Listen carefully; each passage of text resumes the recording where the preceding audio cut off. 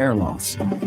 I'm Dr. Vance Elliott, and for over 2 decades, I've used the latest techniques to help thousands save their hair, including my own. Come see me today to explore your options. By the time it warms up enough to take off the toque, you could have a head of hair you won't want to hide. Go to drvanceelliott.com today. From the local rinks to homes and businesses across the province, Alberta's rural natural gas utilities are here to fuel life affordably, reliably, and safely. We're members of the Federation of Alberta Gas Co-ops, providing natural gas to keep our rural neighborhoods warm and connected every day. It's local, dependable, and it's ours. To learn more about the Federation of Alberta Gas Co-ops and our members, and how natural gas fuels your community, visit fedgas.com. Alberta's energy.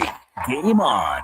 For over 60 years, the folks at Diablo Boots have been selling the best Canadian-made boots. Handcrafted in Winnipeg, Canada West makes the best quality cowboy, biker, and work boots for Diablo Boots with replaceable soles and heels. Why buy cheaper quality like Ariat, Justin, and Red Wing made in China when Canadian-made is better? Support Canada's workers and Diablo Boots for the best boots. So save on boots by Save on Foods. That's Diablo Boots, 3340 Gateway Boulevard on the east side of Save on Foods. Canada West and Diablo Boots, the two best names in the boots business. From the first face-off to the final whistle, Sports 1440 is your home for hockey talk. With live coverage, expert analysis, and pre- and post-game shows, we bring you closer to the game. Tune in 24/7, only on Sports 1440, Edmonton's sports station.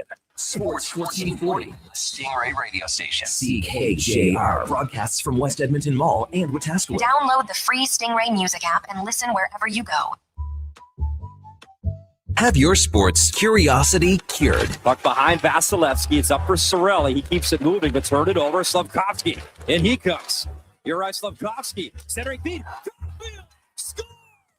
Attack job. 47 and counting for Cole Caulfield. A veteran of the sports reporting game for over 25 years. To Bryce and pressure. Stolen for Bertuzzi. Cuts in front of the back end. Scores! What a goal!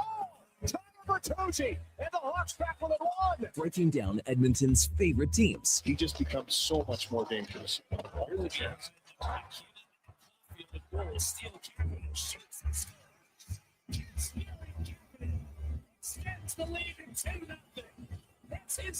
This is Sports 1440 and the Kevin Karius Show.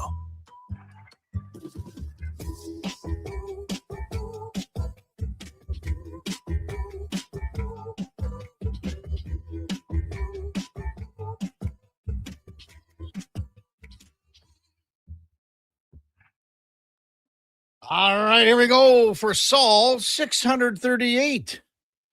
Thursday, April the 3rd.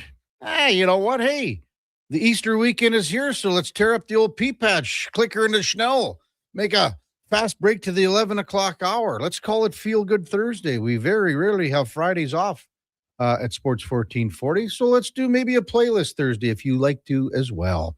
Hey, good morning. Welcome to the Kevin Karius Show on Sports 1440, presented by Sports Select on your AM radio dial on your morning drive into work or wherever you're heading out on a Thursday morning. So glad you're with us and can join us for a couple of hours, a little bit here and there, a little bit of fun on a Thursday as we head into the Easter long weekend. You can also watch us as well on YouTube at Sports 1440 AM. Drop us a like, a subscription. We would appreciate that.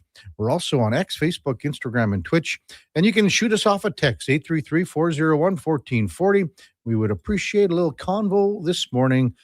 Thanks for being a part, as always, of the show. And we're streaming on iHeartRadio, the TuneIn app, even sports1440.ca. And if you miss any part of any show, it turns into the many podcasts that are out there on Apple, Spotify, Google, even Amazon. Please subscribe. It's free there. And also, you can download it all, and you'll never miss a second of the show.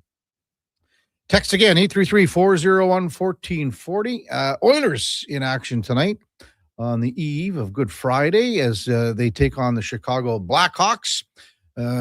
Tonight at Rogers Place. Now, everyone knows about the Hawks and the youth movement that they got going, and, you know, they traded a lot of pieces away at the puzzle, pieces of the puzzle at the trade deadline. Two of them, or three of them, in fact, to the Oilers in Connor Murphy and Jason Dickinson and Colton Dock. And I had a nice little sit-down interview with Connor Murphy yesterday after practice. And the Oilers had a really quick little 20-minute practice where they went pretty hard. And Zach Hyman didn't practice, by the way. But we'll have that interview with Connor Murphy coming up here. Quite likely at around 7:40. How does that sound? Oilers come in with a record of 38, 28, and 9. The Hawks have 27 wins, 34 losses, and 14 ties. It's the third meeting of the two between these two teams. The Oilers have got both wins so far, 3-2 in overtime. Evan Bouchard had the overtime winner in that game, and 4-1 was the final in the other game. A lot of people were wondering about the goaltending and who's going to start tonight. I mean, you couldn't get a better performance from the birthday boy, Connor Ingram, the other night against Seattle, a 3-0 shutout when he had 27 saves. Can't tell you he was last off the ice yesterday, if that mattered. He wasn't in the starter's net, if that doesn't matter. A lot of people are put too much stock into that, even the day before. Most people think that Tristan Jarry will get the start tonight, but you never know the way the coach thinks, and you're always kind of going and with who you think is going to give you the best chance to win, obviously, and points are at such a premium right now, especially at what happened last night, where the Anaheim Ducks were cruising to a victory over San Jose, up 3-2 late, but Macklin Celebrini had other ideas and scored the tying goal, with a buck and a half left in the game. His 40th goal of the season, an amazing, amazing season for the teenage sensation. And then that tied the game late, and they scored the game winner with about 31 seconds left. So San Jose comes back to beat Anaheim. That means the Oilers remain 2 points back of the Ducks for first place in the Pacific Division and top spot in the division. So, and I mean, the Oilers have them in regulation wins. So if the Oilers end up tied with Anaheim, they will grab their first division title since 1987.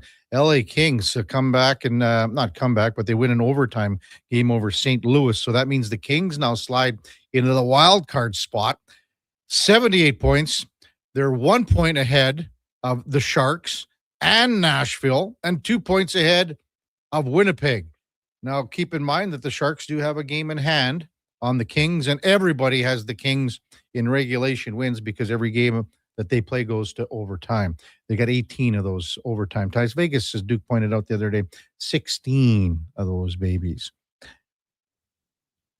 Oilers lines yesterday, Zach Hyman, as mentioned, did not skate. You would think that he would be back tonight with RNH and Roslovic. Put Colson and Connor McDavid with Matt Savoy, who just keeps getting better and better down the stretch. Kapanen, Dickinson, and here's the one that people are talking about. It looks like Trent Frederick, will draw back into the lineup, playing on that line. That's where he was skating yesterday. So it was Frederick, Dickinson, and Kapanen, and then Henrique Jones and Lazar. Szymanski was the odd man out when it came to line rushers and such yesterday. And most people are talking about, most fans, about Szymanski, and if he comes out of the lineup, does he deserve to? Had a great conversation with Chris Knobloch yesterday. Jim Matheson, Mark Spectre, and myself ended up talking him to Knobloch after the media availability for about 15 minutes. Some of the stuff was off the record. Some of the stuff was on the record. It wasn't much to, the on the record stuff wasn't earth shattering. But, and then I ended up asking in the media scrum, I asked Knobloch, how tough are these decisions going to be? Like, because you've never had depth like this on line number 4 or your bottom 6 for that matter. And he says that's very true. And these decisions are going to be tough. We talked about it yesterday. The guys like Frederick and like Henrique, for the first time now, they're looking over their shoulder, and you got to throw Colton Dock into that mix too, because he's back in the mix soon. But these guys, for the first time, are looking over their shoulder to the guys in the press box and going, "Wow, I better get my ass in gear here and play to a standard that is better than I've played this season, or I'm going to be up in the press box." The difference between Henrique and Szymanski is veteran versus rookie, obviously. The wheels on Henrique are slowing down. Szymanski's got better boot speed and all that. But it's awareness and things like that on the penalty kill. The penalty kill is where the difference between the two players lies. And, down the road, Szymanski is likely going to take over that role moving forward because he can take draws. He's taken a fair bit of faceoffs. He can kill penalties, but it's not to the extent of where Henrique is. So text 833-401-1440-709. Let's welcome in the Duke of Delburne. Good morning, Duke. Morning, Kev. How are you doing today? Oh, I'm doing pretty well. I know you're not happy with me about our fantasy baseball. Well, yeah, you're badgering me via text message in the off hour. I don't think I should be able to pick up guys when the season hasn't started. Well, the season has started, but anyway, not our draft. Our draft didn't start. I was expecting to do some looking into this here throughout the morning to determine when exactly this addition was made. But yes, Kevin's very upset that he can't add Jose Fernandez. Oh, well, I thought we'd keep this player under wraps. Now he's already on the roster. I know he is, but I think he should be taken off. Yeah, because the window hadn't started yet. And I think if you ask every owner, though, because clearly, then we should have started the stats on Thursday. Kevin, I don't know what to make of this with you. I know I'm not going to convince you otherwise. You obviously believe you believe because of the settings in your other leagues, but I didn't change any settings. You've played in this league. This is your third season, and it's the exact same as it's been. So yeah, but I didn't with all 2 years. With all of that in mind, I'm sorry this happened to you. I'm sure you'll get over it. But I assume there was no pickups until after week 1. Which is a terrible assumption to make because notifications would tell you there's been guys getting picked up for 10 days. The second the draft ended, people were getting picked up. I wasn't paying attention. Clearly. Very, very obvious. Anyway. And maybe it'll impact your team. Maybe this is the year you take a step back. Anyway, did you have a bad sleep last night because of your Ducks coughing one up in the last minute and a half? I certainly would have, because that was not a very encouraging sign, especially after, listen, give up a tying goal with the goalie pulled. Yeah. It happens, right? But then in the remainder of the game, they looked like they were playing for the free point into overtime, and the Sharks were not. They remained hungry. It smelled a little blood in the water and made them pay for it. So credit to the Sharks, without a doubt. And Macklin Celebrini was excellent over the course of that hockey game, but I still slept very soundly because I had been down at my sister's place in Leduc having kind of an early-ish Easter dinner where I was treated to steak, mashed potatoes, some broccoli, cheese sauce, and then this dessert that her mother-in-law had made that was just exquisite. Really? So I slept very well still with a stomach full of food. Good for you, Duke. Thank you. And now you got a couple more suppers this weekend. Likely, yeah. The plan is for Friday afternoon at the farm. You just buy some buns like you normally do for the if I'm asked to potlucks here. I'll do whatever's tasked of me. Listen, I'm a team player, but I think my family does not expect very much of me, and as a result, buns would be a pretty likely. That's too bad that your family doesn't expect much of you. Well, not in that front, anyway. Hey, congrats to the Oil Kings coming up with a big win last night in Saskatoon. 5-2 over the Blades. So that series is tied 2-2. Miro Halinka with a fabulous game, had 3 goals. He's got 5 in the series so far. So series 2-2, game number 5 back here at Rogers Place tomorrow. It is a 6:00 puck drop. So, you can get out on a Good Friday if you so choose to and support the Oil Kings. And, after losing the opener and then, coming back in overtime to win game 2. They had a 3-1 lead in game 3, didn't hang on. And, I was looking and watching the game a little bit online when they had the 4-2 lead to start the third. And I was thinking, okay, this is where you got to sort of hang on and make sure you play properly to nail things down. And they did. So congrats to the Oil Kings. That series 2-2, now a best of 3. That's Friday and then Sunday in Saskatoon. And I got to just check on game number 7. It is Monday. So it'd be back-to-back, if necessary, game 7 Monday. So a back-to-back. And that's an afternoon game in Saskatoon on Sunday. So Toronto Blue Jays lost a kind of a heartbreaker when you think of how this series has been with Colorado. Kevin Gausman throws his heart out, 10 Ks, allows 2 hits. This is the first. They don't even know when the last time it's happened. It's, a record like this where he's had 2 consecutive games of 10 strikeouts plus, because he had 11 in game 1 of his season starts this year against the Athletics. Had 10 more yesterday with no walks. So back-to-back starts at the beginning of the season with 10 Ks or more with no walks.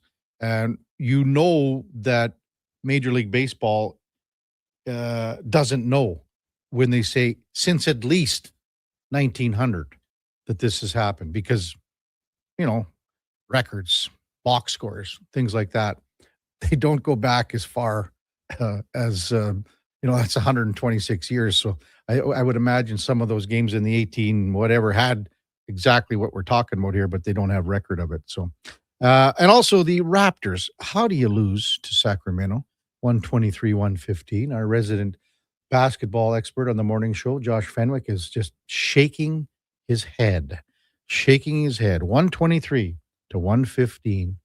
Joshy boy, the disappointment, I can feel it over here. How do you lose? What, Sacramento got 20 wins? Yeah, they're terrible. Like, they are. You can't lose. When you're talking about tanking in the NBA, like the Jazz are doing what they're doing and whatever, the Kings are legitimately just like bad. Yeah. They're playing all their guys and they're still awful. Mm-hmm. That being said, DeMar DeRozan does get a little extra juice in him when he plays back in Toronto. He was around for so long. Everyone still cheers him on when he gets the ball.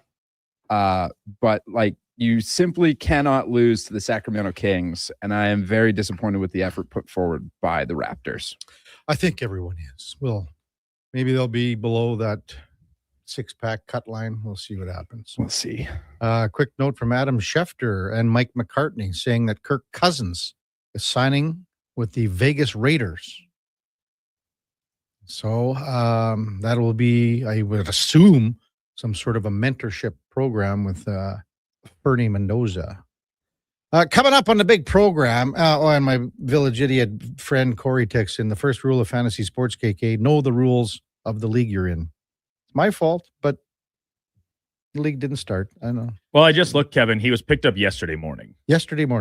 So you were just too late to the party by 10 hours. Yeah. Sorry that happened to you. It's extremely disappointing. Coming up on the big pro, and the guy that I'm playing picked him up. Obviously, can't put him in the lineup, but he's got not a bad baseball acumen, this guy. Mike Trout's team or whatever his name is, Darren or something. Anyway, coming up on the big program, Jay Zawaski from CHGO covers the Blackhawks. Will tee up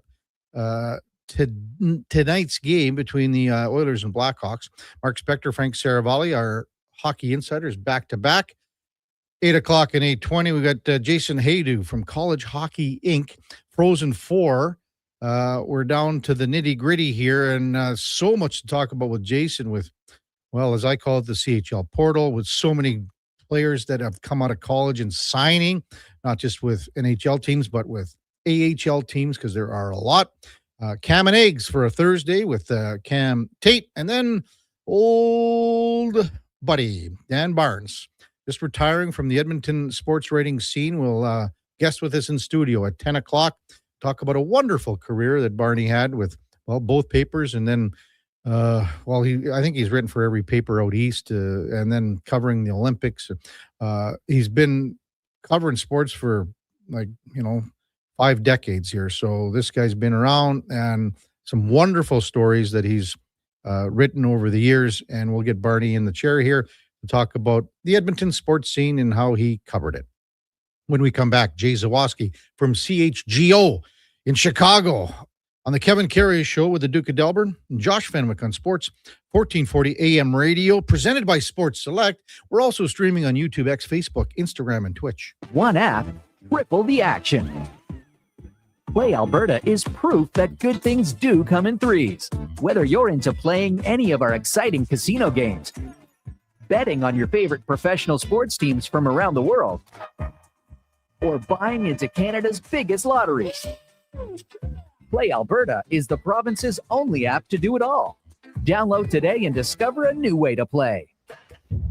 Must be 18 plus to play. If you gamble, use your game sense. Great news for your weekend project. CFI, that's Custom Floors Inc., is now open 6 days a week with Saturday hours from 10 till 2. Get top quality Canadian products from Beaulieu with the convenience you need. For your free estimate, visit CFI at customfloorsinc.ca. The longest running basketball show in Canada airs every Saturday morning at 10 on Sports 1440. Hoop City with Paul Sir introduces a new generation of basketball talk, and it's right here on Edmonton's home for sports, Sports 1440. Heard of Uline? You know, the have-it-all in-stock, ready-to-deliver shipping and industrial supply specialists. The company that does things for you that are unheard of, like keeping 41,000 items in stock in our own warehouses. Customer service reps on the line to get you what you need when you need it 24/7, 365 every time. Maybe you heard it here first. Want to hear more? Visit uline.ca. ULINE, your shipping and industrial supply specialists. Fast track your financial goals with a special rate term deposit from Vision Credit Union. For a limited time, take advantage of a great rate on 1, 3, or 5-year terms. Plus, as a Vision Credit Union member, you can earn up to 25% more on your interest through profit shares. For details, contact your branch today or visit visioncu.ca. That's visioncu.ca.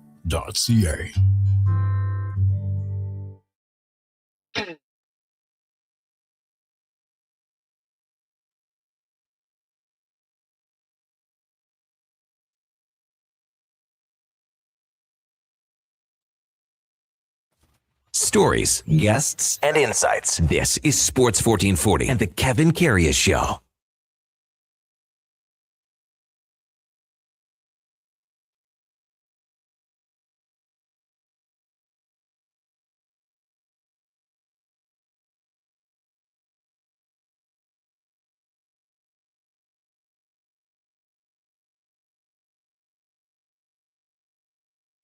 All right, welcome back to the big program. 7:21 in Edmonton, and time now for the game of the day. Brought to you by St. Albert Dodge, where the all-new 2026 Jeep Gladiator Sport packages are here, and they're going fast. We still got a great selection, many colors to pick from. 49,900 gets you behind the wheel. A brand new Jeep Gladiator under $50K.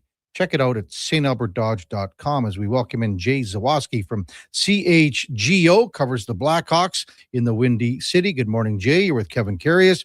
Thanks for jumping on Sports 1440. Really appreciate it. Anytime. Thanks for having me. So let's talk about this Chicago Blackhawks team, Jay, heading down the stretch with all the young talent that they have. I think I counted, 10, 11 players on the active roster here with still on entry-level contracts, which is almost unheard of. What do you make of this roster and how they're trying to build things moving forward? Well, since the trade deadline, they've been incredibly young and inexperienced. And there's moments where that youth shows in good ways, where they're flying over the ice and lighting up the scoreboard. And then there's moments where that youth shows in the other way, where they're giving up 90 shot attempts in a game and losing, 5-1, 4-1, and just kind of floundering a little bit. I will say, for a team that has a average age at center of 20, they're hanging in there against some pretty good teams, and it's been pretty impressive, and especially considering your two newest additions, Sasha Boisvert and Anton Frondel, had their first practice with the team yesterday. The Hawks did not practice since March 16th, just due to the craziness of their schedule, at least on ice. They did film sessions and everything. Mm-hmm. So you got a lot of young guys learning on the fly, learning how to play with each other on the fly. Sometimes it looks great, sometimes it doesn't. So it's kind of it's always an adventure to see what team is going to show up on a given night. Well, let's start with Frondel, who's played 5 games, has a goal and 4 assists. So he's a point-a-game guy in the early going. We knew about his pedigree, obviously, watching him at the World Juniors. What have you seen so far from Frondel in his 5 games, Jay? It's really hard to believe that he is 18 years old. Not only does he have like a pro physical size to him, his I guess you just call it his vision, his knowledge of the game. He just sort of seems to know where to be all the time. And players like that, the puck tends to find them. And he has had that knack since joining the NHL. it feels crazy to say, but it almost feels like he's already their second best forward behind Connor Bedard. He has just looked completely like a veteran. He's just come in and added quality play. Has there been a misread here or there? Yeah, he lost his man in Winnipeg in the 3-on-3. It's the first time he's played 3-on-3 in the NHL in his life and was a little late defending. Mm-hmm. But aside from that, offensively, he looks outstanding. He's great on the forecheck, good in the corners. He played wing the first few games, and then Jeff Blashill kind of got curious and said, I want to see this kid at center. Played center the last two with Bertuzzi and Mikheyev, and that line was dominant in both games. And Jeff Blashill seems pretty convinced that, Anton Frundell is going to be a center from here on out. It really is amazing that to think, again, he doesn't turn 19 till next month, and to see him, beyond his years. But we sort of saw that at the World Juniors, did we not? Like he just seemed like he was NHL ready at that point. Would you agree? Yeah, there's certainly a maturity about him on and off the ice. And I think, when you're playing in Sweden, I think you say the same for players that play in Russia and some other European leagues. Like, they're playing among men. They're playing against professionals. And junior hockey is great. I love watching junior hockey, but you're playing against your peers. And so, you see somebody like Connor Bedard or, to a lesser extent, like Kevin Korchinski that's putting up these giant numbers in junior and wondering if it's really helping them develop into the NHL game or if they're learning some bad habits. In Sweden, in Russia, you are learning professional habits from professional players. And Frundell's mentor, Marcus Kruger, who won 2 cups with the Blackhawks, was a teammate of his and was able to kind of guide him into how to be a professional, not just, how to forecheck and how to defend or, how to score when needed, but how to handle yourself off the ice too, how to prepare for a game, how to eat, how to diet, like all the things that guys with that much pro experience can give you that you just can't get in junior. So I think that's been hugely beneficial for him. He actually Frundell signed last July, like right after the draft, and then he was technically on loan to Djurgården. So they could have called him back at any time they wanted, but they just felt, let's just let him have a pro season in Sweden. Let's have him play with these vets we know and trust. And as soon as they were eliminated, they called him right over, and he's been great ever since. Yeah. The other guy you mentioned in Sasha Boisvert, just out of Boston U, and has played the 3 games, but he was a healthy scratch the other night. Is he going to draw back in tonight, you think, or what's his status? Yeah, as of yesterday, Jeff Blashill said he would play tonight. So he was a first-round pick in 2024. He was with North Dakota, transferred to BU when North Dakota's coach left. And it just wasn't a great year for him there. Had a shoulder injury that really hampered him. And then just kind of didn't find his footing. I don't know if it was not a great personality fit for him there. Nothing criminal, nothing terrible. It just kind of didn't jive with Boisvert. And I think he was very excited to start his pro career. He's a guy they envision a little bit farther away than Frundell. They imagine that he'll probably start next season in Rockford, perhaps play the whole season in Rockford. But what Boisvert brings is something the Blackhawks lacked, especially since trading Murphy, Dickinson, and Foligno, is that physicality. Yeah. He is a boxer. His father is an MMA fighter, so he's got a lot of training in that regard. Got in his first fight against the Rangers, and just kind of brings that physical edge and a little bit of nasty to him. The Hawks have a lot of really nice guys. Yeah. They don't have a lot of nasty guys on the team, and Boisvert, when he gets there, will check that box. They're going to need a couple more to do it. It can't all fall on him, but he's a nice start in that direction. Jay Zawaski from CHGO in Chicago, our guest on the Kevin Karius Show here in Sports 1440. It was a great trade deadline day for the Oilers, picking up some key pieces from the Blackhawks organization, as you know, and Murphy and Dickinson and even Colton Dock.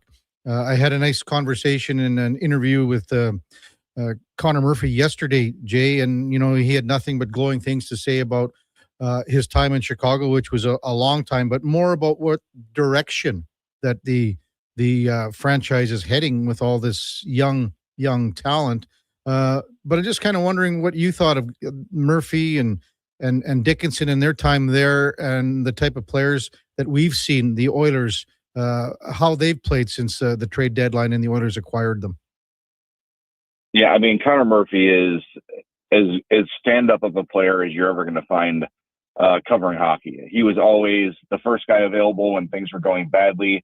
He would also defer to the younger guys when things were going well. He just has this real knack about him of leadership And it's not a rah-rah, look at me sort of a leadership. It's kind of a quiet dignity that he goes around with, plays the game hard, blocks shots, finishes checks, does all the things you want a bottom pair defenseman to do. And I think seeing him at Edmonton, he's probably more in a role that suits him. He was probably a little bit playing higher than he's able to at this point in his career in terms of what the Hawks were asking from him. Now on a contender, he can sort of slot in beautifully to where he's been. And I know he's been really good with the Oilers. That's not a surprise at all. And if they find a way to keep Connor Murphy around beyond the season, you're getting just a stand-up guy, great in the community. Honestly, of all the guys I've ever covered, maybe my favorite, just because of his honesty and his accountability and just everything you're looking for from a guy. That's a guy you can plug and play into any NHL lineup, any NHL locker room, and he's going to fit in beautifully and give you exactly what you need. Dickinson, same way. He wasn't there as long, but always incredibly thoughtful about the game. If you have questions about strategy or, power play formations or whatever it might be, he's always got really good and thorough thoughts on that. Obviously a really solid defensive forward, actually scored 20 goals for the Hawks a couple of years ago. So he's got some offense in his bag too. His biggest thing, and Murphy to a lesser extent, is just staying on the ice. The way they play, they're so physical. They're doing all the little things you need to do to win, but that takes its toll, especially when you're in your 30s, right? So keeping those two healthy is key, but if they're healthy, they're huge contributors. But yeah, if you get a chance to talk to Jason Dickinson, even if it's like, kind of on the side in the locker room, he will give you a ton of good stuff about what the team's trying to do, what they're trying to execute. I could see him definitely coaching in his future. Yeah. The both of them have been just absolutely fabulous to talk to. There's no question about that. Jay Zawaski from CHGO in Chicago. Here's a crazy question, because since they came here, both Dickinson and Murphy, and I don't want to discount Doc, the local product, but he got hurt quite early. But most notably, Murphy and Dickinson have been great on the penalty kill here. I'm just kind of wondering how the Blackhawks have maintained the number one penalty kill unit without him, Jay. Yeah, it is a little bit surprising. And I think they had a decent cushion when those two left, which helped because the penalty kill was so good with them.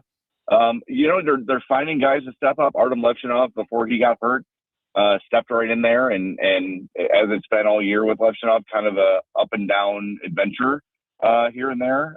But you're definitely seeing why he was taken second overall in flashes of, oh, wow, like that was kind of a brilliant play, or not a lot of guys can do that. You've got Ilya Mikheyev too, who I really think is the key to that penalty kill, because as I said about Frondell, just kind of knowing where to be, Mikheyev has that knack on the penalty kill, and he's got speed where if he gets the puck in the defensive zone, he can just take it. He can just carry it out of the zone and blow past the point men and generate some scoring chances. He's been great for the Hawks, especially lately. He's played really well. I know the Hawks have been trying to re-sign him, and they haven't been able to reach a deal yet. I think he's looking for more term than Kyle Davidson might be willing to give, but the Hawks have a ton of cap space this summer, so they can maybe say, well, how about we give you one fewer year than you're looking for, but maybe another $1.5 million. Yeah. And maybe that will maybe that'll make him stay, because he's been invaluable. Now that is, he's been here, 3 years now? I think I've heard him say 6 words in my entire life. He is just the quietest, just goes about his business, unassuming player. But watch him tonight and watch that line with Frondell, Mikheyev, and Bertuzzi. They've been awesome together. I don't know why that line works so well, but I think it's just 3 north and south guys that are all willing to battle for the puck. And they've been the Hawks' best line for sure over the last handful of games. And a real good hunch by the coach to throw, Frondell at center to see what he has there. So sometimes the coaches have hunches and they work out. So this is maybe one of them. Connor Bedard, obviously the face of the franchise here, Jade. What are we looking at here as far as contract negotiations moving forward? So his ELC expires and he's an RFA next year. What are you thinking for term and dollars here for, as I said, the face of the franchise? Yeah, I think they're going to go max term, right? They want him here long term, and I think they're going to give him. This is going to sound like a criticism, but it's not, probably more money than he's earned. I think they're going to bet on him long term, and you're going to be looking at 12, 13, 14 million AAV so they can secure the term of that deal. I know some people are like, well, he should just sign a shorter term deal and then have the numbers blow up and then kind of have the Hawks, in a bad position. But I don't think he wants to do that. I don't think there's any sort of stress about this getting done. Both sides know it'll get done. There's no real hurry on it. I would imagine it would be one of the first orders of business this summer. Mm-hmm. And like I said earlier, the Hawks have seemingly infinite cap space right now because of what you mentioned, all these guys on entry-level deals. Yeah. But you still want to be fiscally responsible. I think that was one of the criticisms of Stan Bowman when he was in Chicago was he was sort of only looking at the year ahead of him, right? And, okay, this year we're going to try to put the best team out there we can, and cap be damned, we'll figure it out later. Well, over time, those decisions cost him. And I think that's why the Hawks are kind of in the position they're in now, because he abandoned so many assets and had them in such cap woes that there was really no other choice but to burn it completely down and start from scratch. Mm-hmm. So I think Kyle Davidson is very savvy in that way and will be very aware of every penny spent. But I think Connor Bedard is going to get everything he needs to make him happy, and the Hawks are going to get everything they need to make themselves happy. And this should be a happy marriage for a long time. Yeah. What do you like? I'm thinking, are you linking 8 by 12, 13 then?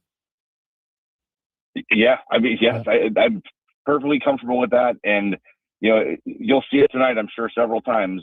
No offense to Connor Bedard's line mates, Ryan Green and Nick Lardis, two more rookies on the Blackhawks. There have been so many plays where Bedard has set them up that it's just gotten shot wide, or they fan on it a little bit. And I like both those guys. Nick Lardis scored 71 goals last year with Brantford, so it's a kid who can score. It's just he's just not quite fully developed yet. If they can somehow find a bona fide winger to play with Bedard, you're going to see already impressive numbers get even better. And I'm very comfortable with 15. I mean, I know that sounds crazy, but again, you're betting on the next 8 years of Connor Bedard, and it feels like a pretty safe bet that he's going to get there, especially when you look at where the cap's going to go in a couple of years. I mean, what's Connor McDavid going to do to the cap? What's Cale Makar going to do to the cap this summer? Cale Makar is probably going to sign the biggest AAV ever, I would imagine. Mm-hmm.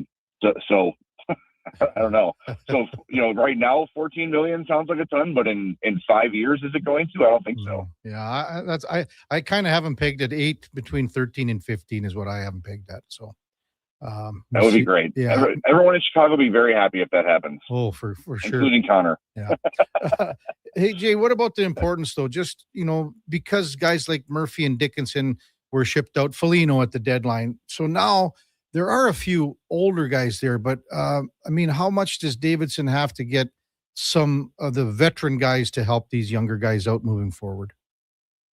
Well, so that's kind of where I'm at right now, too, because everyone was very much on board with, all right, handing the keys over to these kids, letting these defensemen play. The oldest defenseman on the Hawks tonight is 24 years old. It's Alex Vlasic.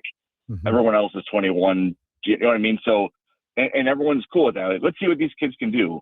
Now we've seen the results, and it's a small sample size, honestly, but they're getting shelled, right? Even if they win a game, they're getting, they're giving up 60, 70, 80 shot attempts a game and just kind of hanging on for dear life. So I do think there needs to be something added, probably defensively. I don't know if you can go with 7 defensemen under 24. That just doesn't feel like a recipe for success. And even if you believe that they're all going to be NHL players, and I do believe that, you can't count on all of them being ready to handle it at once. Because if you go into next season with that, and then it doesn't work, and you start the season, 2-8, and you're giving up 4 or 5 goals every night and just getting killed all the time, that I think has a reverse effect on development. Mm-hmm. That can stunt the growth of players. It can stunt the confidence of young players. So wouldn't shock me if they brought Mac Brzlik back. He was here on a 1-year PTO. They signed him for $1 million. He's been super helpful. He's hurt right now, out for the year. And maybe somebody else like that, someone they're not really married to long term. So if they do decide, all right, it's time to go young, they can move on. Or on the other hand, they go sign somebody, a veteran, long term, or trade for somebody that's locked up long term and say, lead these kids. You're our guy. The next Connor Murphy, the next Jason Dickinson, whatever. I do think they need to do that. Up front, you've got Teravainen, you've got Bertuzzi, you've got Donato, you've got Mikheyev. So you have your share of veteran forwards. Mangiapane will be here next year too. So you've got your share of veteran forwards. None of them are Nick Foligno's by any means in terms of leadership. But Bertuzzi has really taken to wearing the alternate captain on his jersey and has become more vocal and has become more of a leader. And I think he's really embraced that. So I think up front they're fine. I want to see at least one or two veteran options brought in for the Hawks here, because I think if you go into next season hoping to have an improved season, hoping to be in the 80-point range or so with 7 basically children on your blue line, I just don't think you can do that. Great stuff, Jay. Really appreciate your time. Enjoy the game tonight and the playoff push for a lot of teams here, because it's going to be exciting in both East and Western conferences. Thanks for coming on, Jay. Anytime. Thank you so much. That's Jay Zawaski from CHGO, covers the Blackhawks. And our game of the day brought to you by St. Albert Dodge, the all-new 2026 Jeep Gladiators. Well, you can get behind the wheel for under $50K. Check it out at stalbertdodge.com. The other game we didn't mention off the top, Vancouver and Colorado, was just bizarro world. 8-6 was the final. Vancouver, they were up 6-2. Colorado changed the goaltender. Came back to tie it at 6, and then the Canucks scored a quick goal to make it 7-6, and an empty netter at 8-6. Nathan McKinnon hit the 50-goal mark, the first player to do so. Odds-on favorite to win the Rocket Richard Trophy, although Cole Caulfield may have something to say about that down the stretch. When we come back, let's hear from Connor Murphy, Edmonton Oilers defenseman. A little conversation that I had with Connor Murphy yesterday following practice. That's coming up on the Kevin Karius Show with the Duke of Delburne. Josh Fenwick on Sports 1440 AM Radio, presented by Sports Select. We're streaming on YouTube, X, Facebook, Instagram, and Twitch. Booster Juice is going crazy for hazelnuts. No, not crazy. Nuts. Booster Juice is going bananas for hazelnuts. I mean, there are bananas in smoothies, but that's not the point. Banana juice is booster for hazelnuts. What? Just stop. Booster Juice is going nuts for hazelnut. Introducing the Nutty Monkey Smoothie, Holy Hazelnut Acai Bowl, and Nutty Booster Ball, all made with rich, creamy hazelnut spread. Try them today, only at Booster Juice. Canadian born, blending since 1999. Hi, Mike here from Northgate Chevrolet Buick GMC. Would you like to be a part of history for the month of April? I'm kidding. Or as the kids say, bro, I'm joking. Would you like to help us set a record in April? Chill, still kidding. At Northgate, we aren't trying to set any records or tell you how many vehicles we sell, and we really don't think you'd care. But what you will care about is this. Every dealer has the same costs. Trust me, GM does not have a favorite kid. You get to decide where you buy. 0% financing, a great selection, and of course, great people. Stop in and see us today, 13215 97th Street, or visit us online at northgategm.com. You're in Northgate country. Today on Hey Culligan, how smart is your water? Here's Tracy. Hey, Culligan. I think my water might be dumb. Good news, Tracy. Your water's not dumb. It's just not talking to you. You can make my water talk. No, but the new Culligan Smart Drinking Water System can talk to your phone to tell you when your water filters need changing and help you meet drinking water goals. Now that's some brilliant H2O. You said it, Tracy, and we're already on the way. Let us help you out with a free in-home water test from a local Culligan water expert at culligan.ca. At Fountain Tire, the savings come in threes. Up to 25% off select tires, a mail-in rebate of up to $100 off a set of 4 select tires, and $50 off a $150 service. We're basically the BLT of savings. Until April 25th. Restrictions apply. Book today. The longest running basketball show in Canada airs every Saturday morning at 10 on Sports 1440. Hoop City with Paul Sir introduces a new generation of basketball talk, and it's right here on Edmonton's home for sports, Sports 1440. At Hughes, it's all about getting in and out quick and clean. No cash, no problem. With Hughes' new tap and wash system, all you need is your debit or credit card to get your vehicle sparkling clean. Find us at hughescarwash.com. Dennis here from Weiss Johnson, along with my brother Mark. Hi there. My bro is the go-to for all our tough installs. I do all the hard work. He gets all the glory. Mister, I'm on the radio. Hey, we can't all be famous, but seriously, Mark's the best, and he's here if you're looking to add a legal basement suite in your home. We install tons of furnace systems for folks wanting basement suites. It helps to subsidize their mortgages. Couldn't have said it better myself. Obviously. Weiss Johnson, your legal suite heating system experts. Visit weiss-johnson.com today.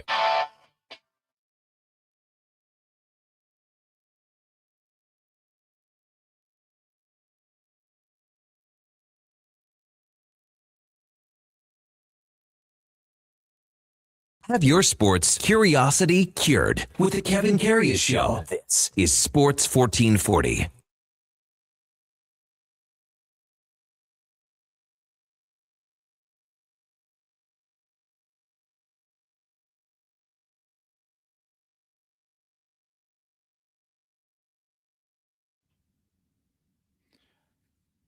All right, welcome back to the big program on the eve of the Easter weekend. Feel Good Thursday, Duke. It doesn't feel like it's Feel Good Thursday. It does to me. Does it? Yeah, what I mean. I'm very grateful for the short work week this week. Yeah, coming off of my March bender. A March bender. A month-long bender, Kev. I couldn't be stopped. Couldn't be held back. Well, from the King of Fort Nasty in our text line, good morning, KK, Duke, and Fenny. Knobber has some tough decisions. Yeah, a tough decision for the Duke is whether he should oven bake or air fry his tater tots. Is this true, Duke? Maybe in the past, but once you get into the air fryer way of lifestyle, it's really not a debate. It's the only thing to do. You're microwaving them with Eddie. Grow up. You and Eddie at the corner store and the gas station. I have a brain in my head, and even more importantly, a heart in my chest. I could never do what Eddie does to his fellow human beings.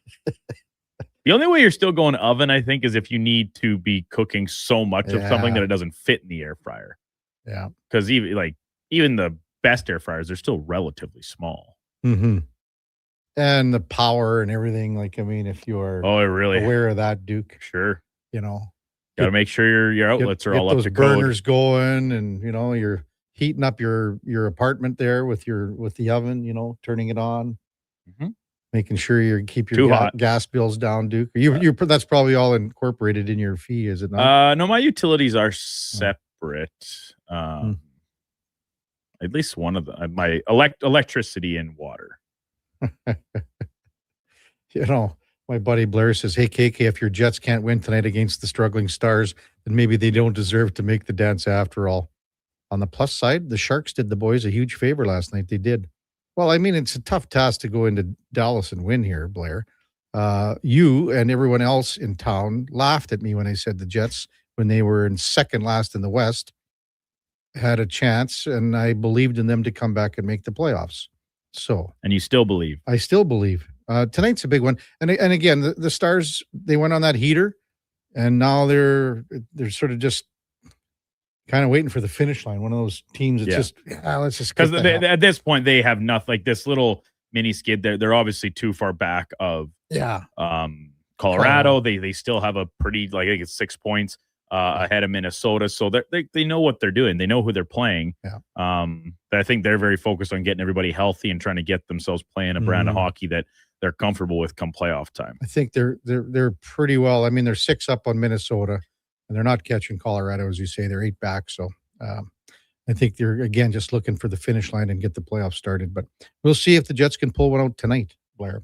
Yesterday, following a spirited 25-minute practice, I had a chance to sit down and talk to Oilers defenseman Connor Murphy. So it's a big night for Connor Murphy and Jason Dickinson to play against their former team. And Connor Murphy had, a wonderful career in Chicago, in the sense that, this was a guy that he never made the playoffs except for the bubble.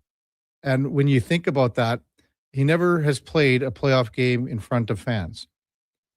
It seems weird to say that, because it's just, we kind of forget the bubble, to be honest with you. But, this was a guy that had a wonderful career in Chicago, and, was in Arizona, obviously, was a friend of our Wednesday co-host, David Schlemmer. We talked about that yesterday, and he goes, "How is Schlemmer doing? And, how old are his kids?" He asked all about that, and I said he was golfing down in Palm, and he was like, "Well, that doesn't surprise me," things like that. So, in the 13 games that he's played here, he has really helped solidify the second defense pairing with Darnell Nurse. So we talked about that and a number of other things as he is facing his former team tonight. Well, Chicago comes in here tomorrow. That's got to be something that you maybe been thinking about. Just your thoughts on playing the Hawks? Or? Yeah, I saw it on the schedule, honestly, when I got traded, wondering if it would happen that we'd go there. I think it would be emotional to go back to Chicago, and I hope it's not as emotional with them being here. It'll be nice to see some friends or familiar faces, staff and player wise, outside of the game, but then in the game, just hope it turns into a normal game where the competitiveness is still as high as ever against them. I was looking on their roster. I think they have 10 guys on ELCs that are in the lineup. The remarkable amount of level of talent they got in young guys, and I'm sure you saw it there. What do you think of it? I think it's impressive, the level that some of those guys have been able to get to at a young age, and to be able to be impactful players, and doing a lot of times with other young line mates and partners is hard. I think it's when you have a veteran team where there's only one or two young guys, a little easier to blend and have those older guys pick you up day to day. But when it's just younger guys, you have to kind of find your own way sometimes and just band together. So some of those guys have done a great job of it. And I think that's the goal for the organization, is that they all make big strides together to become a winning team someday. How much did you and a guy like Jason and even like Foligno make a conscious effort of, helping some of those young guys along? It was on your mind daily, and I think as an organization, it was a pretty clear message from the staff that the goal, obviously, of the team was for those young guys to be the core, and that the overall goal day to day and the preparation and practices and training you do is with the goal of the future. It's not so much about this season for that team to reach its peak. I think it was a goal of the leadership group just to make sure that we keep things positive and keep guys feeling accepted. Because as a young player, it's hard when you have a lot of workload and you're losing games to keep your confidence and make sure you're growing with your developmental plan. For you personally, how do you feel about being here compared to now as compared to like at the deadline when you came over? I feel good. I feel more comfortable now. It's been nice. Just over time, it's natural to get comfortable with the guys personally. I think that's the one thing. You get on the ice in games and you kind of have the similar routes and plays you make, but it's amazing how once you feel comfortable with guys, how that can affect your play and can help your confidence with your reads and with your playmaking with your teammates. So it's come along naturally that way, and I've been lucky to have a couple occasions where we're out as a team with the wives and families, and that's made my wife and son feel comfortable here, and that makes me feel even happier and really enjoying the time day to day. I'm not sure we've seen an identity from all three defense pairings here for a while like we see now. Do you notice that as well?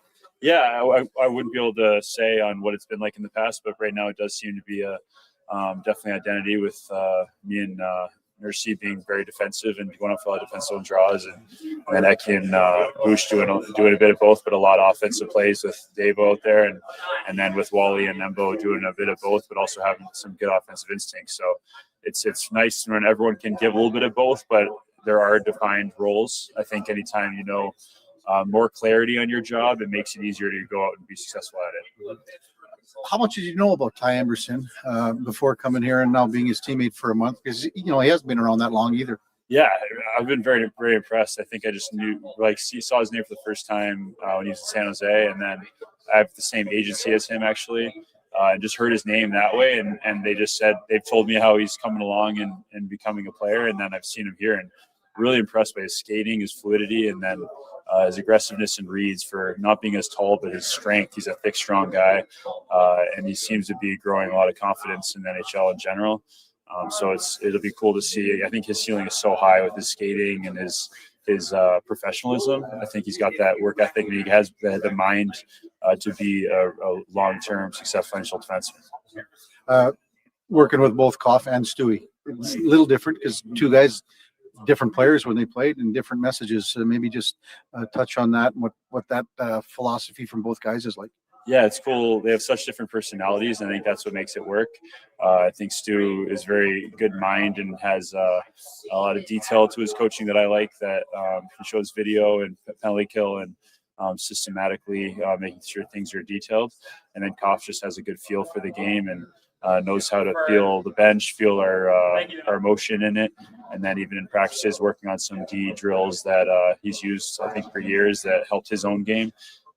So anytime you can get a guy that's a Hall of Famer to show you anything, whether it's coaching day to day or one tip, I think it goes a long way.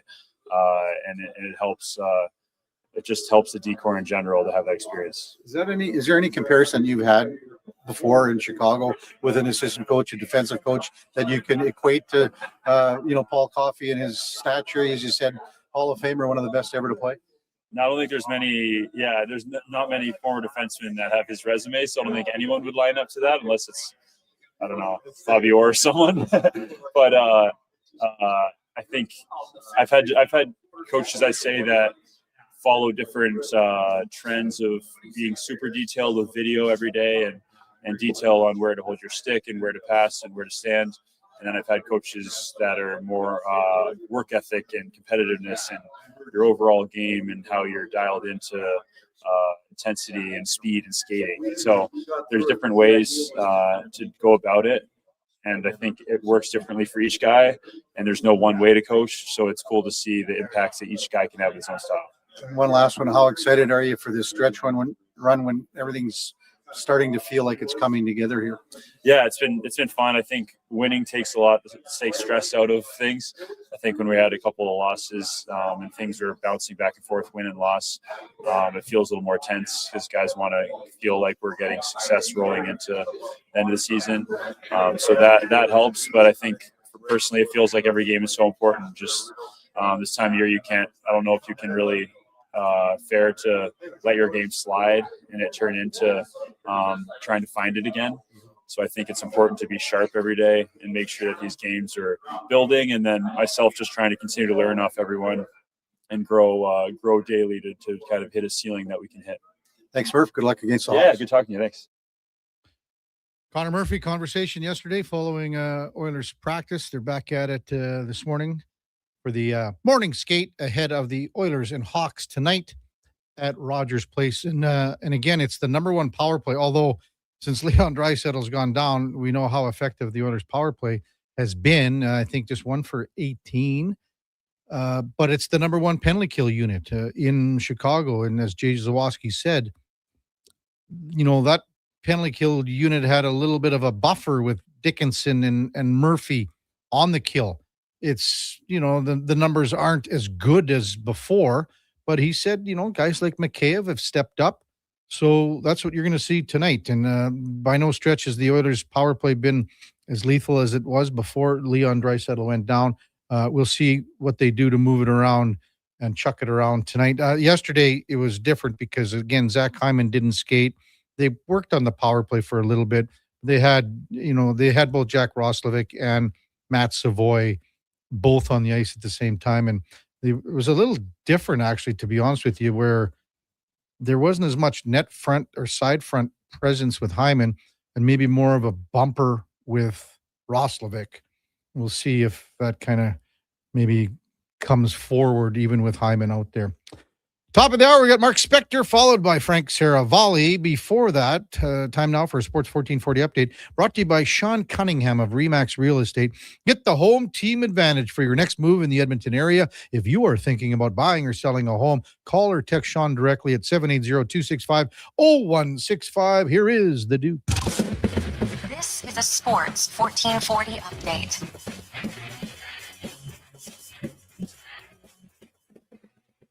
Just 3 games in the NHL last night. Wild one between the Canucks and the Avalanche. Vancouver takes it 8-6. The Kings get a big 2 points and a 2-1 overtime victory over St. Louis.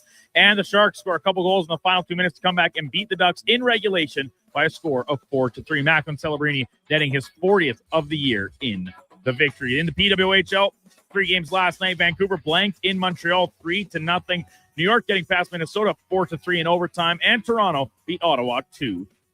Edmonton Oil Kings even their first-round playoff series at 2 with a 5-2 victory over the Saskatoon Blades. Game number 5 back at Rogers Place tomorrow night for a 6 o'clock puck drop. And across the association, the Raptors draw off 1-2. The Sacramento Kings 123-115. Elsewhere, Orlando losing to Atlanta 131-1 Canadian. Nikhil Alexander-Walker with 32 points there. Another Canadian with a big night, Jamal Murray, 37 points.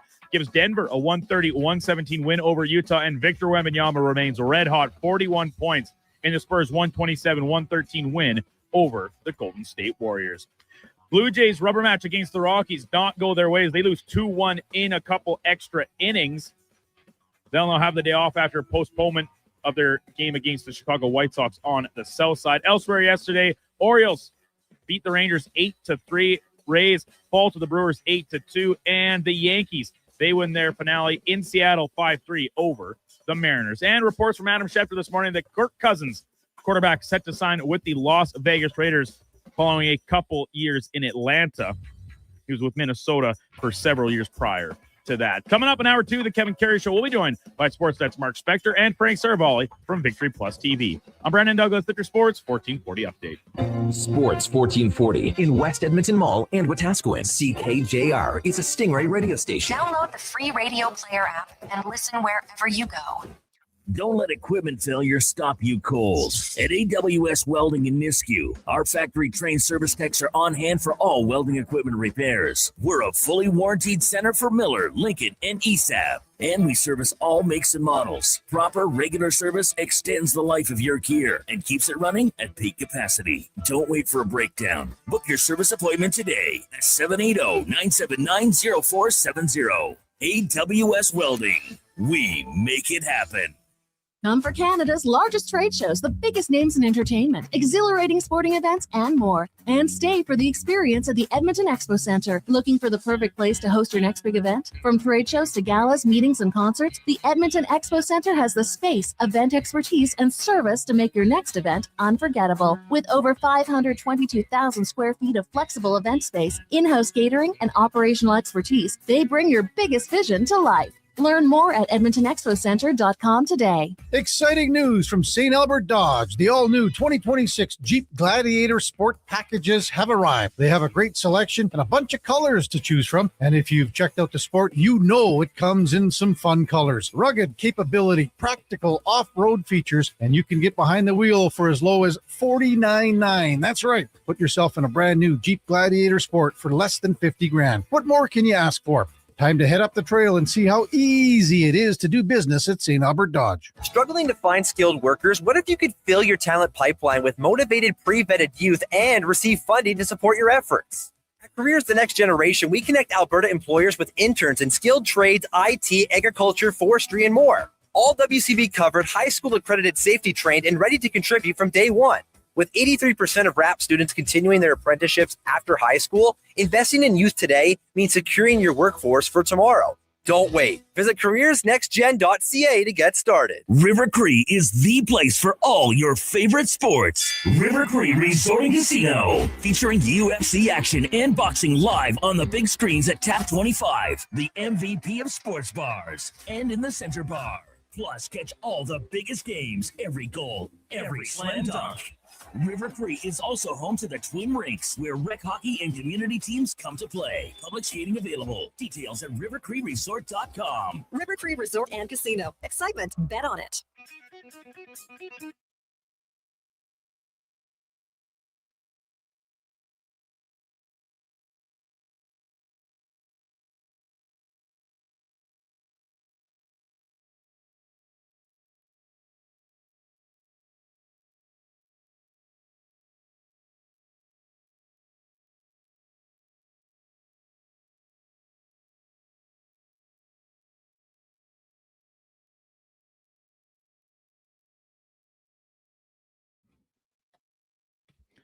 Portions of this hour brought to you by the Edmonton Oilers. Oilers fans, season seats have never been easier. Sign up for first access to full, half, and quarter seats starting at only $28 per week by visiting EdmontonOilers.com/season seats. Just in time for the morning skate. This is the Kevin Karius Show on Sports 1440.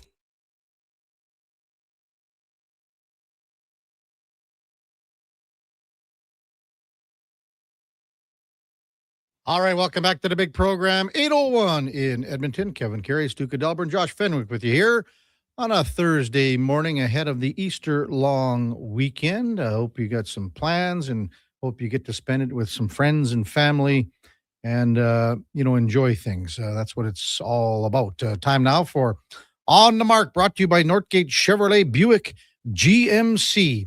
March Madness is on, and before you do anything, please stop and see the folks at Northgate. And how about this? See the brand new Autoplex. It's unbelievable. A massive indoor sales room only at northgategm.com as we welcome in Mark Spectre from Rogers Sportsnet. Good morning, Spec. All right, Kev, what's going on? Well, getting ready for a Thursday here. Tomorrow's a Good Friday, so game tonight, big game Saturday. It's what she's all about, Spec, It's what she's all about. I was watching, so all this talk about retools now. I'm reading Nylander in Toronto saying, I'll hang around if we do a retool, but not if we do a rebuild. And last night I watched San Jose play Anaheim, watched the third period. I came home. And it was an unbelievably dynamic third period with stuff going on everywhere. I'm telling you right now, mark on your calendar every time those two teams play, because it's just an offensive bonanza. What a finish. Celebrini is just unbelievable. So my point is, that's the fruit of two rebuilds. Those two teams rebuilt. And now, oh my God, I'd watch every time they play for the next 5 years.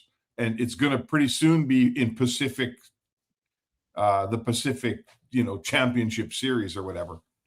So I guess I'd ask you, Kev, has anyone ever retooled and found staying power, like a retool that lasted, that was turned back into a championship team? Is there such a team in the National Hockey League?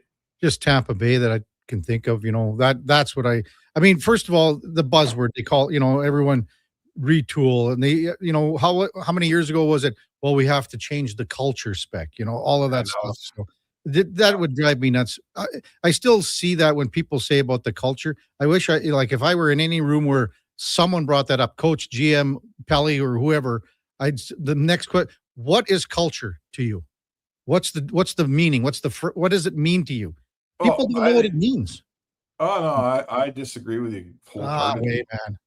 Well, look at Ottawa. Buzzword. Look at Ottawa. It's a buzzword. Culture. Right? How's Ottawa's culture? The wives are sniping at each other every month. Their captain's on a podcast. The captain's dad's carving the goalie. Right? How's their culture doing in Ottawa? Okay, so what's your meaning of culture? A culture is just an environment in which a team properly operates in a positive way, in which players build each other up, in which a player who comes in, let's say a guy that's come from has maybe a bit of a spotty past or has had a bad situation, can come into your dressing room and he gets improved. He can improve. He can get better. He can build himself up into a more, a better player, a better person. I think, listen, you were around the Oilers when their culture was dog bleep, right? Now their culture is excellent. Guys come here. Max Jones told me yesterday, says, I feel like more part of this team than I've ever felt part of a team before. And he's barely played here this year. So no, culture's giant, massive, huge. I would never dismiss it. I'm just saying that a lot of the people up top throw it out there as a buzzword. Well, and they just use it because everyone else does.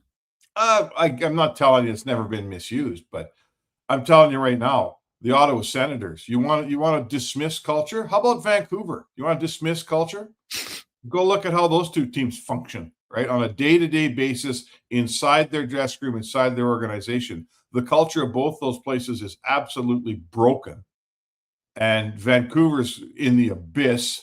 And is there a reason that Ottawa's the same team every year? They kind of win a few games and get sort of kind of close and it all explodes? Because they're so busy in Ottawa dealing with extraneous garbage that doesn't help you win, because their culture can't filter that garbage out. So Ottawa's a mess. Do you think it costs Ottawa a playoff spot this year? Yes, I do. Okay. They hate their goalie. Now the half of them hate their captain. The wives all hate each other. I mean, I don't know if they all hate each other, but I'll tell you something, and I've heard this all year long now. When a guy comes to the Oilers, right? Connor McDavid and Leon Draisaitl, among others, reach out to him within an hour of the trade or acquisition. And they reach out, they go, hey, man, welcome to the team. I don't know what they say. I don't get that text, but they welcome the guy. And then you know what the next call is? Lauren McDavid reaches out to the guy's spouse and says, hey, welcome to the team. What can I help you with? We're here for you. When you come here, you got a support system. And Lauren is the captain now of the wives. And I've been told by 5 different guys this year and in the past couple of years how much more comfortable it is for them to come to Edmonton because their wife and their family is made welcome and happy. That's absolutely massive in a hockey team. Happy wife, happy life, boys. We all know it, right? Connor Murphy That's part of your culture.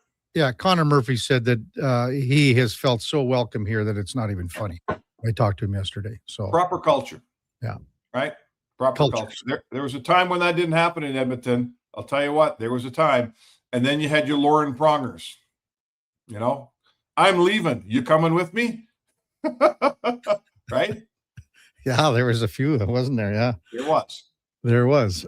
Mark Spectre with us. Hey, so you mentioned San Jose and Anaheim, Spec, but Chicago, I mean, they're younger and have more talent coming through the pipeline than those two teams.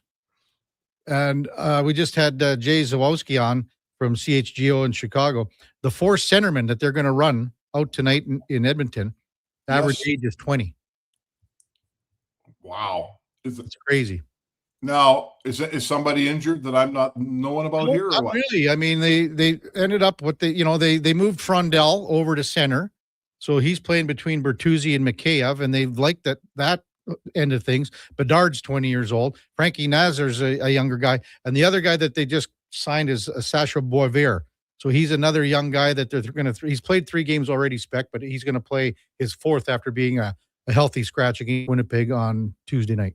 So that's how young these guys are up the middle. They got 10, 11 guys on ELCs on their roster. So they've missed the playoffs 7 out of 8 times.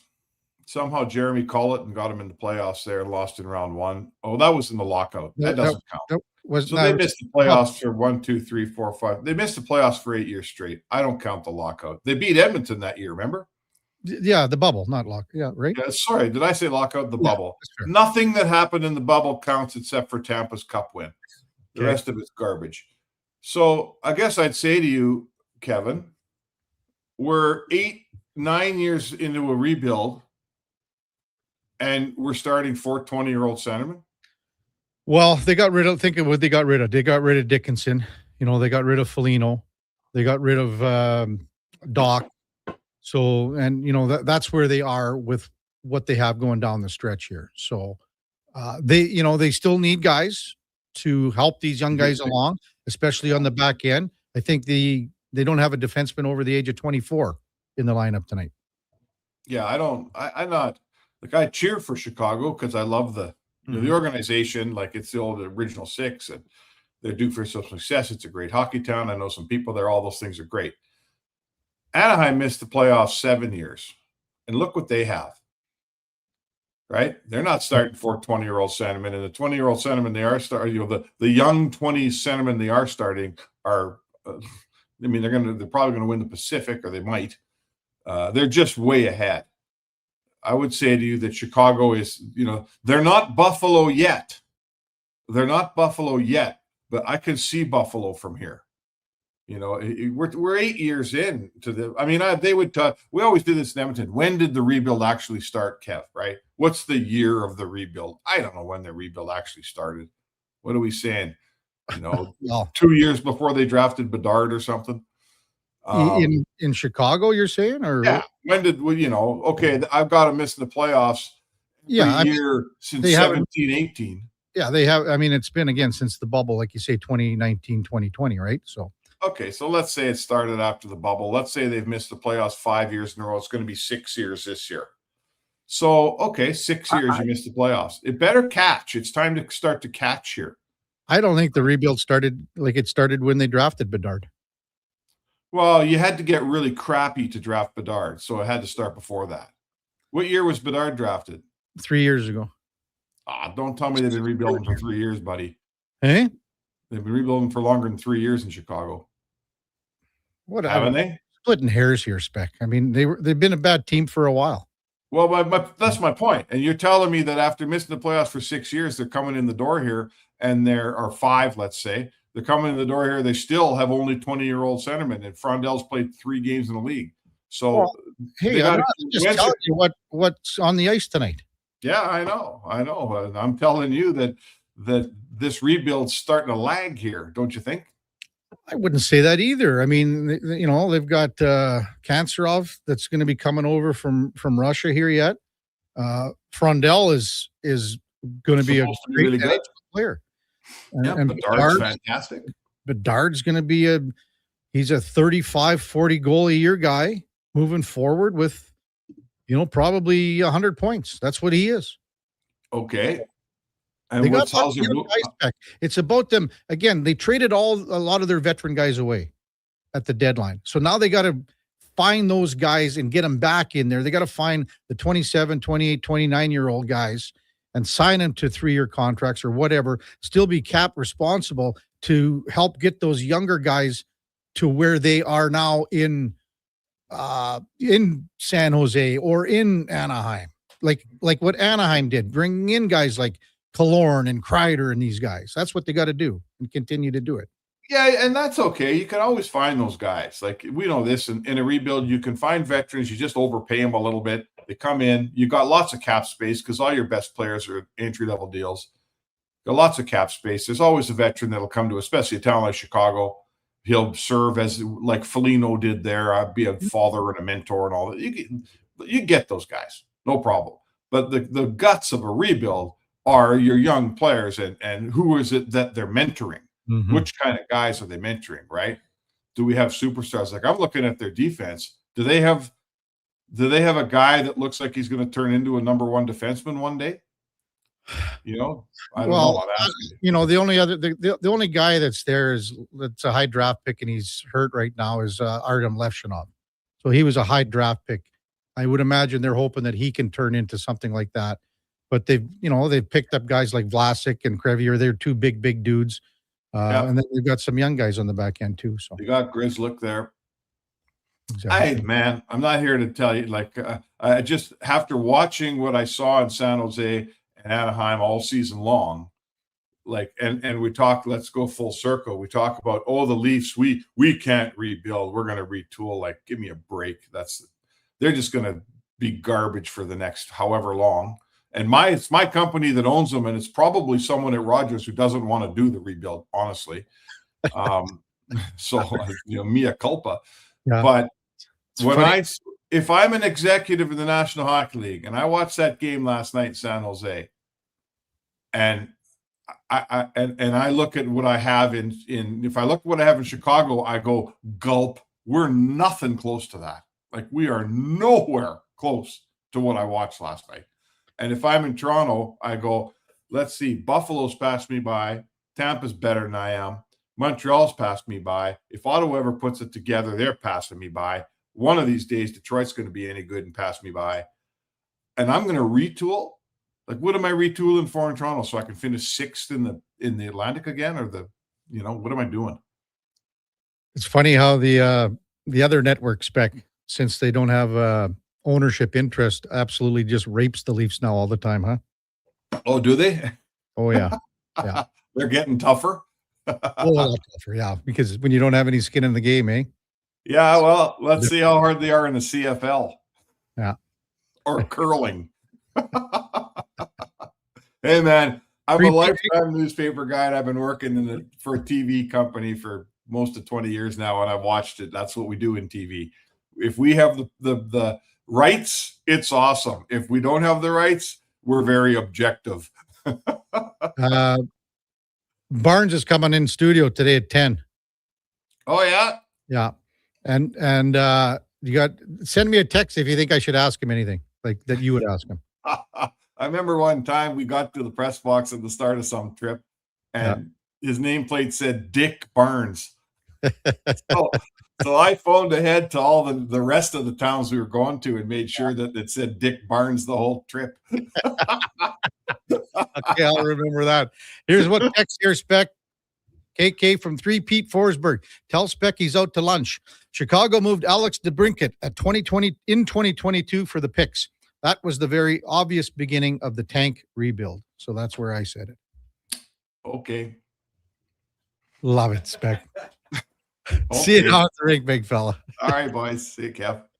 Mark Spectre from Rogers Sportsnet on the mark. Brought to you powered by Northgate Chevrolet Buick GMC. This truck's for you. Check them out at northgategm.com. When we come back, Frank Saravalli from Victory Plus TV on the Kevin Karius Show with the Duke of Delburne. Josh Fenwick on Sports 1440 AM radio. Presented by Sports Select. We're streaming on YouTube, X, Facebook, Instagram, and Twitch. Do you have neck or back pain? Ever go for treatment hoping for a simple fix only to realize your stubborn spine is basically a science project with attitude? Hey, we get it. And honestly, we're a little sorry because great rehab does take proper experimenting. But at Leading Edge Physiotherapy, we don't just toss exercises into the beaker and hope it doesn't explode. We start with the right diagnosis, then mix hands-on care, precise manual therapy, and evidence-based technology. The formula your body actually needs. Science and skill with gratitude, not attitude. LeadingEdgePhysio.com. Business owners, if rising electricity costs are cutting into your profits, there's a smarter way forward. Right now, federal clean technology tax credits can cover 30 to over 50% of the cost of a commercial solar system, delivering an immediate return on your investment. And in Edmonton and Sturgeon County, the Commercial Clean Energy Improvement Program offers long-term financing for up to 20 years, making solar more affordable than ever.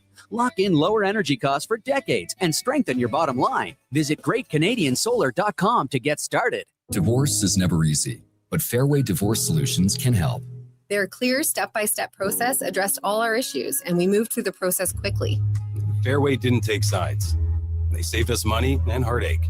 My ex, the kids, and I feel like we'll all be okay. At Fairway Divorce Solutions, trained mediators and in-house lawyers will move your divorce process forward in a professional and efficient manner to achieve a fair resolution and separation agreement. Visit fairwaydivorce.com. Fountain Tire, the savings come in threes. Up to 25% off select tires, a mail-in rebate of up to $100 off a set of 4 select tires, and $50 off a $150 service. We're basically the BLT of savings. Until April 25th. Restrictions apply. Book today. Expand your brand with Fusion Promo Marketing. Fusion is your trusted partner for all things branded merch and apparel. Thousands of products perfect for businesses, sports teams, and corporate events. Fusion with a Z. Promomarketing.ca. This hockey season, before every game, check out the pregame show with Andrew Walker on Sports 1440. It's brought to you by Titan Supply, your only source for rigging, lifting, and hauling products. Visit titansupply.ca. Nothing beats getting a deal at McDonald's. Why? Because you get a deal now. And a deal later. Redeem an offer from the latest mailer or the McDonald's app and dig into instant savings. Plus, you earn points towards free McDonald's. Now that's what I call a double whammy of deals. Why does that keep happening? Deals sent right to your door. Check your mailbox for the latest McDonald's mailer loaded with delicious value for a limited time at participating restaurants in Western Canada. Start thinking spring road trips and off-road trips in your new Subaru Crosstrek. Stylish, rugged, and so many features. Standard on every Crosstrek. Subaru's symmetrical all-wheel drive, EyeSight driver assist technology, heated seats, and LED steering responsive headlights. Plus, with interest rates from 0.99%, you'll love the affordable weekly payment. No waiting, immediate delivery available. Subaru Crosstrek. Visit Subaru.ca. Welcome to Uncommon. Welcome to Subaru.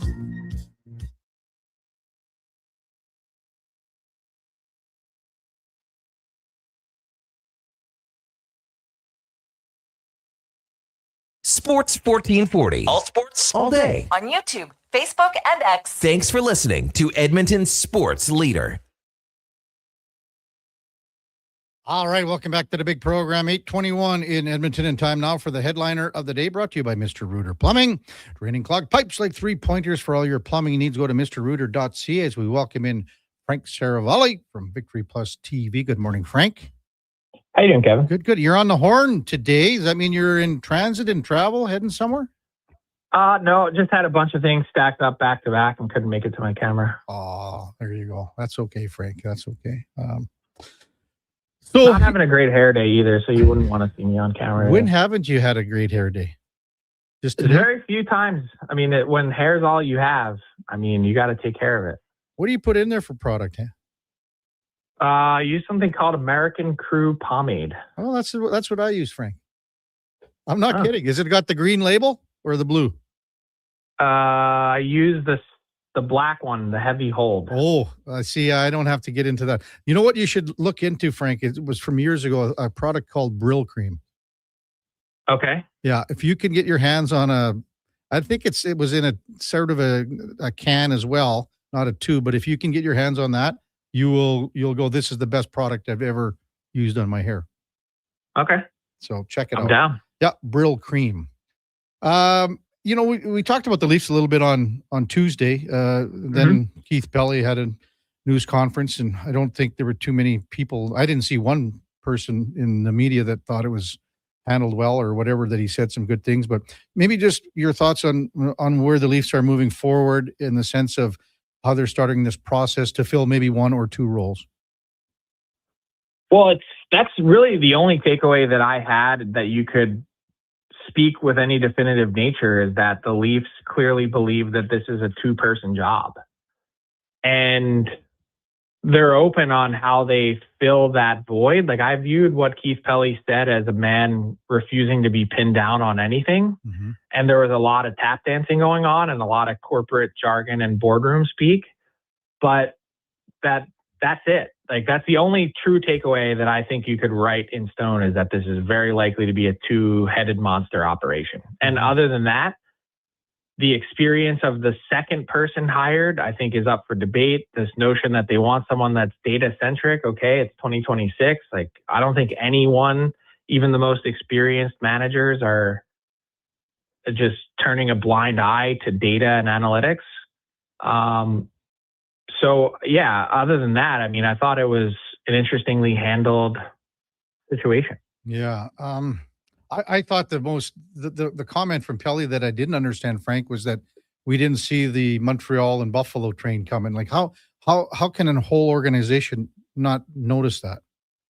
Well, that's the part that I just feel like he's a bit out of touch with people in hockey ops. And that, and I mean, look, anyone that's paid attention to the Montreal Canadiens and their build, like they made the playoffs last year, gave Washington a series, and had such a collection of young talent that I picked them before the season started to get to the Stanley Cup final on a Cinderella run. Like, I mean, I'm not tooting my horn, but like, if you didn't see that coming, you just haven't been paying attention. Mm-hmm.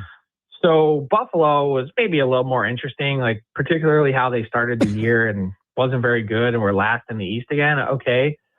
But the fact that he mentioned some prospects specifically by name and honestly didn't even pronounce them correctly was interesting. Yeah. I don't know about you, but like, having worked in this industry for as long as I have and as you have, like, I don't wade into territories that I don't know. I don't talk about things that I don't know. Mm-hmm. And if I don't know and I'm asked, I'll just tell you I don't know. I'm not going to go on and pronounce Michael Hage as Michael Hagee just to sound like I know what I'm talking about. Yeah. And I thought it was interesting too that he mentioned, when he was asked about other people, specifically Eric Tolsky in Carolina, and he gushed about his intellect being a lot higher level than many people in the industry.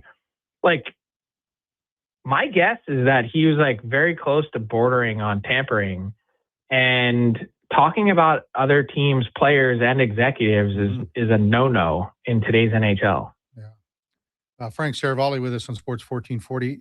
Any inkling on a timeline where they want to, obviously they want to have things in place by the draft and things like that, but will they go sooner or later on that? I think it would be sooner. I think in an ideal world, like at the very latest, you're talking late May for NHL draft combine. I personally don't think it's going to take super long. The only reason that you could throw a wrench into the timeline is if you want to start being super aggressive and dipping into the pool that is other teams' executives. Mm-hmm. Like, let's just, because he was asked about him and he mentioned him, let's just take Eric Tolsky in Carolina, for instance. He's the general manager there, and is like, are the Leafs in a position where they're going to be trying to poach other teams' executives? That's a different conversation. That is really not typically how the NHL has worked. But if you're going to include Doug Armstrong in the conversation as he transitions from GM to president in St. Louis, like, maybe they are willing to just turn over every stone possible and at least get a yes or no, which could extend the timeline. But short of that, like, I guess what I'm saying is the pool of truly experienced candidates, which I think that job absolutely requires based on the magnitude of it, it's not a very deep pool. Frank Saravalli with us on the Kevin Karius Show on Sports 1440. I was reading a few articles about Nashville, Frank. Any update? What do you think might be happening there? And in the one article that I was reading, Oilers assistant manager Bill Scott, his name was thrown out there.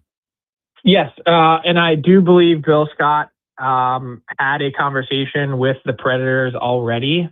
They have not yet gotten to the stage, to my knowledge, of the next round, which was, I believe they talked to upwards of 20 people to this point as sort of a cursory get-to-know-you conversation. Bill Scott was included in that round.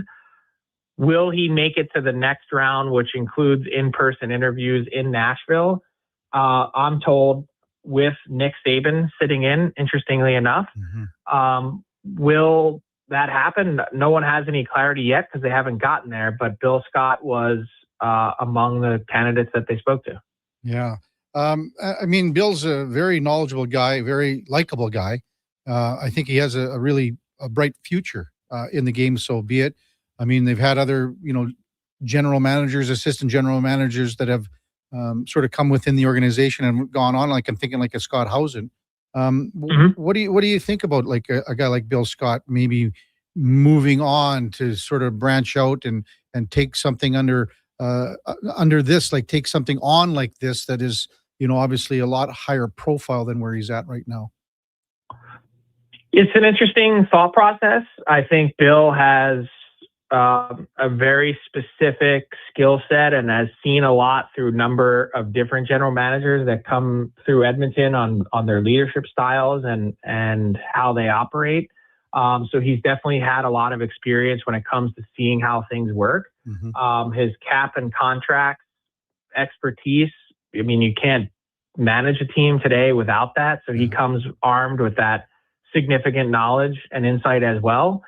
I think at this juncture, it'd probably be a pretty big step to have him go be the top dog that's running the team and conducting every facet of the business.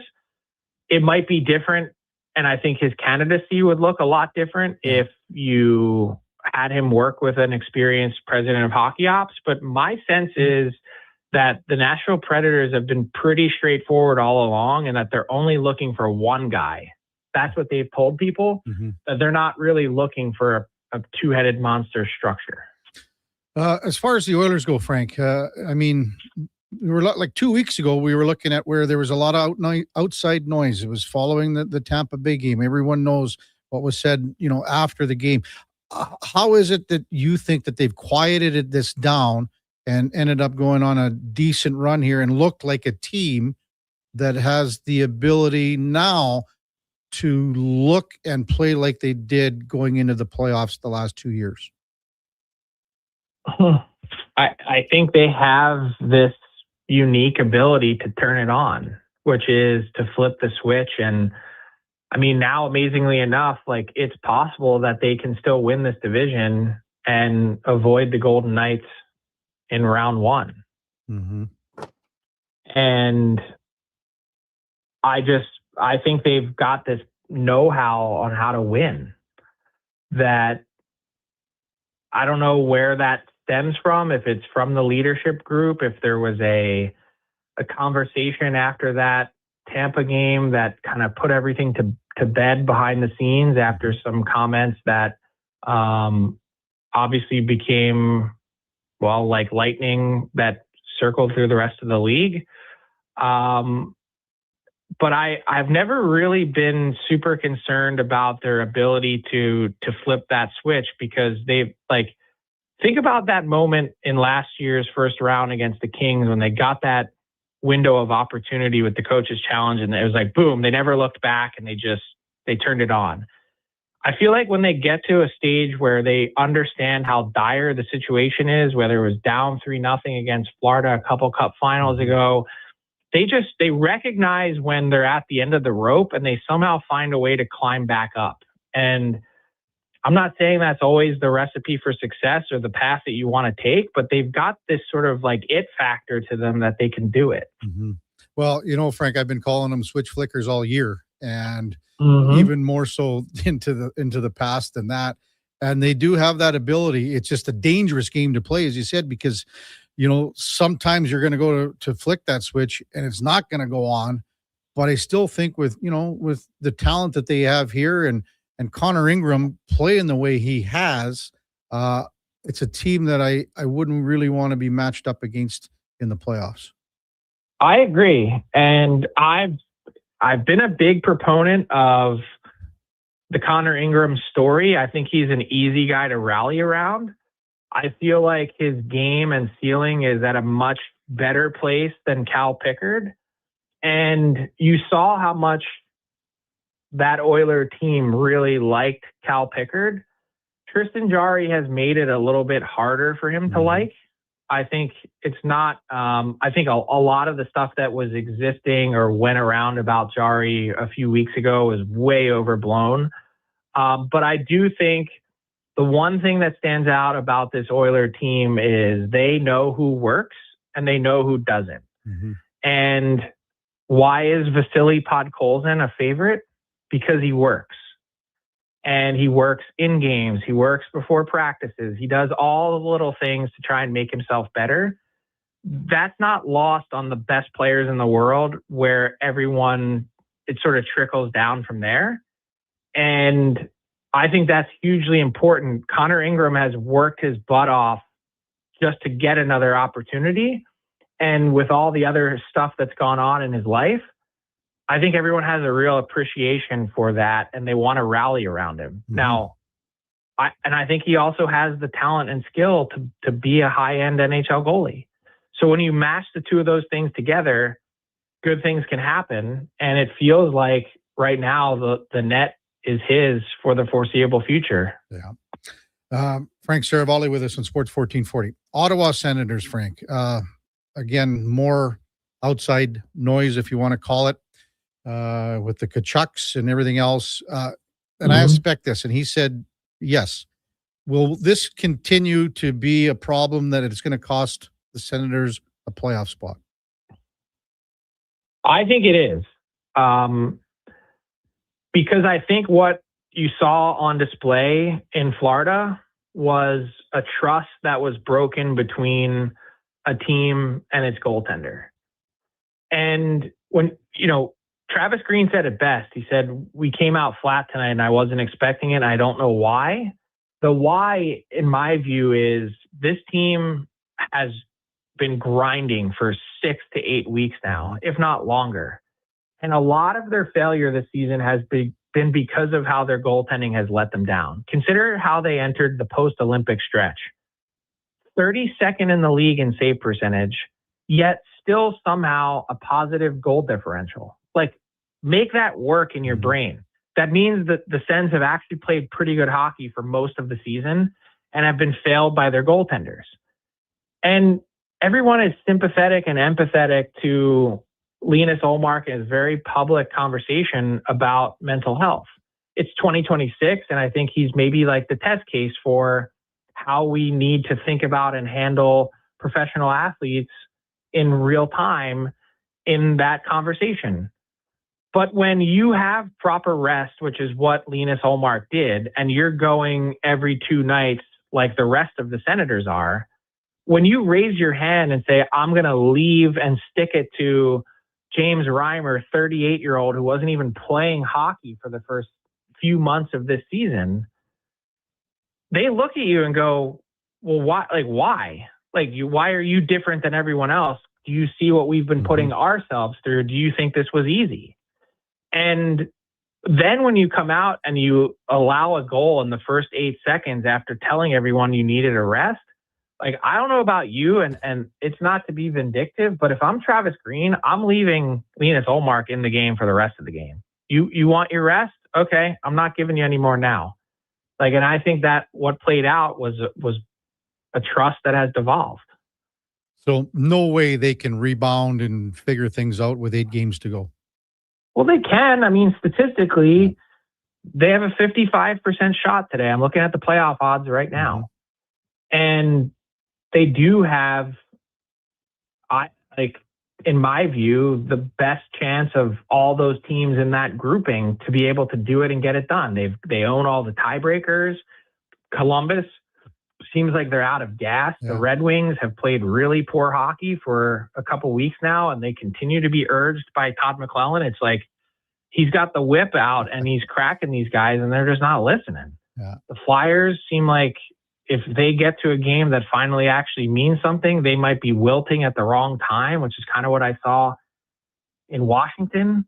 And the Caps, I mean, I guess the Caps are in it, but they've got to come from way behind in order to do it. So first team to win like 5 of these last 7 is going to get in, and everyone else is going to be really disappointed. Yeah, and Detroit and Philly, they got 2 games against each other and on the weekend here, like tonight and Sunday. Is that correct? I think something like that. Yeah, and that's the interesting part in both the East and West. There's a lot of teams that are closely grouped together, fighting for the same spot, that are going to be playing each other a lot. The Kings have 2 left against the Preds, both at home. The Preds play the Sharks twice, if I'm not mistaken, and the Flyers play the Wings twice. The Wings just lost to the Flyers and were down 4-0 in the third period with 10 minutes left or 12 minutes the other day. That one went sideways in a hurry. So, yeah, there's a lot of like head-to-head matchups that are going to determine these spots moving forward. Frank, as always, good stuff. Have a great weekend. We'll talk to you on Tuesday. You too. Thanks, Kevin. That's Frank Saravalli, Victory Plus TV, our headliner of the day, brought to you by Mr. Rooter, the #1 overall pick in your fantasy plumbing pool. That's mrrooter.ca. Text 833-401-1440. We'll get to those right after the break here on the Kevin Karius Show with the Duke of Delburne and Josh Fenwick on Sports 1440 AM radio, presented by Sports Select. We're streaming on YouTube, Facebook, X, Instagram, and Twitch. Wondering what you can afford? Let Go Auto do the math with our free car loan calculator. No pressure, no awkward convos, just quick answers on your budget and payments. Bad credit, no credit? We got you. Text check to 780-777-7777. That's check to 780-all-7. Find out what you qualify for and start shopping with confidence. Go Auto. Drive what you love with payments that make sense. Whether you're a craft beer connoisseur or more of a wine aficionado, there's always something new to discover at Sherbrooke Liquor, a unique family-owned independent liquor store. The selection, incredible. The non-alcohol section is also very impressive. Sherbrooke Liquor, expert, knowledgeable staff with a passion for unique finds. More than just a liquor store, we're a community. Alberta's best, the one and only Sherbrooke Liquor. Wine, spirits, and oodles of beer. Visit SherbrookeLiquor.com. Who's that working on the underground utilities over there? All-Star Construction, that's who. What about the street lighting? Yep, All-Star Construction. And the directional drilling, hydrovacking, neighborhood renewal, and telecommunication work? Yep. Since 2009, All-Star Construction has been doing all that and more, shaping and building Edmonton communities for land developers all around Edmonton. That's what All-Star Construction is all about. One app, triple the action. Play Alberta is proof that good things do come in threes. Whether you're into playing any of our exciting casino games, betting on your favorite professional sports teams from around the world, or buying into Canada's biggest lotteries, Play Alberta is the province's only app to do it all. Download today and discover a new way to play. Must be 18 plus to play. If you gamble, use your game sense. Welcome to Silent Ice Center, the region's newest hockey and event center in Nisku. Featuring 2 NHL-size ice surfaces, premium seating, private suites, and an electric atmosphere. From elite hockey to major tournaments, concerts, and special events, this is where the action lives. And with Summit Restaurant overlooking the ring, every event is a full experience. Silent Ice Center, built for champions, built for the community. Book your ice, your event, or your next big night at Silent Ice Center. Email booking at silenticecenter.com. It's summer. It's coming. An unstoppable force that will turn your home into the Sweatbox. Don't live in a summer blockbuster. Pro Solutions is your one-call solves-it-all expert for AC repairs, tune-ups, and new installations. With fast appointments and flexible financing, we'll make sure your home story has a comfortable ending. AC season is coming soon, so book today. Lock in pre-season pricing today. Visit prosolutionsinc.ca to schedule your service today. You wanted local sports on weekends. Saturday mornings at 9, check out the Saturday Sports Setup, where we'll tee up what's happening on the weekend sports scene. Tune in Saturday morning at 9 on Sports 1440. Fast track your financial goals with a special rate term deposit from Vision Credit Union. For a limited time, take advantage of a great rate on 1, 3, or 5-year terms. Plus, as a Vision Credit Union member, you can earn up to 25% more on your interest through profit shares. For details, contact your branch today or visit visioncu.ca. That's visioncu.ca.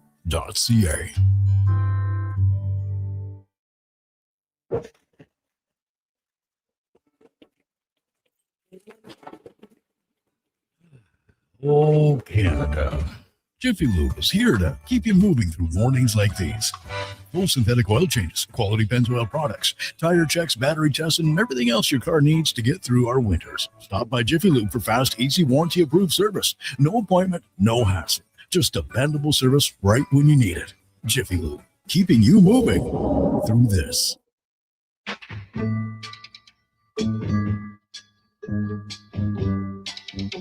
Listen.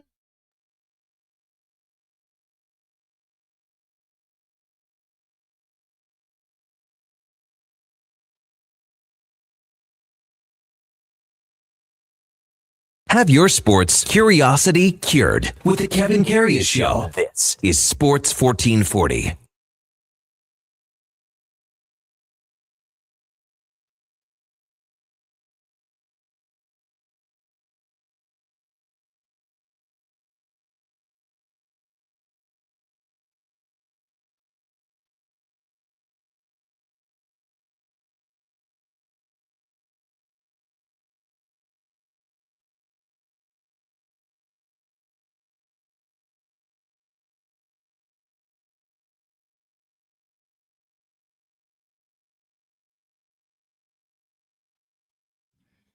All right, welcome back to the big program. 8:45 in Edmonton.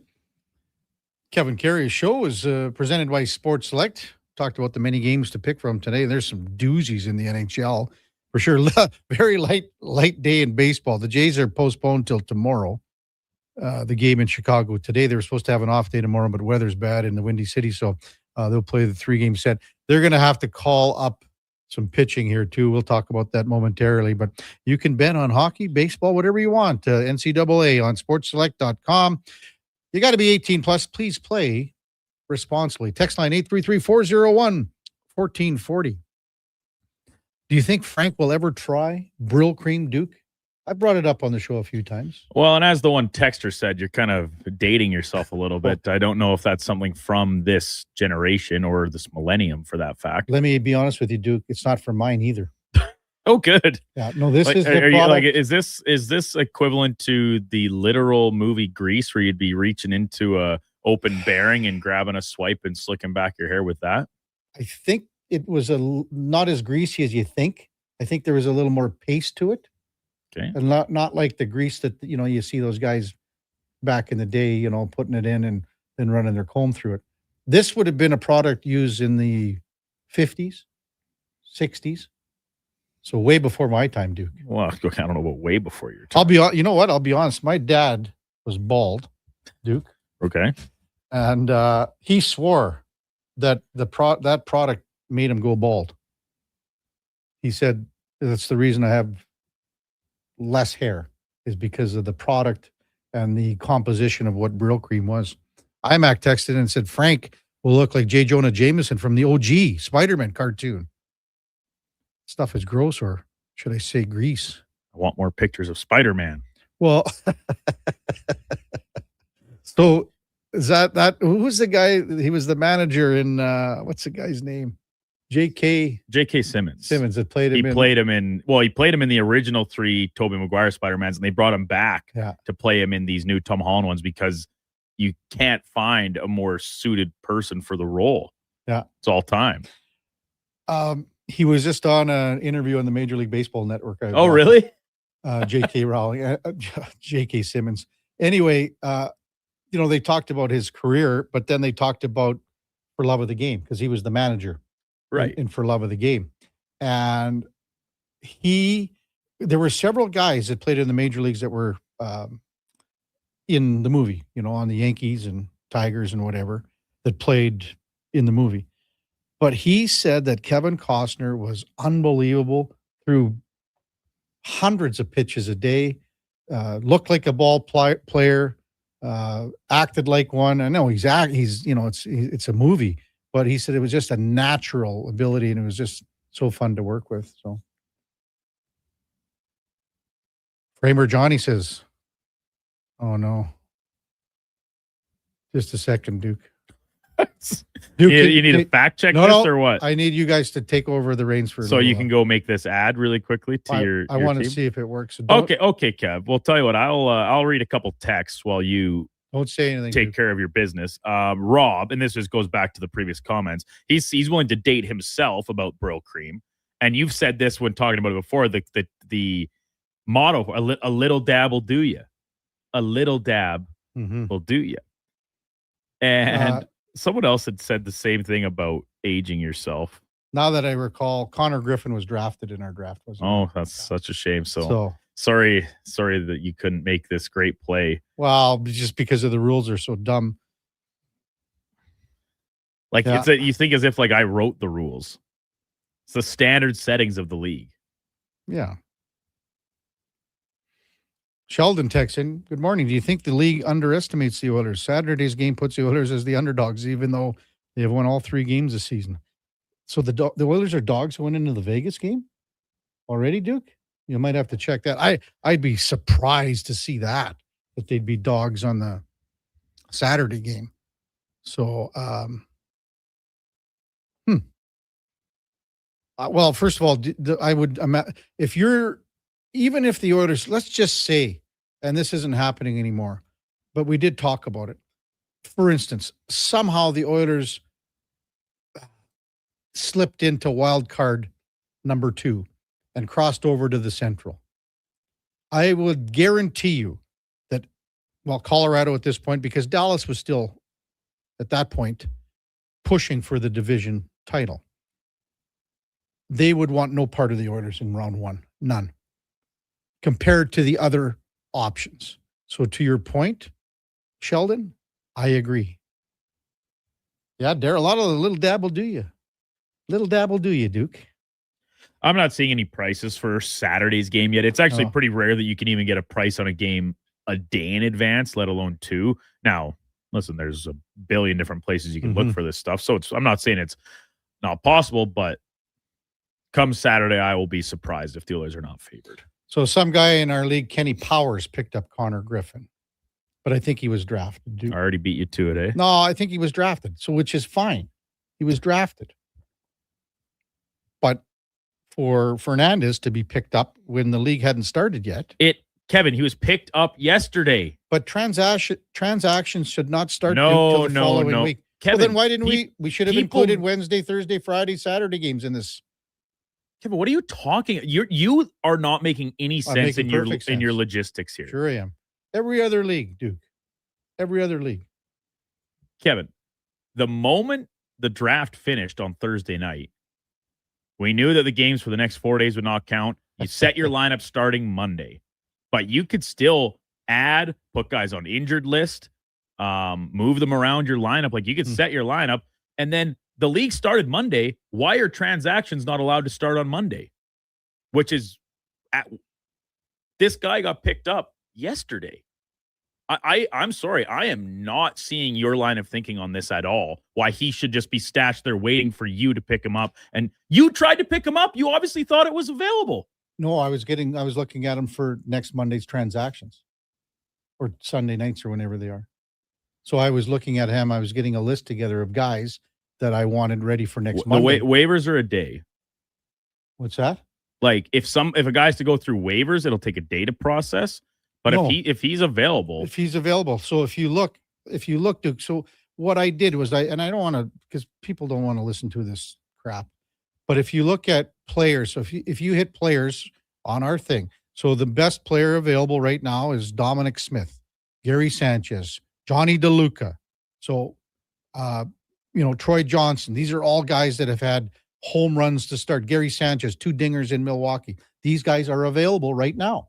Yeah. So you could pick them up right now. So if you're on Yahoo, anybody with a green thing means they pick them up and they're added immediately. If they have a yellow, that means they've already been on a roster, which means they have to go through, they go through the full waiver process.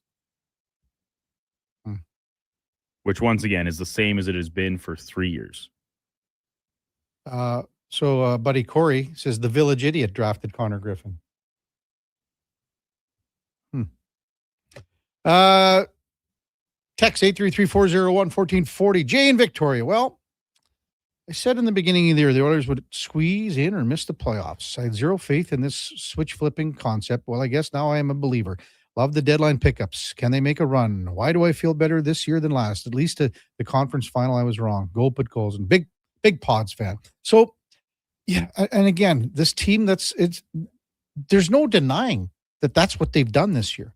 When it's taken you almost 75 games to win 4 in a row, it's a simple fact. But the team is trending in the right direction. They have an easier path to get to the conference final than they've had in years. Just think about how good Vancouver was. Well, to Speck's question, look where Vancouver was a couple of years ago. And now they want to tear it down. They think they should tear it down. They were close to beating the Oilers that year, were they not? Vegas isn't the team, obviously. So the path is easier, for sure. The Frozen Four is getting going back after, we had games last week. We talked about it last week too. But we got Michigan and Denver and Wisconsin and North Dakota. There's a lot of Keaton Verhoff in North Dakota. That starts again coming up this weekend, and it's in Vegas. So this is a perfect opportunity for a place where, the Frozen Four has never been before, to host an event like this, to promote the game. NCAA hockey's probably bigger than it's ever been. And we're going to discuss all that with Jason Hadu from College Hockey Inc. when we come back on the Kevin Karius Show on Sports 1440.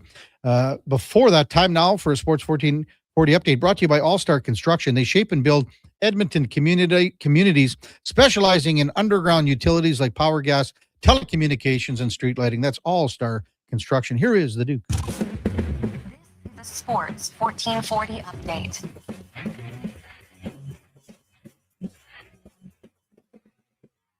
Three games across the NHL last night. A wild one between the Avs and Canucks. Vancouver ends up taking it by a score of 8-6. The Kings pick up a big 2 points, 2-1 winners over the Blues in overtime. And the Sharks score a pair of goals in the final minutes of the game to beat Anaheim 4-3 in regulation. Macklin Celebrini, 4 points, 2 goals, including his 40th of the season. In the PWHL, Montreal blank Vancouver 3-0. New York getting past Minnesota 4-3 in overtime. And from Calgary in the takeover tour, Toronto topping Ottawa 2-1. Edmonton Oil Kings even their first round playoff series with Saskatoon with a 5-2 win over the Blades last night. Game 5 will go tomorrow night from Rogers Place at 6 o'clock. And across the association, full slate of games, including the Raptors losing to Sacramento 123-115. Elsewhere, Philly beats Washington 153-131. Canadian Nikhil Alexander-Walker with 32 points lifts the Hawks to a 130-101 win over Orlando. And fellow Canadian Jamal Murray, 37 on the board. Denver tops Utah 130-117. In the majors, the Blue Jays dropped the rubber match to the Rockies 2-1 in 10 innings. Brendan Little on the hook for the loss there. And elsewhere, Orioles beat the Rangers 8-3. Brewers topped the Rays 8-2. Giants and Padres, San Diego takes it 7-1. And the Yankees finish off their series in Seattle with a 5-3 victory. And out of the NFL, Adam Schefter reporting that veteran quarterback Kirk Cousins set to sign with the Las Vegas Raiders. Coming up in hour 3 of the Kevin Karius Show, we'll be joined by Jason Hadu from College Hockey Inc., as well as Edmonton Oil Kings play-by-play man, Matt Barrett. I'm Brandon Douglas at your Sports 1440 update. This is Sports 1440, a Stingray radio station broadcasting on Treaty 6 territory. Download the free iHeartRadio app and listen to CKJR wherever you go. Come for Canada's largest trade shows, the biggest names in entertainment, exhilarating sporting events, and more. And stay for the experience at the Edmonton Expo Center. Looking for the perfect place to host your next big event? From trade shows to galas, meetings, and concerts, the Edmonton Expo Center has the space, event expertise, and service to make your next event unforgettable. With over 522,000 square feet of flexible event space, in-house catering, and operational expertise, they bring your biggest vision to life. Learn more at EdmontonExpoCenter.com today. Great news for your weekend project. CFI, that's Custom Floors Inc., is now open 6 days a week with Saturday hours from 10 till 2. Get top quality Canadian products from Beaulieu with the convenience you need. For your free estimate, visit CFI at CustomFloorsInc.ca. Nothing beats getting a deal at McDonald's. Why? Because you get a deal now. And a deal later. Redeem an offer from the latest mailer or on the McDonald's app and dig into instant savings. Plus, you earn points towards free McDonald's. Now that's what I call a double whammy of deals. Why does that keep happening? Deals sent right to your door. Check your mailbox for the latest McDonald's mailer loaded with delicious value. For a limited time at participating restaurants in Western Canada. At Fountain Tire, the savings come in threes. Up to 25% off select tires, a mail-in rebate of up to $100 off a set of 4 select tires, and $50 off $150 service. We're basically the VLT of savings. Until April 25th. Restrictions apply. Book today. You wanted local sports on weekends. Saturday mornings at 9, check out the Saturday Sports Setup, where we'll tee up what's happening on the weekend sports scene. Tune in Saturday morning at 9 on Sports 1440. Remember 2025? That's so last year.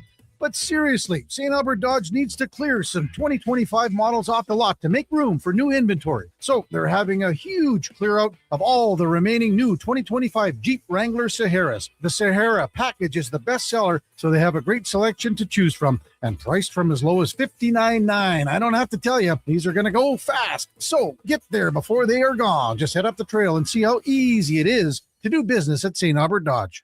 Ever had a problem returning auto parts? At Ed's Auto Salvage in Westlock, we do things differently. Hi, it's Lisa, and we're proud to offer one of the best return policies in the business. When you shop with us, you buy with confidence, knowing that if it doesn't fit or if it's not the right part, we'll make it right. For nearly 50 years, Ed's Auto Salvage has helped Alberta drivers save money, stay on the roads, and shop stress-free. Trust the team that stands behind every part we sell. Visit us at edsautosalvage.com.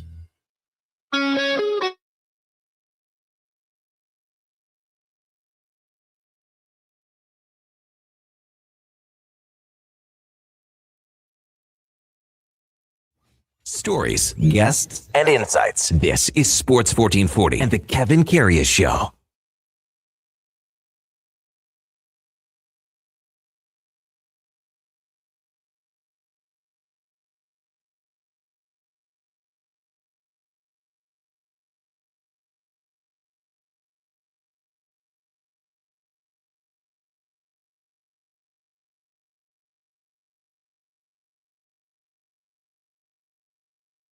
Back to the big program, 9:01 in Edmonton, our number 3 of the Kevin Karius Show. So glad you're with us on a Thursday morning, heading into the Easter weekend. Time now for the Puck Report, brought to you by Fountain Tire. And at Fountain Tire, we focus on one thing, and it is your vehicle, from tires and wheels to oil changes, vehicle repairs. We got you covered. Visit fountaintire.com to book your appointment today, as we welcome back Jason Hadu from College Hockey Inc. to the show. Morning, Jason. You're with Kevin Karius. Thanks for jumping on Sports 1440. Really appreciate it. Good morning, gentlemen. Thank you for having me. Always appreciate the opportunity. I want to give my condolences on Connor Griffin. I'm in 4 really deep keeper/dynasty leagues myself. I don't have a single share, so I feel your pain. Well, the rules are a little tilted here, but that's the way it goes, Jason. But I'm glad you're into some fantasy baseball. That's pretty cool for sure. Man, oh man, I don't even know where to start, but I was going through the list of all the players signed on the Hockey Inc. website, all the NCAA players just signed in 25-26. The list, like when you look at all the leagues being AHL, NHL, East Coast League, and such, Jason. I mean, the list is extensive. I mean, the amount of players is a lot. Can you compare this list in quantity and even quality of players already signed compared to last year or recent years, Jason? I think overall it compares pretty similarly to previous years. I know a couple of days ago it felt like the early departures in particular, meaning players who hadn't played out their senior year yet and elected to sign, that felt like it was a little higher, but I went and checked and it was actually 2 fewer than 1 year ago on the same day. So I think we're tracking in a normal direction here, but it's still a lot of players, and that's great to see. I think this is a trend we've been seeing the last 10 to 15 years now, where college hockey as a development ground for future NHL and professional players in general, that's been trending up. I know there's more eyeballs on it now because of the opening of the CHL players, but this is a trend we've been seeing for several years now. 2 years ago, I want to say, maybe 3, we had a record number of alumni in the NHL. And then last year, I think 42% of all NHL debuts were by college hockey alumni, and that was the highest such mark ever. So we're really pleased with where the arrow was going for sure. Yeah. Porter Martone, would that be like, as far as quality goes, the most recent signing with Philadelphia, and maybe touch on some others that have signed NHL-wise? And then once the Final Four ends here, for the Frozen Four, pardon me, how many more do you think we'll see here, Jason? Man, Porter Martone is a really impressive player. I was texting someone during the regionals that I will be gobsmacked if he doesn't have just a standout NHL career. He just seems perfectly built for the NHL, and like perfectly built for what you'd picture a flyer forward to be, right? Just that big, physical, nasty forward that can play with skill. So he's one of the higher profile ones. In the last week, we also saw Trey Augustine out of Michigan State, the goaltender, signed with the Red Wings. He's a finalist for the Mike Richter Award again this year. We saw Roger McQueen sign out of Providence, played his freshman year with the Friars. He signed with Anaheim. Jonathan Castagna, a little bit more under the radar, but had a really good junior year with Cornell, signed with the Flames. Outstanding centerman, good all-around forward. So there have been a handful here in the last few days, and I would expect, to your other question, once the Frozen Four wrapped up, a name for everyone to keep on their radar is TJ Hughes. He's a senior from Michigan. He's undrafted. He's probably the most sought after undrafted free agent right now in this year's college class. He's up for the Hobey Baker as well. I suspect today when they announced the top 3 finalists, he'll be one of those 3 names. What team would be looking at Hughes? I know he's a little bit older. He's 23. So 23, I believe. Yeah. Yeah. So what's a good fit for him, do you think? What isn't a good fit? I would say he can really play in all situations. He's experienced, obviously. He plays a mature game. He can score goals. He puts the puck in the net, and he can play make. Really aware in his own zone, and he had opportunities to sign not just after his junior year, but I believe after his sophomore year too. So I think there'll be a whole host of teams lining up to sign him. I can't imagine there isn't a team out there that couldn't find room for him in their system. Yeah. Jason Hadu from College Hockey Inc. with us on the Kevin Karius Show on Sports 1440. We got the Chicago Blackhawks coming into town here tonight, Jason. I had Jay Zawaski from CGHO in Chicago talking about Sasha Boisvert a little bit out of Boston U. Maybe just explain a little bit about this player that is, he's going to be playing his 4th NHL game here tonight in Edmonton. Yeah, he burst on the scene 2 years ago as a freshman at North Dakota, and he was the NCHC Rookie of the Year. And that you don't do that by accident in a league like the NCHC. He showed a really, really unique knack for putting the puck in the net. Big forward, plays with size too. Really young, but really scored at a pace you don't see players score at typically at his age in the NCHC. North Dakota made a coaching change over the summer. He elected to transfer to Boston University, and it was a weird year for him. He came out of the gates with an injury. I want to say it was a shoulder injury, if memory serves, and just had trouble putting the puck in the net. I think he had 3 goals, maybe 1 after Christmas, something like that. But the talent is clear. The talent is there. I know he got in a fight too in his debut with the Blackhawks. So there's a skill set there that's very appealing. He's a first-round draft pick for a reason. I still think there's a bright career ahead of him. Mainly for that goal scoring ability and his willingness to drop the gloves when need be, which helps at that level, obviously. but an odd sophomore year. But I think people who are rooting for him to have a good pro career should really hone in on that freshman year he had at North Dakota. Jason Hadu from College Hockey Inc. with us on Sports 1440. After the first year, I guess, what I call the CHL portal to NCAA hockey, how would you describe how it went from an NCAA hockey standpoint, Jason? I think it went great. I think in terms of the players on the ice, I think there were about 175 CHL players or players that played this year that came from the CHL last season. I'm sure there were more that had the CHL in their background prior to last year, but about 175, 176. You saw the impact of the players like Gavin McKenna, Porter Martone, Roger McQueen, and on and on and on. And I think off the ice, I think that relationship is it's getting better. Probably depending on the team and the front office and the coaching staff, but I think there are a lot of teams right now that want to work together and ultimately do what's best, not only for their own program, but for the player, and put him on the best development path on the way to hopefully an NHL career. I know there are a lot of teams that want to work alongside NCAA programs and put those players in those positions to succeed. I think I can't speak for anyone in the CHL, but I think at least on the NCAA side, I think it's gone very well. And it's the end of the day, it's resulted in a fabulous product on the ice. Yeah, the CHL would tell you a different story, obviously. Yeah.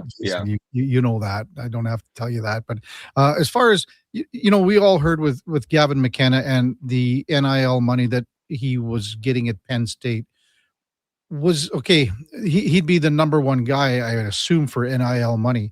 Can you maybe shed some light on that with other players and then maybe compare it to, because we're a lot of talk maybe with a 19-year-old AHL, exemption and things like that, what that could come into play with, with salary, NIL money and everything in that sense.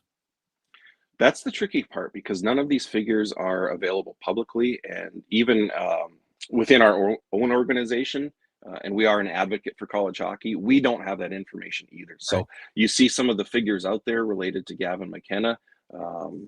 I don't know what to believe. I know there's money out there. There's probably not nearly as much money as a lot of people assume. The Big Ten schools clearly have some money to work with. I would imagine some of the Hockey East schools, for example, have money to work with. But overall, I wouldn't say it's certainly not like college football. It's certainly not like college basketball. So is there money out there? Yeah. Is it an exorbitant amount of money? Probably not. I think it comes down to some special cases like Gavin McKenna. Yeah. Do you think it might increase as the years go on here? I think that's possible. I think there's been so much change to the college game. I think a lot of athletic departments and coaching staffs down here are still trying to grapple with what's next, how to navigate the current world and how to anticipate any further changes. So I think having worked in a university athletic department myself, I'm sure there's conversations going on around how can we best navigate this world? What does it mean to have some money available? Who do we go for that money? How do we structure that kind of enterprise? So I think a lot of schools are trying to still answer those questions. I don't doubt that if this world continues to be that world, that some of that money will increase for sure, certainly depending on the school. Jason Hadu with us on Sports 1440 from College Hockey Inc. I hope I can word this question properly for you, Jason, just in the sense of the players that we talked about, the quantity of players that signed. Let's just use the East Coast League, for example, and moving forward about their college hockey availability. Will they be able to, if a player signs, let's just say it's I don't know, I'm just going to pick a player like out of Bowling Green, Jackson Niedermeyer. I got him punched up here. He signed with Tulsa in the East Coast League. Is there an opportunity where he could come back? He's a graduating player, though. I shouldn't use his as an example. But so a player that's a sophomore or a junior, is there an ability for that player to return to college hockey? Because we've seen some loopholes where some East Coast or pro players have come to NCAA. I hope I'm wording it right for you. Yeah, no, I got you. In theory, yes. Like you say, we've seen some relaxing of some restrictions, obviously. I think there's been so much litigation that the NCAA has reacted in a way that they maybe decided, well, we need to loosen some of these things up to avoid some of this litigation in the future. The long and the short of it is there are still regulations in place where it's called actual and necessary expenses. So if a player plays pro post-enrollment, there's two worlds. There's pre-enrollment, where a player plays before college, and post-enrollment, where they play after college. So in that post-enrollment world, if they receive what's deemed to be anything above actual and necessary expenses, they are no longer eligible to return to college hockey. Now, the catch there, kind of like the NIL, we don't really know what that number is for the NCAA. We don't know what it is for, say, the ECHL, the AHL, or a European professional league. So we don't know what that is. It's kind of a case-by-case basis. I know it's murky. I wish I could give a better answer. To answer your question, yes, in theory, they can return. And we have seen, obviously, a couple players return from the ECHL and AHL this year, but there are still some guardrails in place on that. Thanks for clarifying.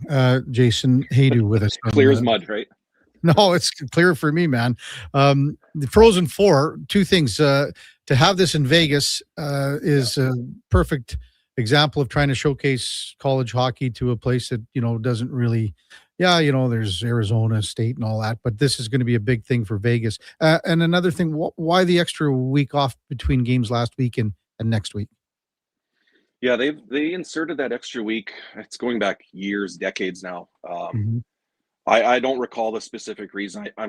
I suspect it's just a logistical reason. So teams have the ability to book their travel arrangements and figure out who their travel parties are going to be and things like that. That's an awfully short turnaround to have to fly out and then play on a Thursday already. So like I said earlier, I worked in an athletic department, and I always treasured that week off in between to just kind of catch your breath, reset, get your work done, and prepare for the following week. But I think that's the long and the short of it. Is just logistics. And Las Vegas is going to be a great site. It's the westernmost Frozen Four site since Anaheim hosted over 28 years ago now. So, and couldn't ask for a more high profile Frozen Four field, right? With the four winningest programs in terms of national championships. But ironically, the first time these four have been in the same Frozen Four. That's crazy. When you look, Michigan's probably favored to win this. North Dakota, a great year. Maybe you get your thoughts on Keaton Vierhoff here too, but it's going to be Michigan and Denver and Wisconsin and North Dakota. Let's touch on Wisconsin and North Dakota, and I just wanted to get your thoughts on the kind of season that Keaton Vierhoff has been having and challenging for, a number one pick overall. Yeah, and both of these are Big Ten versus NCHC matchups, which is another cool wrinkle here. But this matchup in particular, North Dakota and Wisconsin, two teams that weren't in the tournament a year ago. In fact, three of these teams weren't in the tournament a year ago, so they've all taken unique paths to get here.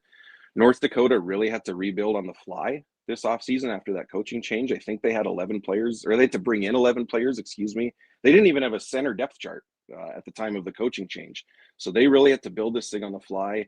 Keaton Vierhoff, also Cole Reshny, a big part of that. Vierhoff, by all accounts, is just an incredible presence in the locker room. People gravitate to him. He keeps things steady and keeps things light on the ice. He's been, as a player who's played his freshman year as a 17-year-old, the impact he's had is pretty incredible. To not only do it as a 17-year-old freshman defenseman, but to do it in the NCHC against elite level competition. He plays all situations. He plays special teams for them.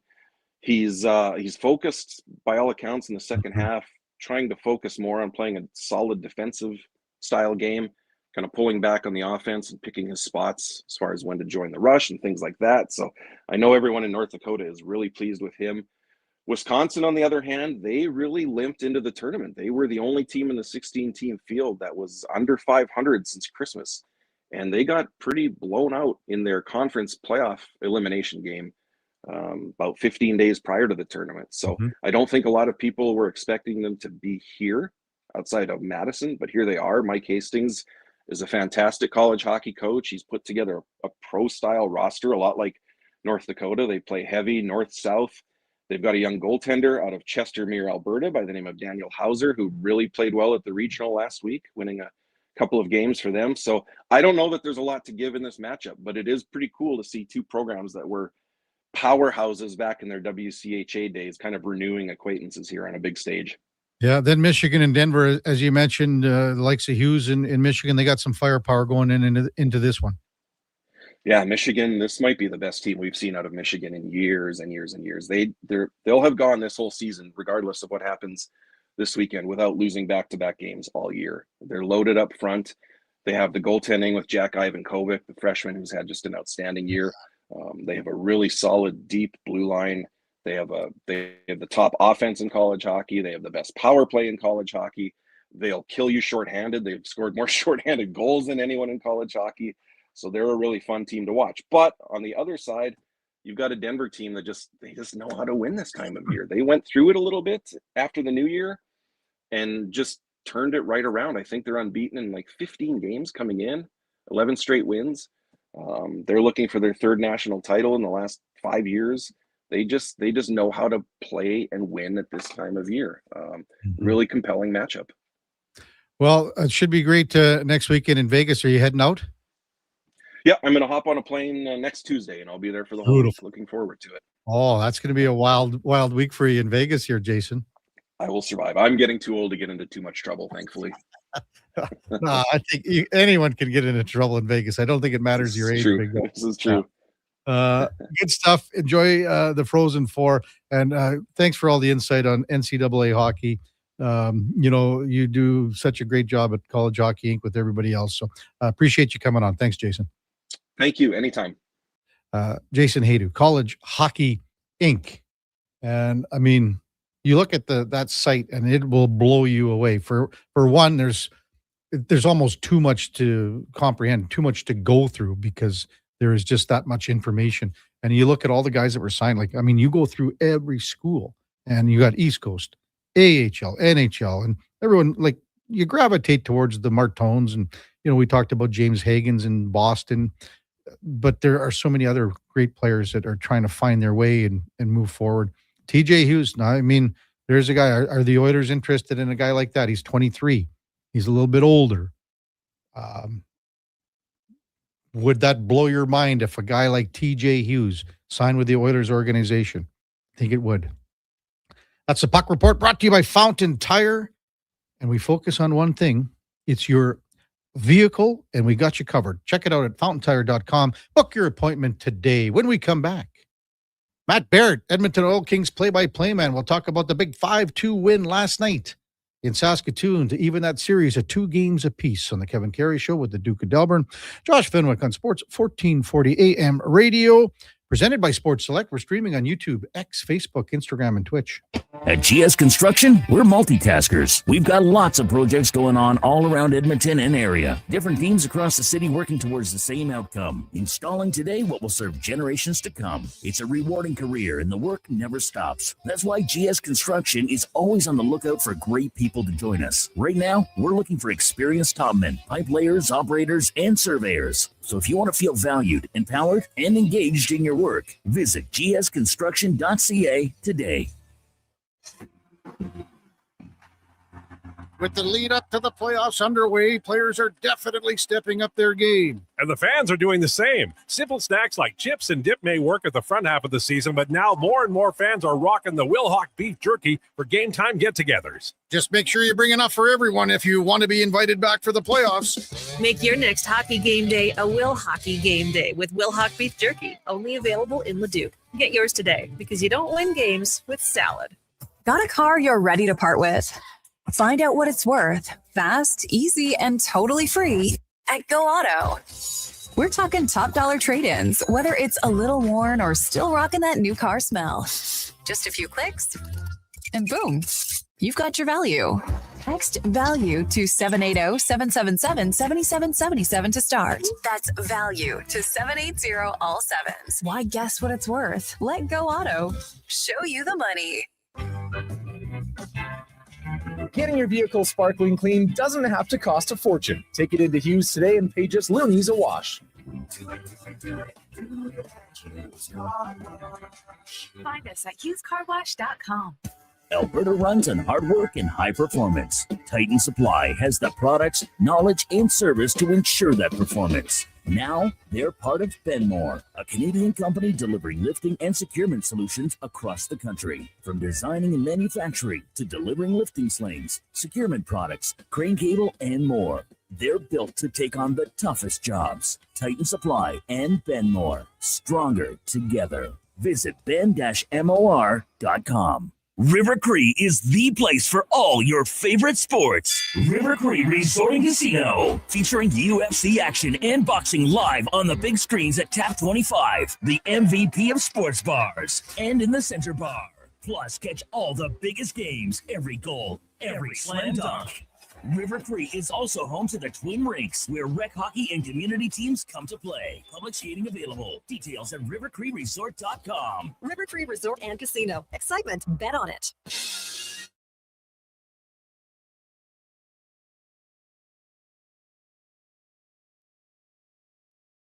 Have your sports curiosity cured with the Kevin Karius Show. This is Sports 1440.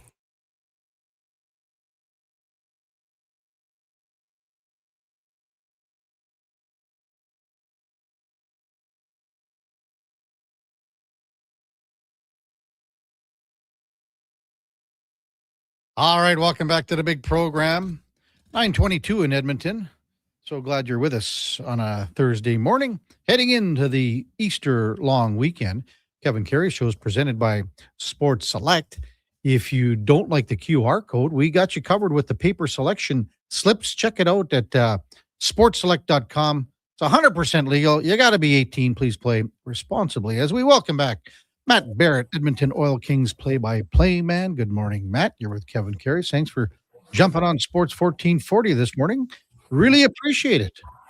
How you doing, sir? It's good to see you. What time did you roll in last night? We are heading home today, so we decided to take a trip today. Okay, I thought you might head home after the game. No. So we're gonna drive home here after a little breakfast and hit the old Highway 16.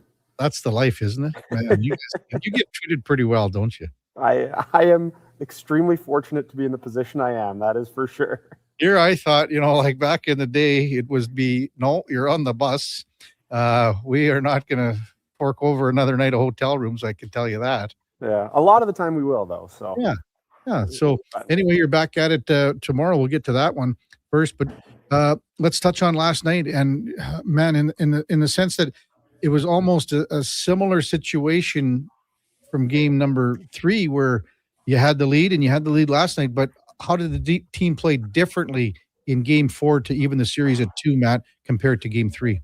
Yeah, I think the biggest thing was the third period in this game, because I think in game number 3, they had the 3-1 lead. They gave up a goal in the late in the second period. They scored another one here in game number 4 to restore the lead. But the big thing in the third period, they kind of locked in defensively, locked down, were blocking shots like crazy. They had to kill off a 4-minute penalty, and they were blocking shots. I saw 4, 5, 6 different guys getting down to block shots in the third period, especially come crunch time. And that was probably the biggest difference I noticed in, games 1 or between games 3 and 4. And, when that can kind of turn the tables in the third period, it's usually going to be a positive result. Mm-hmm. Miro Halinka, how well is he playing right now? Matt had the hat trick last night. Yeah, uber confident, that's for sure. He looks confident with the puck. He wants to make a play with the puck. Him and Lucas Sauchin are, a dynamic duo out there. Whoever they are flanked with is usually getting some opportunities and having success. And, Halinka's hat trick, just the second time an Oil Kings had a hat trick in the playoffs. It's pretty spectacular, and he was phenomenal last night. And you kind of needed something like that. Somebody take a step tonight. Somebody, get a big moment, and he did. Run us down that hat trick goal, because it came at such a big time at the very end of the second period here, Matt. Well, I mean, Gavin Hodnett had a beautiful chance on a cross-ice feed from Lucas Sauchin, and Evan Gardner made maybe one of the best saves of the series. And then Miroslav Halinka just finds a loose puck and is able to squeak it through a sprawled-out defender, a sprawled-out Evan Gardner. And it's just huge in the sense of, okay, it settled everybody down late in the period. It's like, okay, this isn't going to be a carbon copy of the game before. And I think it definitely just kind of settled everyone down, it looked like. Matt Barrett with us, Edmonton Oil Kings play-by-play man. on Sports 1440. I had 3 buddies that went to the game 3. They didn't go last night, but they were at game 3, and I asked them about, what they saw from the Blades. They did bring up Evan Gardner. Maybe just touch on how he's playing in goal for the Blades in this one. Yeah, he's been really good. And I think we knew coming into this series that he was going to be kind of the X factor, that if he was playing at that peak level of what he's shown he can play at, Saskatoon's going to have a really good shot here.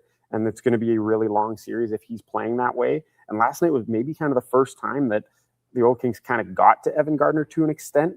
I mean, they only scored 4 goals, but it just felt like, when they were shooting, there was the opportunity for it to go in. It wasn't like, he's making tremendous save after tremendous save. He made, 3 maybe excellent saves, but in previous games, he was making 6 or 7 of them, it felt like. And, it was nice to see.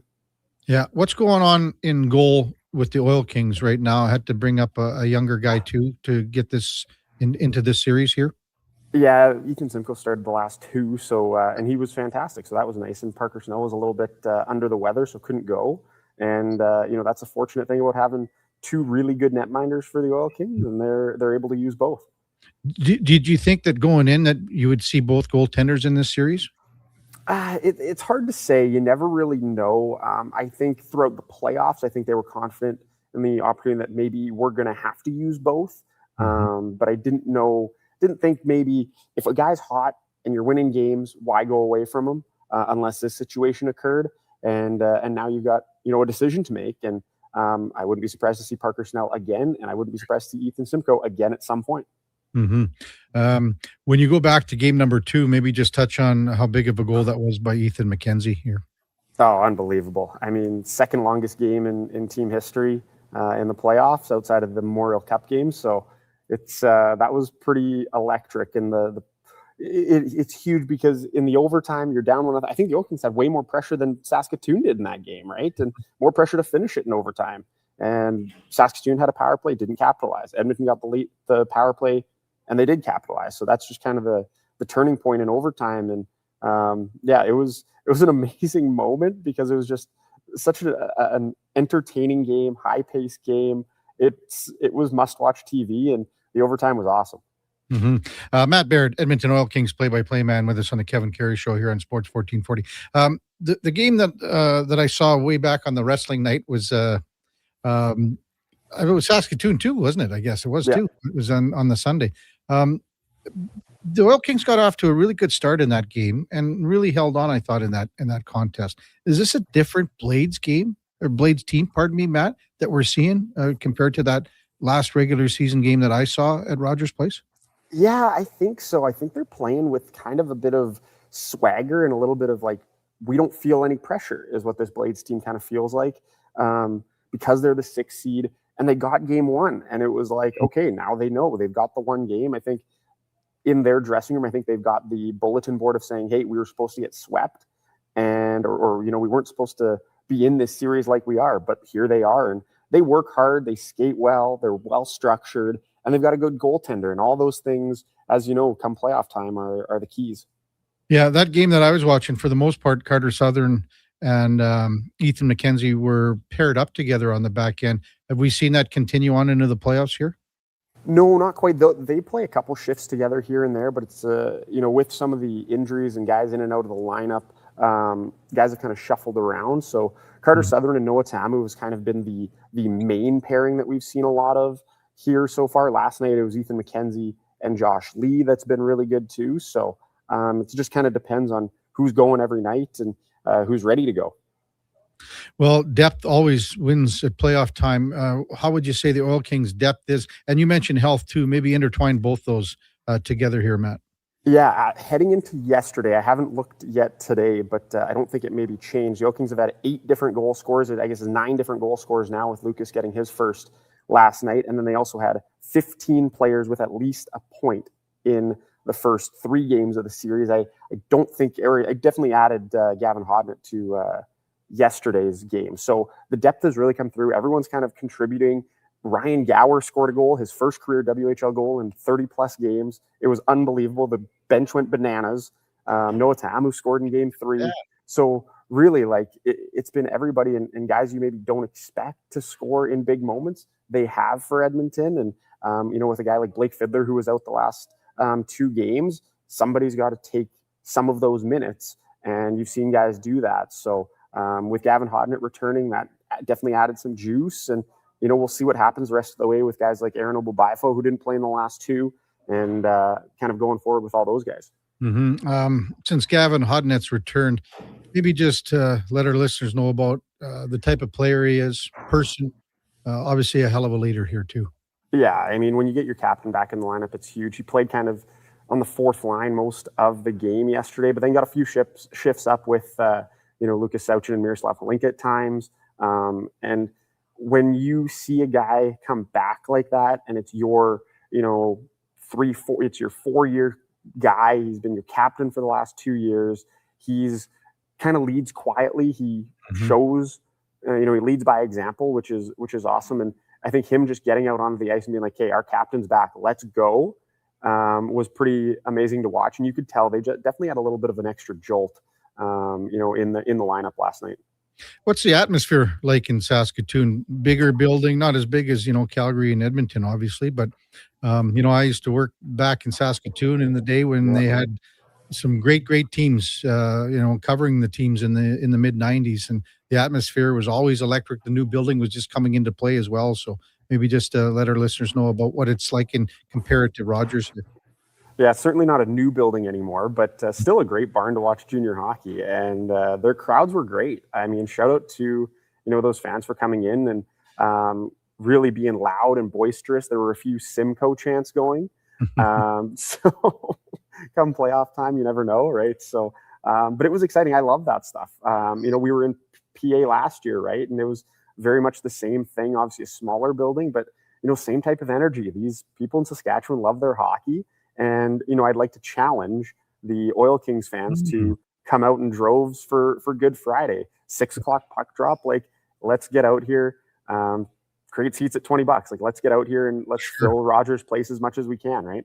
Yeah, exactly. Great atmosphere. Hopefully you get a good crowd tomorrow night. What kind of game are you expecting, Matt? Because it's sometimes a series settles in, and sometimes, it pulls away from a certain style of what you might have thought it was going to be. So what are you looking for tomorrow night?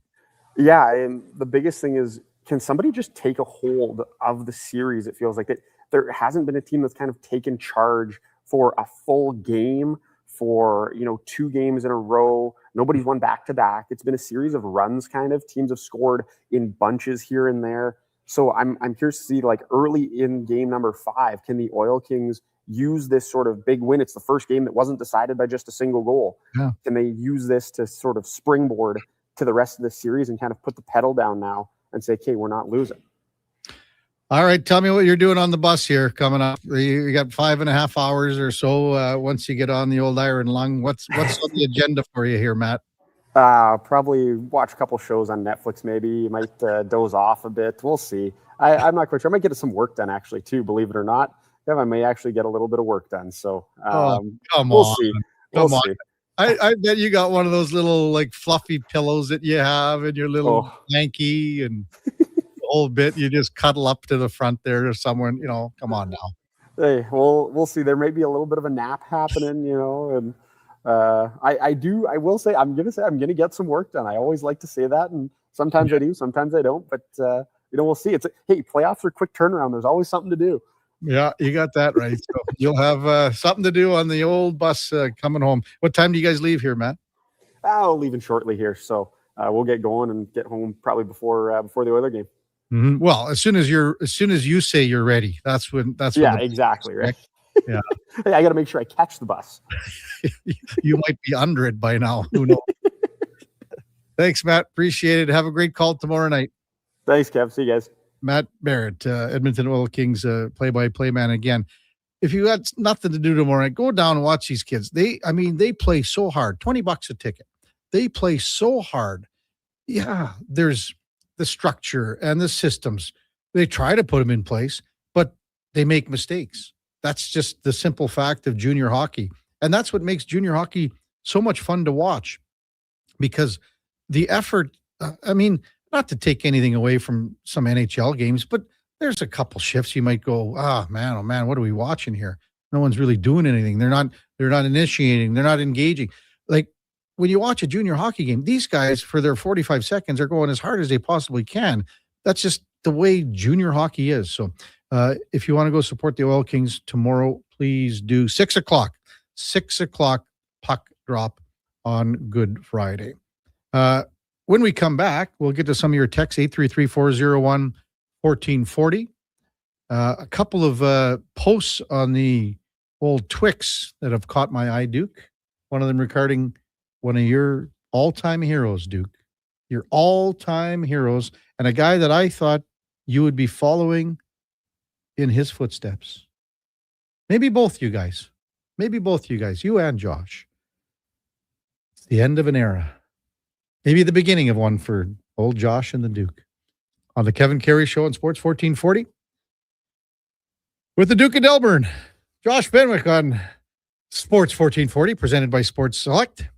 We're streaming on YouTube, X, Facebook, Instagram, and Twitch. Are you looking for safe and reliable transportation solutions for your wedding, corporate retreat, or golf trip? Look no further than Silent Rides, Alberta's premier charter bus company. Whether your group is big or small, Silent Rides has you covered. We offer 3 different sizes of units to cater to your needs, and we provide first-class service at affordable rates. Get your quote today. For more information and to request a quote, contact sales at 877-748-0991 or visit silentrides.ca. Hi, Mike here from Northgate Chevrolet Buick GMC. Would you like to be a part of history for the month of April? I'm kidding. Or as the kids say, bro, I'm joking. Would you like to help us set a record in April? Chill. Still kidding. At Northgate, we aren't trying to set any records or tell you how many vehicles we sell, and we really don't think you'd care. But what you will care about is this. Every dealer has the same costs. Trust me. GM does not have a favorite kid. You get to decide where you buy. 0% financing, a great selection, and of course, great people. Stop in and see us today, 13215 97th Street, or visit us online at northgategm.com. You're in Northgate country. Mr. Rooter sees a UFO. Mr. Rooter says 1 plunge, 2.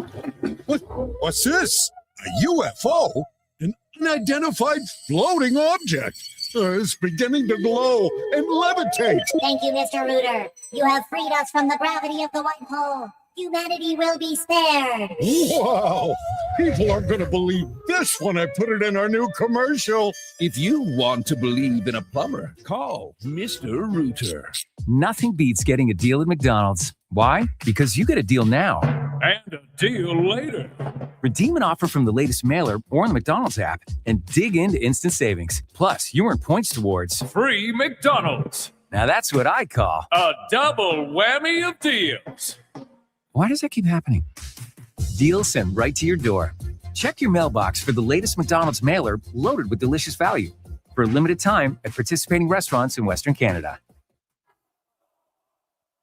Country. Your seat is closer than you think. Starting at just $28 a week with a deposit-free payment plan available. Securing your full, half, and quarter season seats inside Rogers Place for the 2026-27 season has never been easier. Sign up for pre-sale access at edmontonoilers.com/season seats. Experience all that Rogers Place has to offer during an Oilers game night by visiting edmontonoilers.com/season seats. At Fountain Tire, the savings come in 3s. Up to 25% off select tires, a mail-in rebate of up to $100 off a set of 4 select tires, and $50 off $150 service. We're basically the BLT of savings. Until April 25th. Restrictions apply. Book today.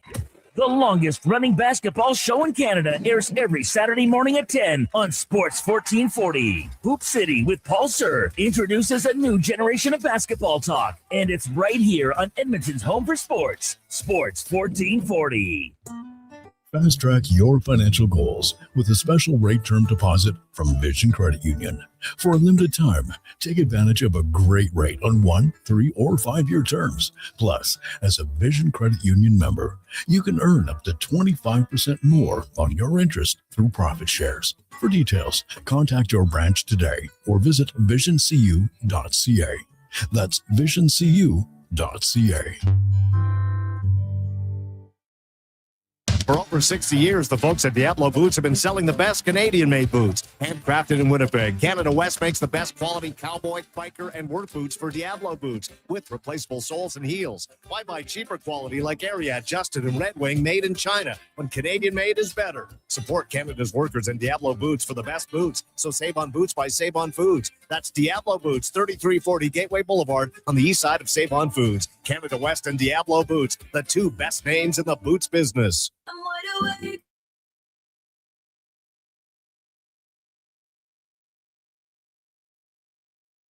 You're listening to Sports 1440 and watch us on YouTube, Facebook, and X. Sports 24/7. We are Sports 1440.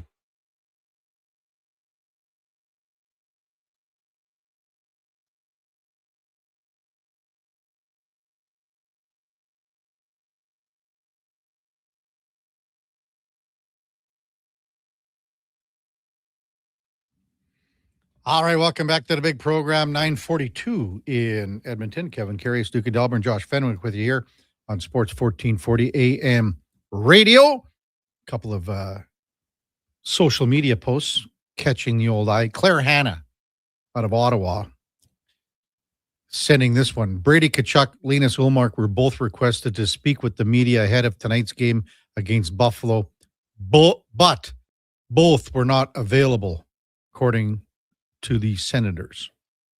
I'll tell you what, Duke. I mean, after this last one that happened yesterday with the Tkachuks and all that, and you had it on in or out yesterday, and I said Ottawa, I thought they could sneak in because they've got through all this turmoil already this year, and they're still right there. Spec, I asked him, he said no. Frank asked him, he said no, they're not making it. If they can make it past all this crap that's gone on all season long with everything, holy smokes. We'll see what happens in this game against Buffalo. If they don't, Brady Tkachuk will be gone. He'll be traded. They'll move forward without him, try to get a decent return. Just like Matthew wanted out of Calgary. Who knows? Maybe he ends up down playing with his brother in Florida. That would be good. Also, Duke, even Josh, you will hear it one more time this weekend, Duke. Make the final. So Vic Rauter is announcing his retirement from curling on TSN. It'll be his last games this weekend at the gold medal game. I guess it'll be Saturday for the World Curling Championship. So that'll be the last time you hear it, Duke. Well, that's pretty tough. He's been around a long time, man. This has been a bit of a rough go for Canadian iconic broadcasters. We're already in going through our first few weeks of a Toronto Blue Jays broadcast without Buck Martinez after announcing his retirement earlier this offseason, and now Vic Rauter, the synonymous with curling, with Canadian curling, and like you said, the make the final, count them.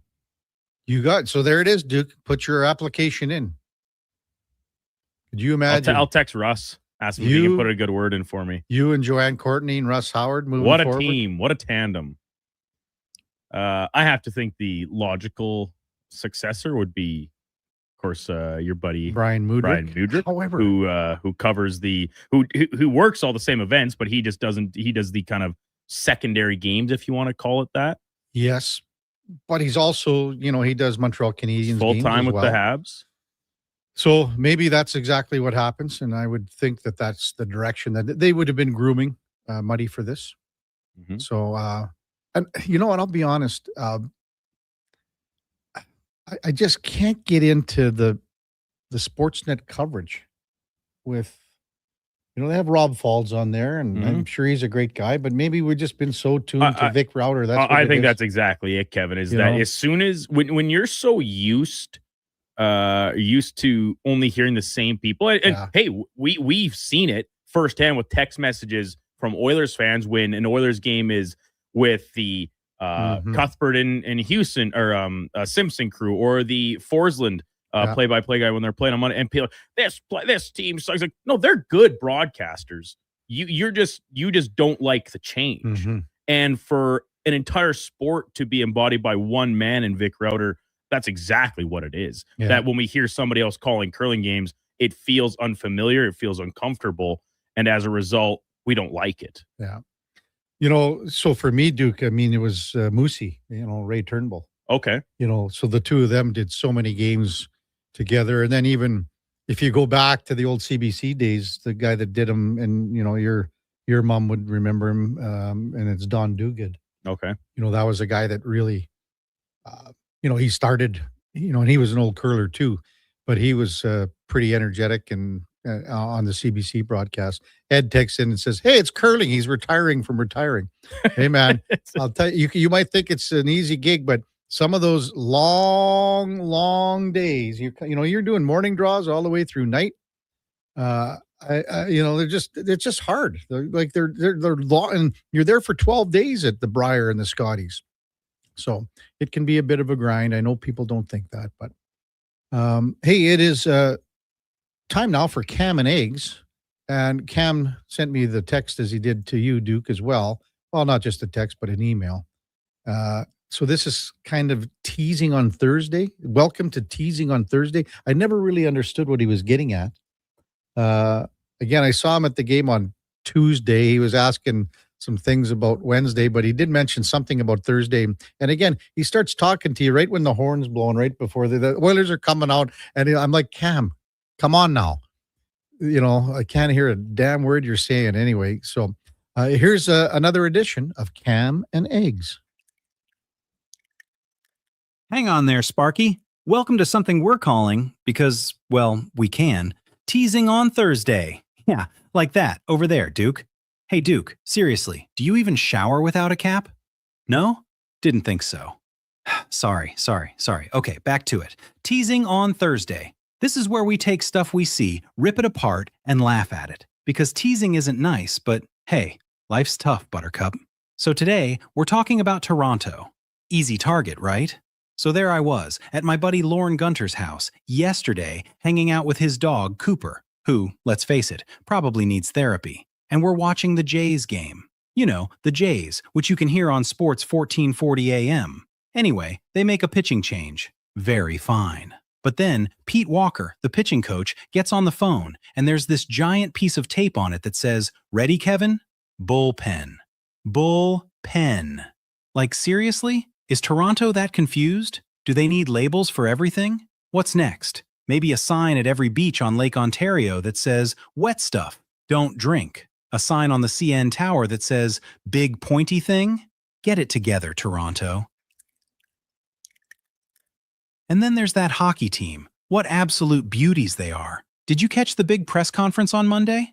Boss Keith Pelly strutting in with those blue glasses looked like Elton John without a piano or a hit single.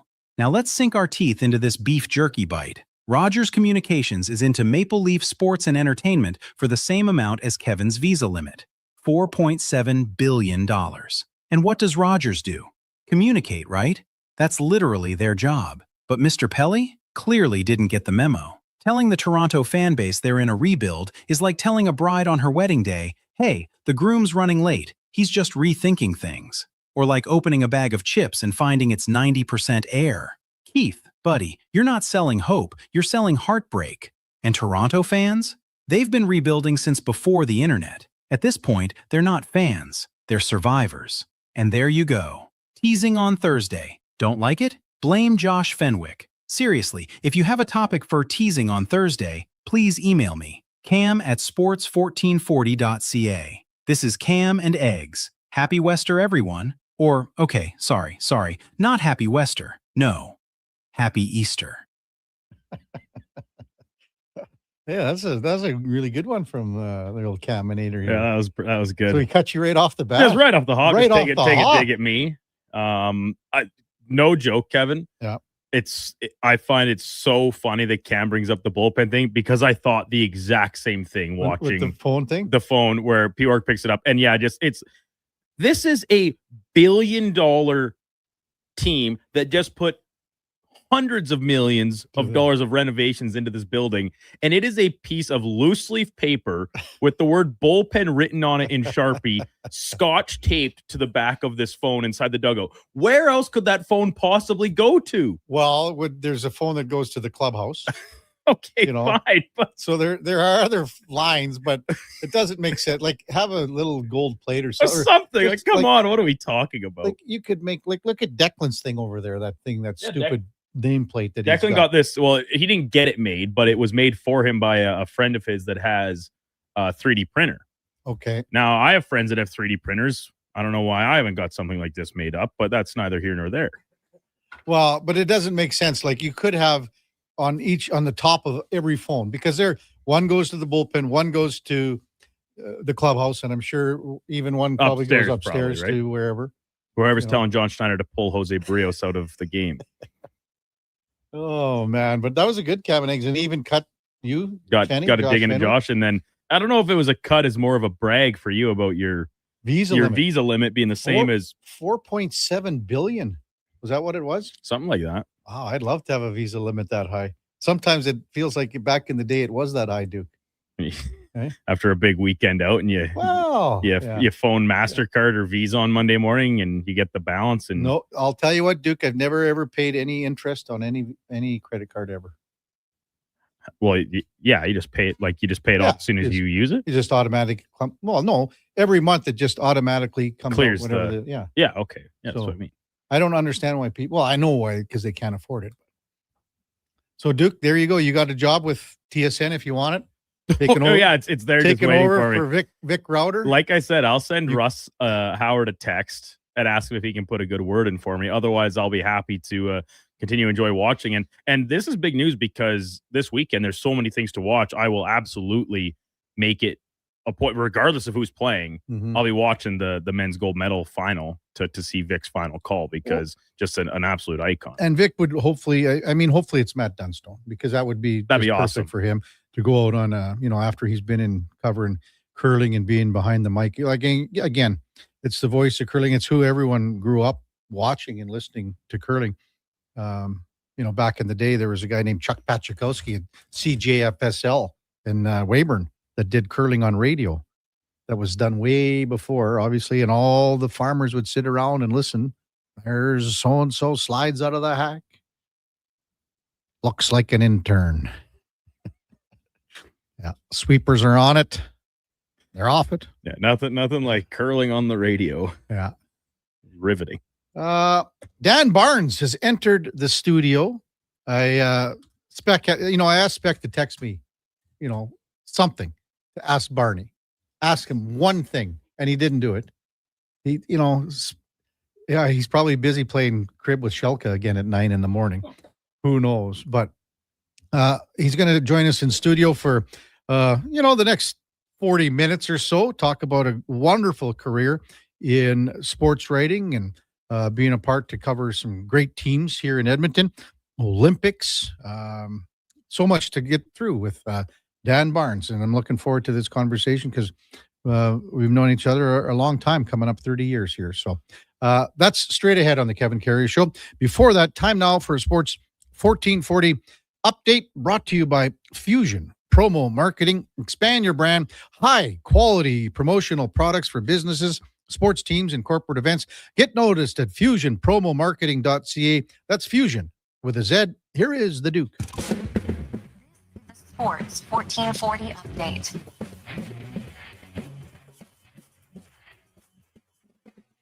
Game day for the Edmonton Oilers. They look to extend their season-long winning streak to 5 games, and they welcome in the Chicago Blackhawks tonight. Puck drop coming just after 7 o'clock from Rogers Place. Pre-game coverage starting right here in Sports 1440 at 6. 13 games around the rest of the NHL, and the playoff race remains contentious. Sabres are in our nation's capital. Hosting the Buffalo Sabres. Penguins in Tampa Bay. Panthers up against the Bruins. Rangers play the Habs. Red Wings against the Flyers. Jackets and the Hurricanes go at it again. Devils hosting the Capitals. Jets play the Stars. Wild host Vancouver. Calgary down in Vegas. And the San Jose Sharks, second half of back-to-back, they host the Toronto Maple Leafs. In the association, just half dozen games. First place Pistons hosting Minnesota. Lakers in OKC. Golden State up against Cleveland. And San Antonio and Victor Wembanyama, they're in SoCal against the Clippers. Very light day in the majors as several teams in transit. Royals hosting the Twins. Braves in Arizona against the D-backs. And the Giants host the Mets. Blue Jays and White Sox were supposed to kick off that series, but it is postponed till tomorrow. And in case you missed it earlier this morning, veteran quarterback Kirk Cousins set to sign with the Las Vegas Raiders, according to reports from Adam Schefter. Cousins spent the past 2 seasons with the Atlanta Falcons. Coming up in hour 4 of the Kevin Karius Show, we'll be joined by longtime sports writer Dan Barnes, and we'll check in with a new edition of In or Out. I'm Brandon Douglas at your Sports 1440 update. Sports 1440, Stingray Radio Station. CKJR broadcasts from West Edmonton Mall and Wetaskiwin. Download the free Stingray music app and listen wherever you go. Hi, Mike here from Northgate Chevrolet Buick GMC. Would you like to be a part of history for the month of April? I'm kidding. Or as the kids say, bro, I'm joking. Would you like to help us set a record in April? Chill. Still kidding. At Northgate, we aren't trying to set any records or tell you how many vehicles we sell. And we really don't think you'd care. But what you will care about is this. Every dealer has the same costs. Trust me. GM does not have a favorite kid. You get to decide where you buy. 0% financing, a great selection, and of course, great people. Stop in and see us today. 13215 97th Street or visit us online at northgategm.com. You're in Northgate country. Booster Juice is going crazy for hazelnuts. No, not crazy. Nuts. Booster Juice is going bananas for hazelnuts. I mean, there are bananas in smoothies, but that's not the point. Banana juice is booster for hazelnuts. What? Just stop. Booster Juice is going nuts for hazelnut. Introducing the Nutty Monkey Smoothie, Holy Hazelnut Acai Bowl, and Nutty Booster Ball, all made with rich, creamy hazelnut spread. Try them today, only at Booster Juice. Canadian born, blending since 1999. Hey, hon, I'm getting expressions and images to frame my hockey card collection in the man cave. Perfect. I'll come with you and bring our wedding photos. For sports memorabilia and family treasures, think Expressions and Images, your local custom framer since 91. You name it, we frame it. Spring into savings at The Brick. Refresh your home with huge discounts. Save up to $1,800 on sofas and sectionals. And buy more, save more, up to 25% off bedroom and dining furniture. Dreaming of better sleep? Upgrade your mattress game and save up to 40% off select mattresses and score free delivery when you use your Flexity card. Plus, save 15% when you buy 2 or more select major kitchen appliances. Some exclusions apply. See in store for details. The Brick, proudly Canadian since 1971. Need a new ride for road trips, errands, or just life on the go? Go Auto offers a massive selection with over 15,000 new and used vehicles to choose from. With over 70 locations across Western Canada, finding your next ride has never been easier. Whether it's a roomy SUV for the family, a sleek car for the open road, or a rugged truck for your weekend adventures, you'll find it here at a price you'll love. Explore thousands of vehicles today at goauto.ca. At Hughes, it's all about getting in and out quick and clean. No cash, no problem. With Hughes' new tap and wash system, all you need is your debit or credit card to get your vehicle sparkling clean. Find us at hughescarwash.com. Legacy Heating and Cooling offers no payments and no interest for 1 year on your new furnace. So, when you wake up to no heat, call Legacy. Call Legacy. If you need it immediately with no overtime rates. If you need it immediately and want to combo it with AC. Call Legacy. Call Legacy. No payments and no interest for 1 year on your new furnace. It could only be Legacy Heating and Cooling. April 7th and 8th is the Critical Care On the Air Radiothon for Stars, your chance to support this vital service that delivers life-saving care to Albertans. Listen for stories from Stars VIPs, very important patients, and how Stars has made a difference in their lives.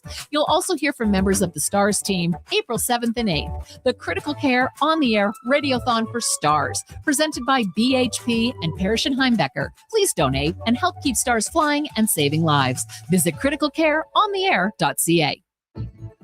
You probably know Stingray for radio advertising. What about digital advertising? Yeah, we do that. Connected TV? We do that. Search and social? And that. Programmatic? Digital out of home? We do it all. Endless digital platforms to connect your business to more customers, to intrigue them, engage them, so they choose your product or service. Get started now at stingraymediasolutions.com and let us help your business grow. We are Stingray. That's what we do.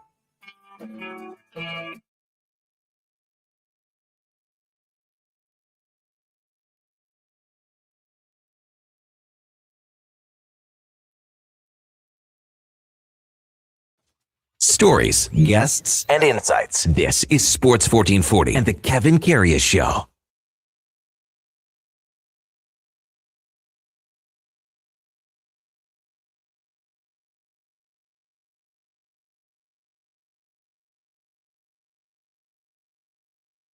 All right, welcome back to the big program. 10:01 in Edmonton on a Thursday, heading into the Easter long weekend, April the 2nd today. Appreciate that. And Good Friday tomorrow, so people have an extra day. Some people have Monday off too, so enjoy the weekend. Just spend it with friends, family, and whatever you're going to do, just to make sure that you are enjoying yourself and spending that quality time with your loved ones.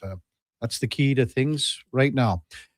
Hey, it's the last week of shows for us, or last hour of this week for shows with us this week, because we're off tomorrow morning. And I was excited to call an old friend, Dan Barnes, who is retiring after 44 years in the broadcast industry. Broadcast? I call it broadcast because after our time that we spent together when we were I was at Global and you were at the Journal, and you guys hated doing the broadcasting part of it.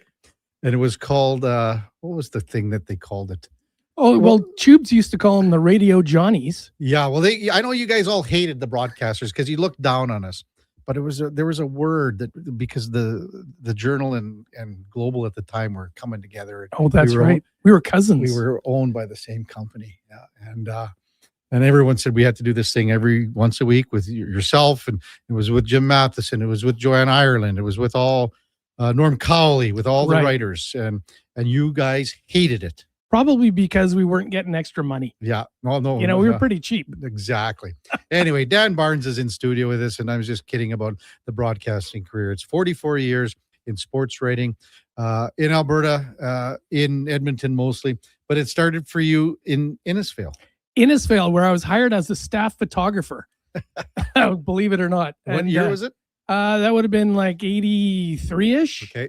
And I lasted exactly 11 months. I got fired. Bad attitude. So I was like, if it's 83, I was 22 years old. Yeah. And just a immature little brat. And I don't know why. I just, if I didn't get fired, I was going to quit. So I went from there to 7 months and 2 murders in Rocky Mountain House. I did not commit the murders. I covered them. I covered them. So that must have been something you were like, oh, wow. Yeah, that was an awakening. I was 7 months, and it was the coldest winter I think the world has ever experienced. I remember opening the door on my 1981 Honda Civic, and it didn't want to. It was so frozen. Just forget about it. Just go sit down somewhere. Yeah. From there to 2 pretty good years, I thought, at St. Albert. Right. St. Albert Gazette. I think it still wins awards. Alberta Weekly Newspaper Association Awards. And we won a bunch of awards when I was there. It was a great paper run by Duff Jameson. And Scott McKean was there for quite a while as the editor. He went on to become City Hall columnist here and was a counselor for a while. And he was the best man at my wedding. Really? Yeah. How about that? That's a cool story. You get your, you call it your first big break. Is that your first big break when you get the call to go to the Sun? Yeah. Yeah, sure. Yeah. Absolutely. And the first big event I covered was the University Cup at the old Agricom, and the Bears won it. They got in the back door and they went out the roof. They just, it was the UQTR, I think they beat. Okay. So whatever year that was, like 86, I think. So it was 86 because, they just had their anniversary. There you go. They That's just right. had the 40-year anniversary. Yeah, it was the 86 team that I covered there. Howie Draper and all these guys. Oh, yeah. Howie got a concussion in that final game. Yeah, he got knocked. Didn't have any idea where he was, but they were celebrating, so he knew he'd won. Dan Barnes with us in studio. Got a text in already. Even just Billy says, just a big thank you to Dan, please. He really was a steady Eddie in sports journalism in Edmonton. Once you got rolling at the Sun, I mean, I think back, I'm 36 years in broadcasting. The 36 years ago, it was unreal. Like the amount of reporters, cameramen that we had. So same thing for you guys. And then, and I know we'll talk about Terry Jones quite a lot too, because you worked with him for so long. But the Sun was like to the Journal, like the little sister. The annoying little brat. Yeah, for sure. How did you guys kind of go about it when you were? Well, the Sun made its reputation by being that. That's what they wanted to be. Right? That was the word from on high in Toronto. Just be that kind of a newspaper. And you could tell just by looking at the sheet, right? The Sunshine Girl on page 3. You know, you don't do that anymore unless you're in Great Britain. Yeah. And it was sports and crime and the Sunshine Girl. And that's what sold that paper. Yeah. Right. That's what they wanted. So we did stories that were so much shorter, first of all, right? They were supposed to be punchier and brighter and more, well, let's say it's sensationalistic, whatever the word is. You know, I'm already losing my vocabulary. I've been retired for one day and I can't talk anymore. But that's what we were. We were the rogue, the rebel, and they wanted it. And I don't know what the general consensus was of my peers at the Journal, but I know in general, the broadsheet kind of newspapers indeed looked down their nose at the tabloids. Yeah, and it's just a simple fact of how it was. But then, you know, as the paper grew and grew and grew, and the sports department that you had. So Terry Jones, obviously everyone remembers him. Maybe just touch on the other guys that you started working with and continued to work with at the Sun. Well, I got hired by Tom Ellsworthy, the late Tom Ellsworthy. Scotty Haskins was the assistant sports editor. He became the sports editor over time. Billy Davidson was there. Dick Chubet, everybody should remember Dick from long time. Yeah, Oilers, like he covered the Oilers from 15, 20, 25 years. I don't know what it was. A like long, from the long 70s time. into all the cup runs and everything. The late Gary Prouse, he covered the Eskimos for quite a few years. Lori McFadden was there. She covered amateur sport and a whole bunch of other stuff. Who else? Mario Anacarico. Remember Mario? Oh boy, do I ever. How about Greg Heeks? Yeah, I don't remember Greg, but I should remember Mario. Oh yeah. Mario's always very kind to me. Yeah, good guy. Yeah. He's living on the island. Yeah. So is Lori McFadden. Okay. I guess that's where you're supposed to go. I guess. Well, you're not going there. No, I'm not going there. I got too many ties to this place. So who else? Who am I forgetting? Phil Rivers was there. A delivery of we're gonna have a couple of bubbles? we might have a pint here for you. How about that? Why not? It's a little early, but oh no, it's never too early in here. It's Thursday. Yeah, I mean those are wait, I'm forgetting Robbie Tichkowski. Okay, yes, and he's still going. Yeah, and the late Robin Brownlee. Yes. Although I think I worked mostly against him because I think I was. You would have gone. We had swapped, right? From Journal to Sun. Yeah, right? yeah. Rancher Mike just texted in Fred Fleming. Freddie Fleming, for sure. So Gary Cooper. Gary Cooper covered the ponies. The late Gary Cooper. Oh, man. Yeah, I know. I've outlived a lot of guys. Well, I mean, you're not that old here, Barney. Come on. Dan Barnes with us, 10:08 in Edmonton. Danny's in studio with us to talk about his career, 44 years sports writing. So at what point, from the Sun to the Journal and that transition, how did that come about? Well, if you ask Curtis Joseph, it's because I took the money. So I write this story when he leaves Edmonton to go to Toronto. Okay. And, you know, as every hockey player, as every athlete will do, they say, oh, yeah, I'd love to stay here. You know, it's a great place. And then suddenly they're gone, and they're gone for better money. So I write some snarky piece about Curtis taking the money and running to Toronto. And like 2 weeks later, I cross town and I go to the Journal. The Journal, yeah. And eventually Curtis and I have a meeting, and he laughs about it. He's a good guy, right? So, but yeah, he says, I hear you took the money. So, and it was, you know, that the tabloids were not paying as well as the broadsheets. It's, you know, Sun Media was not paying as much as Southern back in the day. So, yeah. Hitch says, and well, this, we haven't got to it yet, but Hitch comes in, Cam Cole. Oh, so that's now we've gone to the Journal now it's the side. Journal, right? Cam Cole, great writer, unbelievable writer, and wicked, and really, really nice human being too. Norm Cowley was over there. Curtis Stock was over there when I joined. Spectre was there. He had he started at the university, the paper, the Gateway, and he made his way as a young brat himself over to the Journal. And he was there. Joanne Ireland, as you mentioned, was there. And Matty, obviously. Yeah. Well, the institution. Exactly. Is he ever going to stop working? I don't know. I don't think so. You know, it's funny. Yesterday at the Oilers skate, after the scrum with Chris Knobloch, Spec comes in. He came in a little late because he was doing another interview, but he goes, okay, you got time for, so we're just, Maddie and Spec and I just sat around with Chris Knobloch for 15 minutes. Some was off the record, some was on the record. Those are the best. See, those are the best. Yeah. Really, it was just enlightening because Knobloch's, he takes heat here. Yep. He takes heat just like every coach. Sure. But you hear him talking about stuff and okay, that makes more sense now. Makes more sense. And back in the day, and I'm, I am dating myself as if, the gray hair isn't enough to do that. But we used to sit down inside the Oiler dressing room and you could, if the guy next to the guy you want to talk to wasn't there, you could sit in that stall for 20 minutes. And, I remember talking to Doug Waite and Jason Arnott and Bill Guerin and all those guys by myself, or maybe there was one other reporter. And you would get exactly as much time as you wanted. And it was, it was an imposition for them for sure. It allowed me to do my job a lot better than I would be able to do that now. Yeah. With, 5 minutes here, 5 minutes there in a scrum all the time.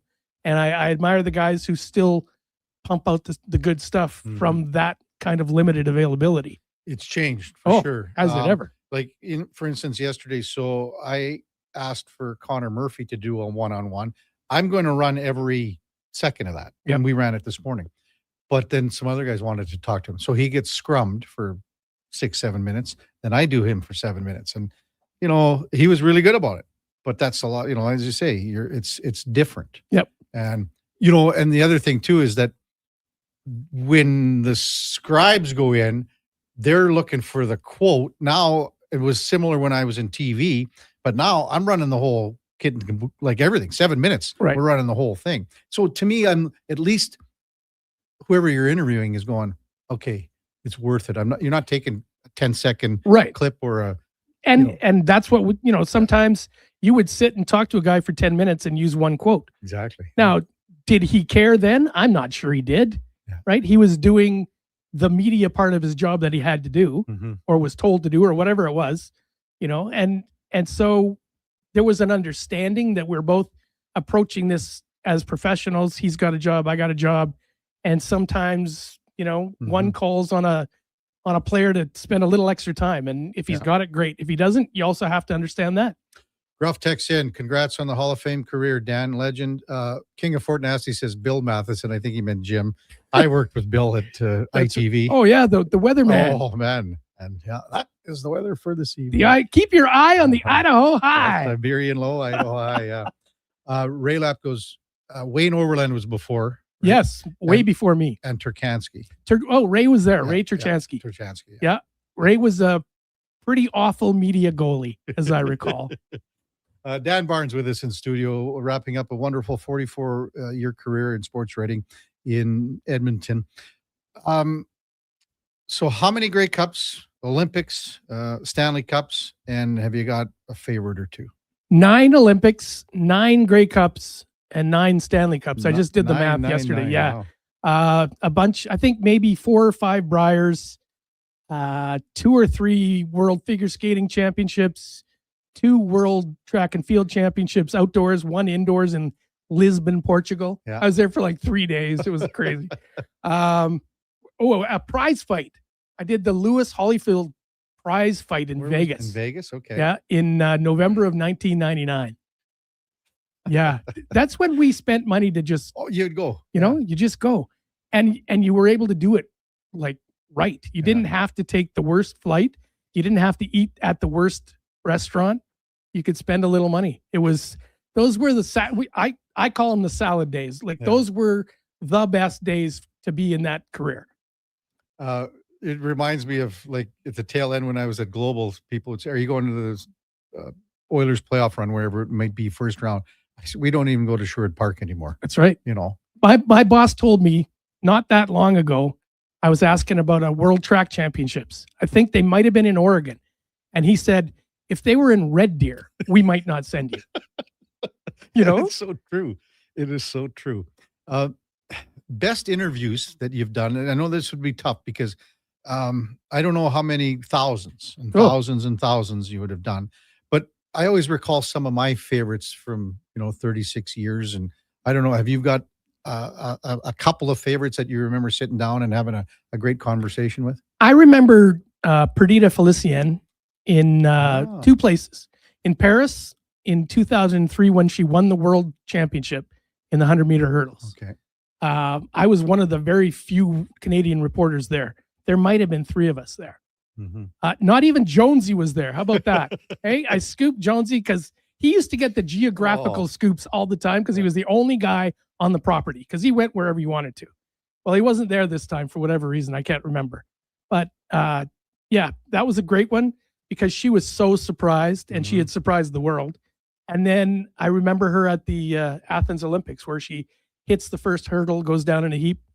And it wasn't a one-on-one interview by any means. She walked into a press conference wearing sunglasses because she had been crying for a while.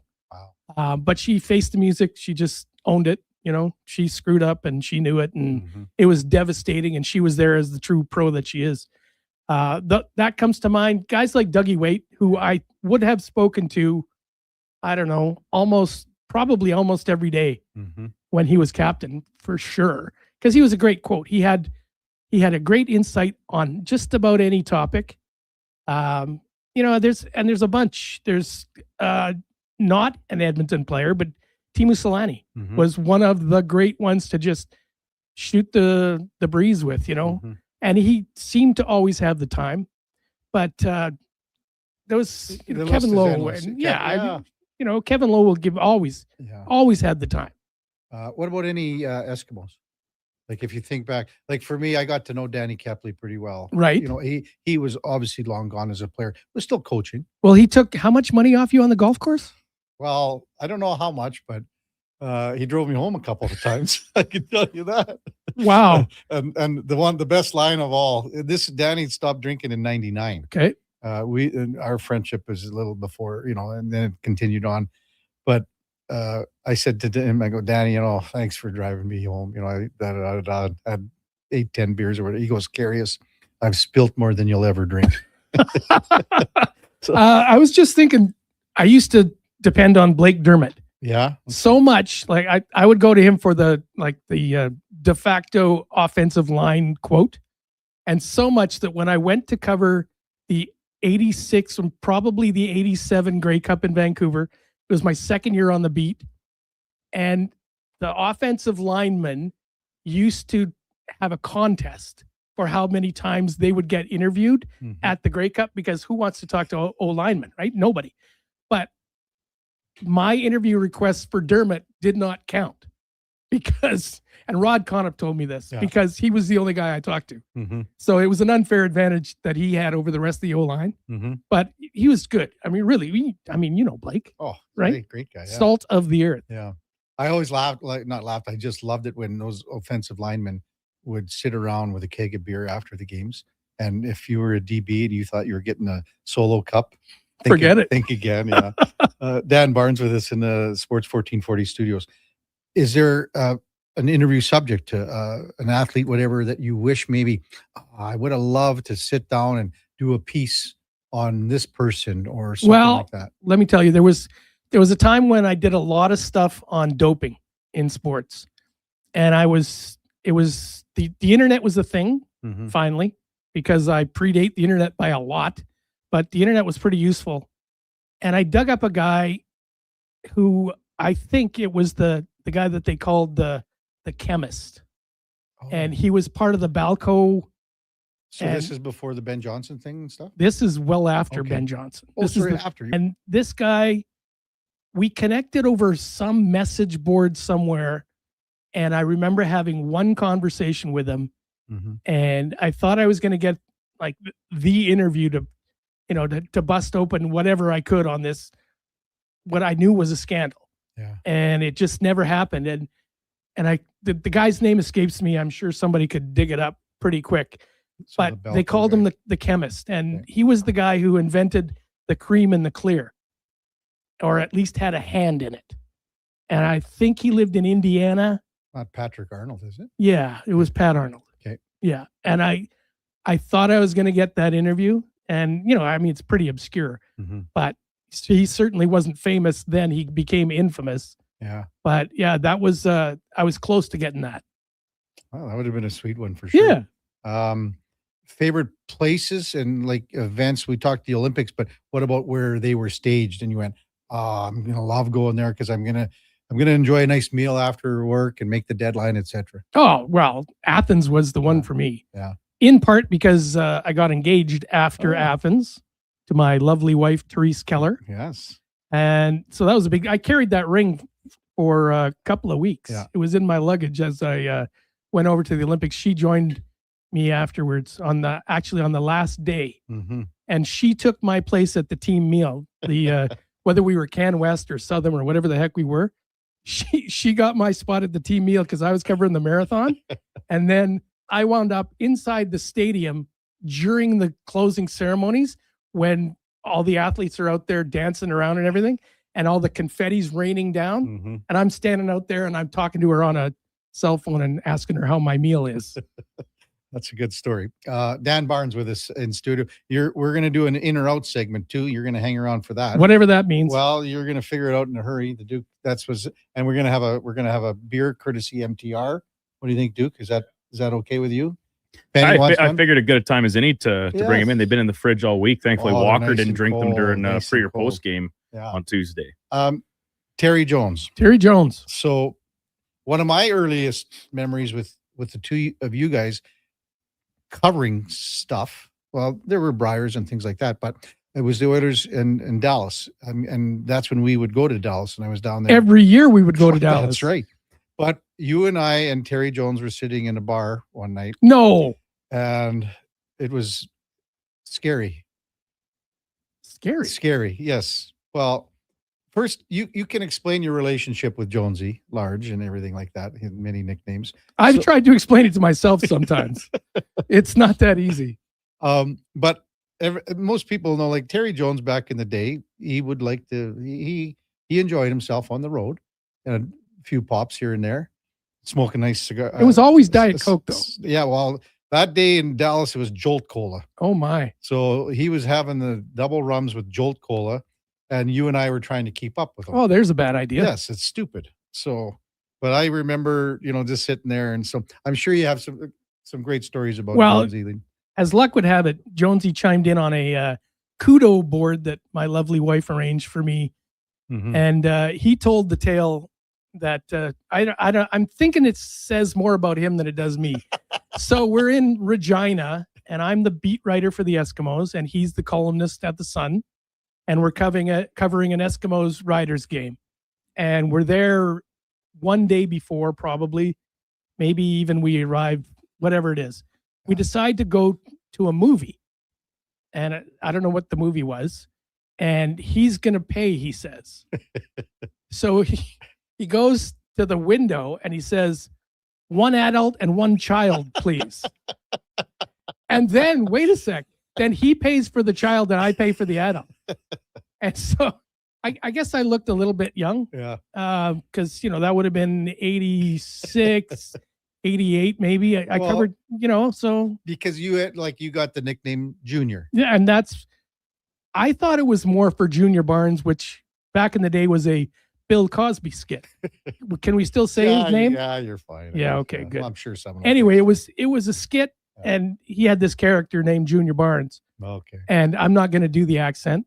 And I thought it was funny back in the day. I thought that's where it came from, but it may well have been just because I looked like a child. Yeah, or because Terry was large and you were Junior. Yeah, that could have been it. Yeah. Spec did not text me, but he said this on the air. You guys were covering some game, and your name on the nameplate was Dick Barnes. So he phoned ahead to all the other locales. I thought that was Brownlee. Oh, Spec. Well, maybe it was. I don't know. Spec said because Rocket Rod Phillips used to call me Dictate. NBC News. Oh man! And there was another guy. How much fun did we have with Rod on the road? None. None. He was terrible. He's a horrible person. And now there isn't that. I mean, there are. You got the Oiler guys that are with the team, but it's not like it was like with the amount of media covering on the road. We had like sometimes we'd go on the road, there'd be 15 media people having dinner at.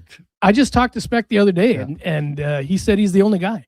Right, he is the only guy. Yeah, right, the only digital print kind of guy, non rights holder. Yeah, well, just non paid by the organization. Yeah. So you have you got Oilers TV, Oilers Plus, you got Ched, and you got all that. But he's not. He's the only guy. we used to be our own movable feast. It was a great time. Yeah, there were some lot of fun meals and stuff like that on the road. So, we're gonna take a quick break. We're gonna come back. We're gonna do we're gonna crack a beer thanks to MTR.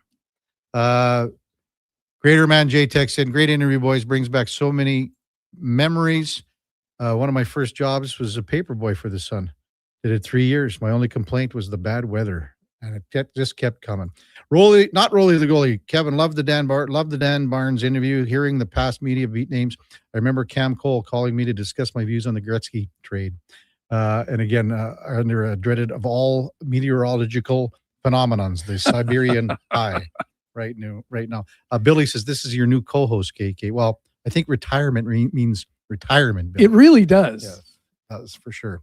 Much more to come. Dan Barnes in studio. Kevin Karius, Duke of Delburne. Josh Fenwick on Sports 1440 AM radio. We're streaming on YouTube, X, Facebook, and Instagram, presented by Sports Select. As we all try to figure out when winter will actually stop and spring will finally be here for the season, GS Construction moves ahead with their plans for the year. From planning and digging to laying out underground infrastructure, construction season is limited, so we make every day count. And that's why GS Construction counts on our team to get the job done right. Crews are getting back in action across the city, and we'd like you to join us. We're looking for experienced top men, pipe layers, operators, and surveyors. For more, visit gsconstruction.ca. Do you sit around at work listening to sports radio all day? That's right, my friend. There's no shame in it. It's the good life. And we're not here to snitch. Say, if your company advertised on Sports 1440, you could be the one listening for your company's ad every day. Now you've got an excuse to listen to Sports 1440 all day. It's part of the job. Sounds like someone's getting a promotion. Email Gregor at sports1440.ca and let's get to work for you. Fountain Tire, the savings come in threes. Up to 25% off select tires, a mail-in rebate of up to $100 off a set of 4 select tires, and $50 off $150 service. We're basically the BLT of savings. Until April 25th. Restrictions apply. Book today. It's coming. An unstoppable force that will turn your home into the Sweatbox. Don't live in a summer blockbuster. Pro Solutions is your one-call solves-it-all expert for AC repairs, tune-ups, and new installations. With fast appointments and flexible financing, we'll make sure your home story has a comfortable ending. AC season is coming soon, so book today. Lock in pre-season pricing today. Visit prosolutionsinc.ca to schedule your service today.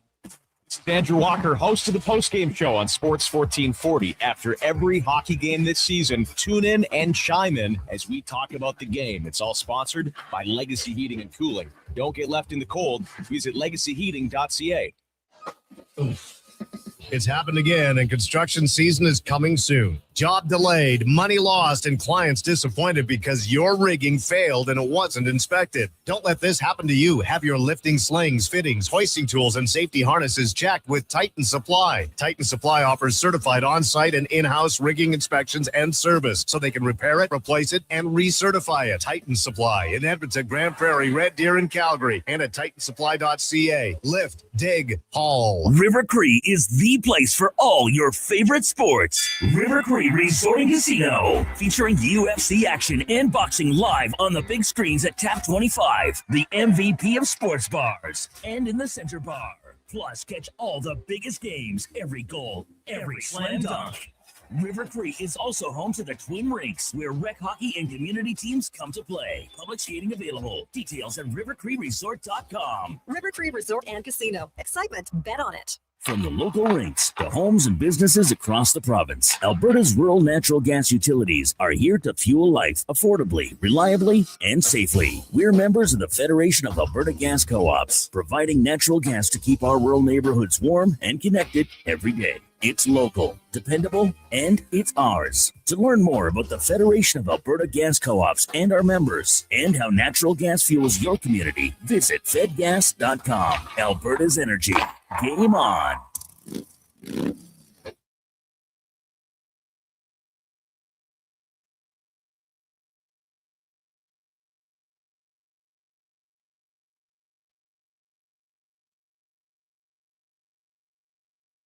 Sports 1440. All sports, all day. On YouTube, Facebook, and X. Thanks for listening to Edmonton's sports leader.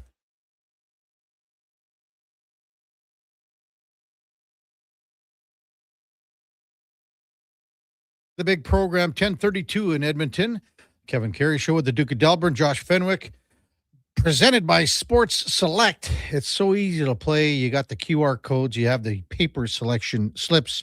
It's 100% legal. You got to be 18 plus. Please play responsibly. Check them out at sportselect.com. Raylap text in as we've got Dan Barnes in studio after a wonderful 44-year career in print media. Raylap says, did Dan ever meet Jim Coleman? Dan did meet Jim Coleman and Jim Taylor, the legendary Jims. Yes, Jim. And great paragons of virtue and journalism. You know, another guy who seems to be posting a little bit more, and I see Cam Cole post a little bit here and there. He does? Al Strachan. Oh, yeah. Strack I think posts a Strack little is living somewhere in New Brunswick or PEI. He's I out. notice every once in a while. Yeah, well, and he weighs in on the leaves. He's got the snark, right? Yeah. It's always got a barb on it because that was Strack. Well, I mean, that was one of the first guys that, from a print guy, that wandered into electronic. Yep. Right, because they had the hot stove. Right. On Hockey yes. Night in Canada. And he was really good. He was really, really good. And they got rid of him. Well, how many bad mistakes have they made? I know. With grapes. Too and many. You know, Too many. But you think about that because that was at the time where, like, he's the Elliot Friedman now. Yeah. Of Hockey Night in Canada. Right. Elliot's got every scoop. Right. I mean, he almost leaves nothing for anybody else these days. Oh, that's the way it is. Wow, what a pipeline he's got. Wow, he's kind of like your Rolodex back in the day. Back in the day, yeah. MTR says, enjoy those wobbly pops, boys. Happy Easter. And these are from a bet that I lost to him. Oh. And they've been sitting here for 2 months and he hasn't picked them up. So anyway. So fair's fair? Well, no, he said to drink them up, boys. Nice. So we have a little segment here daily, Barnesy, that we call In or Out. Should mention, though, that Tristan Jarry's going to start tonight. So he'd be in then. And Trent Frederick will play. Zach Hyman's a game time decision, which maybe has some alarm bells. Normally, he was in pretty quick after a lot sooner than many people thought he would be with his wrist. So maybe something happened in the last game we don't know of. But Jarry's going to start. Hyman, game time decision. Trent Frederick will draw back in to the lineup. So what happens here, Duke's going to read off these questions. Okay. And I'm sure there's going to be, I haven't even looked at it yet, Duke. Obviously, neither is Barney. I don't even know what the game is, for heaven's sakes. You're going to find out in a second. Time now for In or Out, brought to you by Pro Solutions. If you need fast air conditioning service, Pro Solutions offers expert repairs, tune-ups, and installs with flexible financing. Book your appointment now at prosolutionsinc.ca. Okay, you know what? Moving too fast. Bottom line, are you in or are you out? In or out of what? No time for questions, just action. In or out? Well, then I'm out. I'm sorry, Jet. Actually, you're already in. Are you in or are you out? On Sports 1440. I thought you would go, I'm in, Bob. We would have had a really cool moment, but you kind of ruined the whole thing. All right, Duke, let her buck. Game day of the Edmonton Oilers, Chicago Blackhawks in town tonight, with the chance to win a fifth game in a row for the first time this season and move into a tie atop first place in the Pacific Division. This is the Oilers' biggest game of the year to date. Biggest game of the year against Chicago. So it's a game you should win. Well, he should win it, yeah. I'm probably How many times have we said that this year? Yeah, not too many times and it didn't happen. I'm probably going to be out, Duke.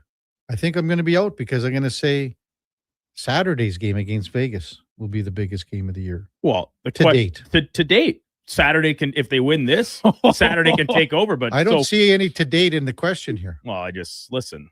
It's always a little bit of play with how I read it compared to how I write it. Oh, okay. So you're out? I'm out. Does that mean that? I mean, this this should be a game where the Oilers win 5-2, right? 6-2. Because Chicago's rolled it up and they're halfway home. They're 4 centermen.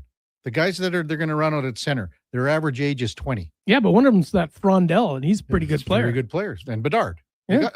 They have some pieces to the puzzle. They're all 20 years old. But so I'm going to say, to me, I would have thought maybe some other game would have been. Some other game, not one you can particularly recollect. Wow. I mean, come on now, Duke. And to me, like other times we've broached this topic of like, all right, here's the measuring stick game. And they've been against the likes of the Dallas Stars and the Avalanche. And yes, they did get the win the last time they played the Avs. But otherwise, in most of these games, they've not exactly put their best foot forward. Tonight, it's a game you're supposed to win. You should win. And a chance to further stamp this new brand of hockey that you're playing. I think it matters a lot. I'll go with the Duke. I'll say Duke's Ducks last Saturday. I'll say that was the biggest game of the year. All right. Wow. This Chicago. Come on now. I know. Absolutely. Yeah. Chicago is they're an afterthought. They have to be an afterthought. So I hate to agree with you just on principle, but I guess I will. They're second last. Yeah, I know. In the West. I mean, the only thing they regret is the fact that they're not going to finish last and have a shot at Gavin McKenna. Another high pick. Yeah. But no, to me, this should be, as long as you don't fall into a trap and have a piss poor effort and not and take them lightly, they'll be okay. The Blackhawks come in, as you just said, Dan, 15th in the West, 31st in the entire NHL, set to miss the playoffs for what is essentially the 9th straight year, if you discount the little play-in COVID bubble tournament that they did, in fact, beat the Oilers before being dispatched in the first round. And listen, they've got a great crop of top-tier talent. You mentioned Frondell, Bedard headlining it, some youngsters on the back end to complement this exceptional group of forwards they put together. But I look around the Western Conference, barring a pretty substantial offseason move, I don't think the Blackhawks get in next year either. You want to go first on this one, Barney? I'm in on that statement because I don't see it either. They still have goaltending concerns, much like the Oilers. Spencer Knight's been okay. Yeah, he's been okay. And will he win you a playoff series? Will he get you to the playoffs? I don't know. But I look at their goaltending as super average. They do have the youngsters. They don't have a ton of guys who you would think could mold those guys and guide those guys. They are super young. They're going to be good eventually, but I think it's going to take a couple more of those draft picks. So when you look at making the playoffs next year, I don't think so. No, I don't think they do. That's fair. But next year, Colorado, Dallas, Minnesota are in. Yeah. They got enough guys here that Sure. they're in. Anaheim and the Oilers are going to be in next year. Okay. Fair. Vegas, I mean, let's What think, is wrong with think Vegas? about Vegas here. Yeah, I know. And I'm just looking at who's in right now, Utah and LA. So right now, the Blackhawks are 10 points back of LA. Yep. Can they make up enough ground to knock? And I mean, we're taking Winnipeg, Nashville, San Jose out of the picture here. So you've already written them off? Well, I'm just talking about teams below the cut line. Okay. Someone's coming out here. It could be, I still think Winnipeg's going to make the playoffs. This year? Yes. This year. Duke, tell him. He said it back, was it January? Winnipeg was second 2 last months in the ago. conference. So that means you had morning beers on that day too. Oh, but I also said that Florida would miss the playoffs at the start of the year. Okay. So Barney, come on. After their captain got hurt. Nope. Before their captain got hurt? We'll have to check the timestamp. Yeah, check on the that, but timestamp on that. It was before. It very well could have been. It was because, before because we just knew Kachuk was out. Yeah. Okay. Wow. Good for you. The Swami. No, I call it like I see it. So I'm gonna say next year is the year that Chicago. There we go. We've disagreed. Everything's right in the That's world. right. So I'll say I'm gonna be the other way around. Dude. Yeah, it's just I'm kind of in line with Dan's thinking That's that good. you look at these other teams that have taken this step, in Anaheim and San Jose is the best examples. They've insulated a lot of their young talent with like upper tier veteran players. Killorn, Kreider, Trouba, and Gudas on the back end. San Jose, their entire decor is essentially veteran guys this season. And then even someone like Tyler Toffoli, it's simple, but a guy like that up front. Chicago hasn't done that. They have guys, Bertuzzi, Teravainen, but those aren't real difference makers necessarily anymore. And unless they, say, package a couple of these first-round picks that they've already worked a couple of years on to, say, land a Brady Tkachuk or, if Toronto really decides to shake things up, maybe Austin, like a big move like that changes the course of it. At a certain point, you can't, as Spec said earlier, you can't have a full team of 20-year-olds. you need to have other players, and I think and that's they have some of those already. I don't know. They do. They got to add a few more because they just subtracted them, 2 of them to the Oilers here. Yeah, I'm just not convinced, and I think the Western Conference is still a little too stiff competition wise, and I'll hold out the caveat that if they make a big splash for a veteran difference maker this summer, but otherwise I'm not sold yet on where Chicago's headed. When you're you're counting on guys like Burakovsky, Ryan Donato. I just don't, they've got some experience, but I just don't think they're the guys. But again, if you're committed to all those young kids, it's going to open some. I mean, it calls for veteran leadership, and I just don't know that they've got the high end. They can get that this summer. They're going to have to do some work. Of the 6 defensemen that are expected to play tonight, the oldest is Alex Vlasic at 24 years old. That's right. Well, they can go and get some guys. Yeah, they could. They could. It's not a great free agency crop this year, though. Jumping over to the hardcourt, Final Four goes this weekend in Indianapolis. One side of the bracket with a pair of 1 seeds. The other, a pair of upstarts in the 2 and 3 spots. Come Monday night, I'm predicting it'll be the Fighting Illini and the Wildcats playing for the national championship. That, of course, being Illinois versus Arizona. You never covered a Final Four? I never covered a basketball game outside of my daughter's high school gym. That's great. I think that's it. So I am out on this. I don't care what the issue is, what the question was. I'm out because I know nothing about this. So I joined the club. I'm going to be out too because I got UConn and Michigan in the final. Oh, so you're out on both fronts. I'm out on both fronts. I'm on both. I'm going against JVT that we had on yesterday, Jonathan Von Tobel from Money Moves, VSiN Live, because he has Illinois and Arizona. So I'm going totally against the expert. I just like for UConn, it's a full week removed, but is there a little bit of an emotional letdown after that win over Duke? And listen, Illinois, this has been like a long time coming with Brad Underwood. He's a really good coach. And I think this is the year they maybe get over that hump and you never want to count out Dan Hurley, but I like Illinois this year. The other side, take your pick between the 1 seeds, I suppose. I'll just Michigan's had too much going for them in recent years. So in the majors, Jays head to the south side of Chicago for a weekend set. Was supposed to kick off today, but inclement weather, they've pushed it to what was the off day on Good Friday. It's the White Sox home opener for the season. If the MLB insists on starting their season as early as they do now in essentially late March, mid-March, they should make a more concerted effort to avoid games in the early part of the schedule in these cold weather outdoor stadiums. Why are the Cubs playing like 3 straight sets at Wrigley to open the season in late March? No clue. 100% in. And the other thing too is baseball used to start. Opening day used to be April 5th. It was like in conjunction with the Masters a lot of times. It was like even a bit more. It was like April 10th, 12th. It was always in there. It's like now it's like we're in March when we're starting. It's just stupid. So what we're saying is these guys can't play when it gets a little cold. Too chilly. It's a little chilly. Remember when the Jays opened? Snowstorm. Yeah. Well, I wasn't there or anything. I was just a child then. No, I mean, come on. They're highly paid professional athletes. Suck it up a little. Oh, come on, Barney. Just a little. No, I mean, you got to get these games down south. There's more than enough other options between enclosed stadiums and warm weather climates where you can make it work for 2 to 3 weeks as opposed to trying to cram this in. And I get it. It's not going to be perfect. Teams are going to have to play in some less than ideal conditions as they do during later parts of the season when it's raining and whatever. But I just think they could do more. And this is another area where I think baseball can't get out of their own way to try and make it more enjoyable for fans too, right? Who wants to go sit in the bleachers at Wrigley or at Wright Field when it's 8 degrees Celsius and snowing on your head to watch a baseball game? But they want to safeguard the back end of the schedule, right? I suppose. The back end of the playoffs. So you don't want lousy weather for the World Series either. Listen to the veteran This guy knows what he's about. 44 years in the business. That's the savvy veteran presence. Wrapping it up today, it is Easter weekend, Good Friday. Tomorrow we will be off, but you can't catch Blue Jays baseball all weekend here on Sports 1440. Cadbury cream eggs, they only come around this time of the year. I think they're drastically overrated. They're much better suited into desserts than they are on their own. I think that's awful. I cannot believe he just said that. That's like the creme de la creme. One of the finest pieces of chocolate the world has ever developed. Those cream eggs? Yeah.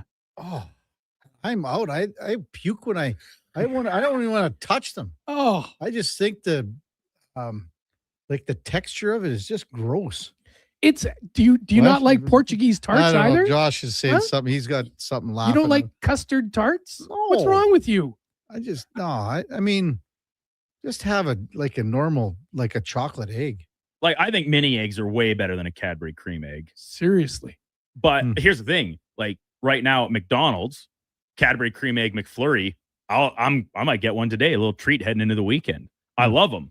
But I'm kind of with Kevin. I will maybe have one Cadbury cream egg, and then I'm good. Yeah, but that's nobody says you have to have a dozen. Well, sure. If you get a body like me, you need to have several consecutive. Got to keep this bag of milk going.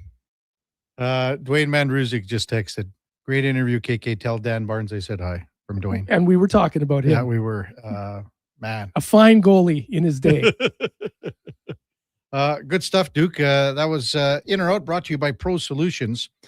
Check them out at prosolutionsinc.ca.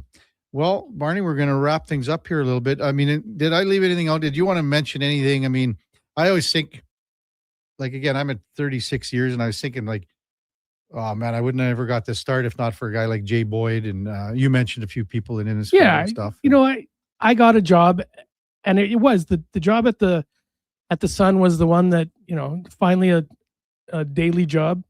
There was nothing wrong with working, you know, a couple of jobs in the weekly newspaper business. Yeah.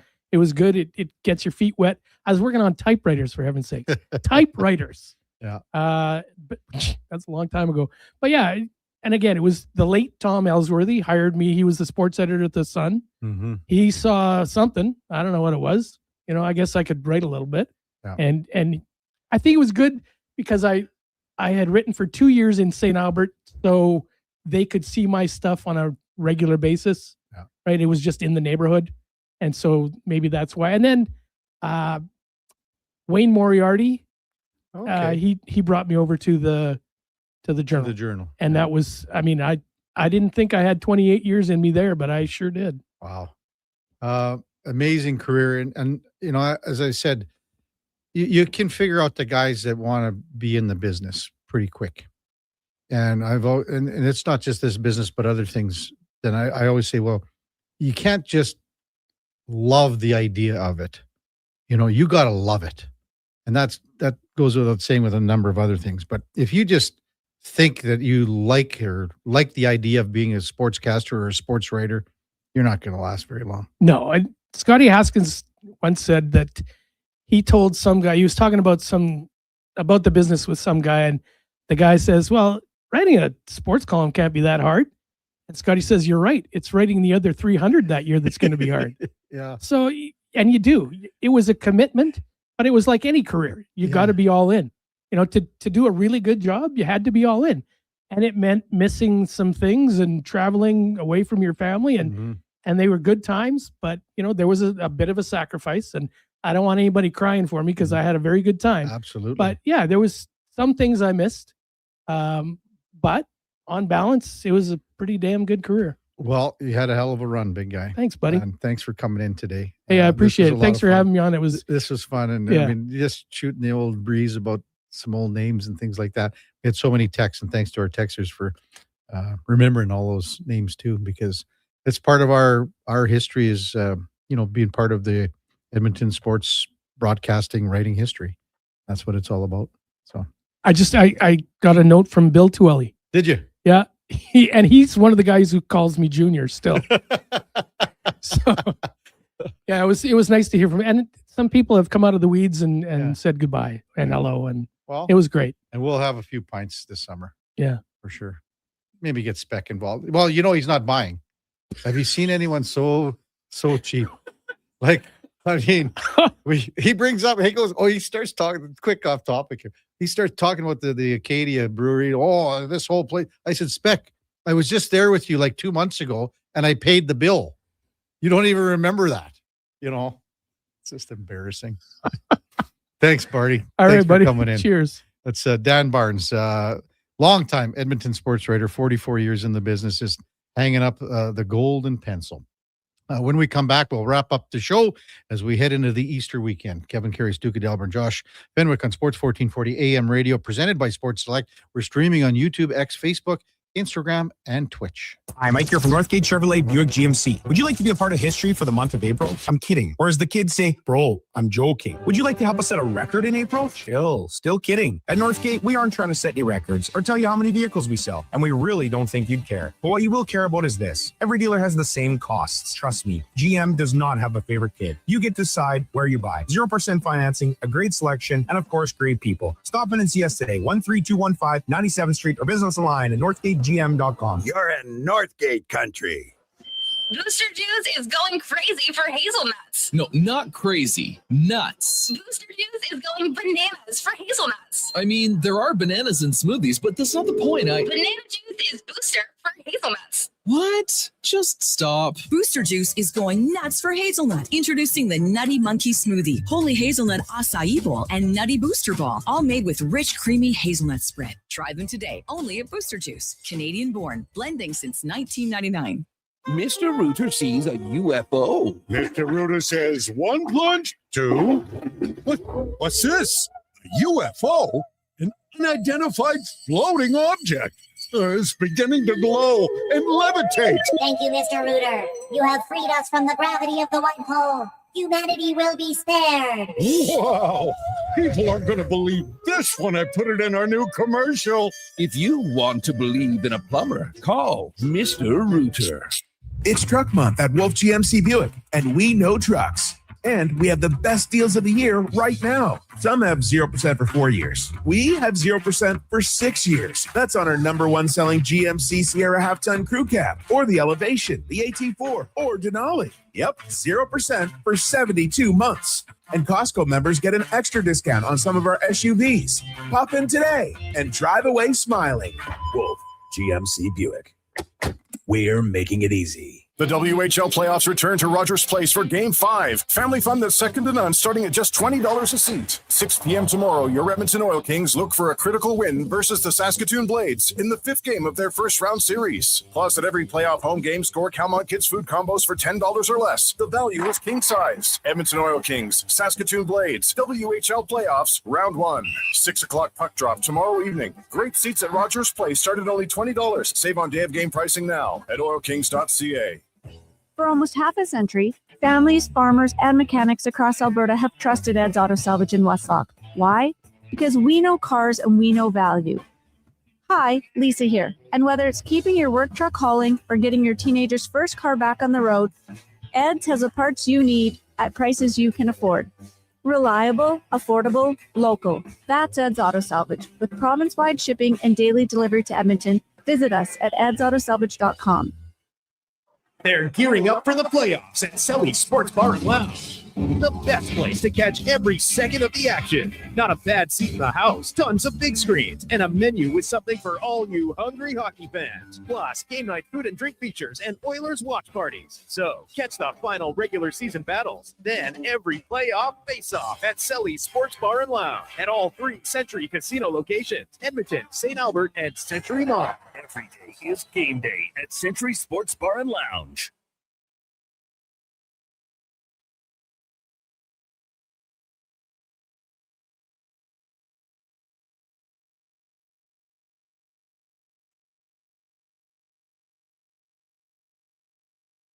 Have your sports curiosity cured with the Kevin Karius Show. This is Sports 1440.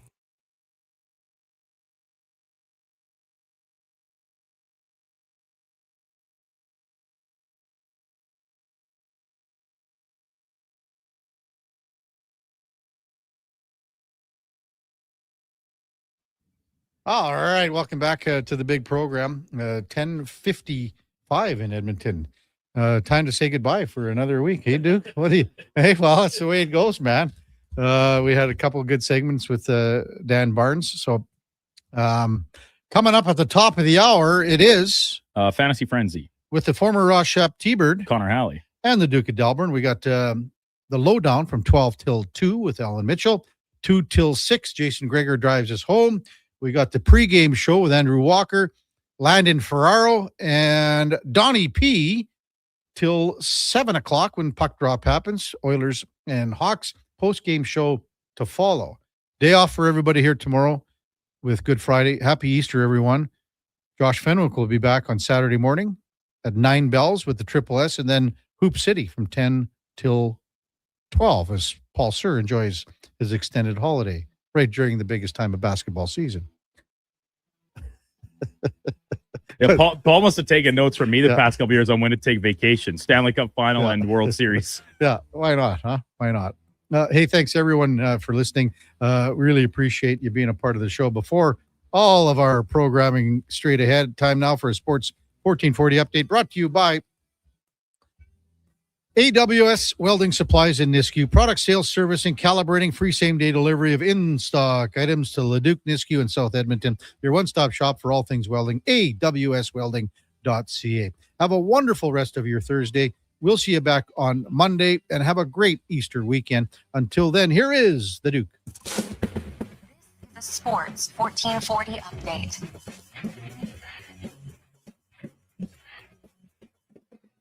Game day of the Edmonton Oilers as they look to extend their season-long win streak to 5 games, hosting the Chicago Blackhawks tonight from Rogers Place. Puck drop just after 7 o'clock. Pre-game coverage starting right here on Sports 1440 at 6. Around the rest of the NHL, 13 other games, many, of course, with playoff implications. The Sabres are in our nation's capital, taking on the Buffalo Sabres. Panthers host the Bruins. Lightning up against the Penguins. Flyers play the Red Wings. Habs are at MSG against the Rangers. Hurricanes play the Blue Jackets for a second time this week. Stars host the Jets. Canucks are in Minnesota. Sharks second half of back-to-back against the Maple Leafs. Flames down in Vegas. And the LA Kings take on Nashville in the nightcap.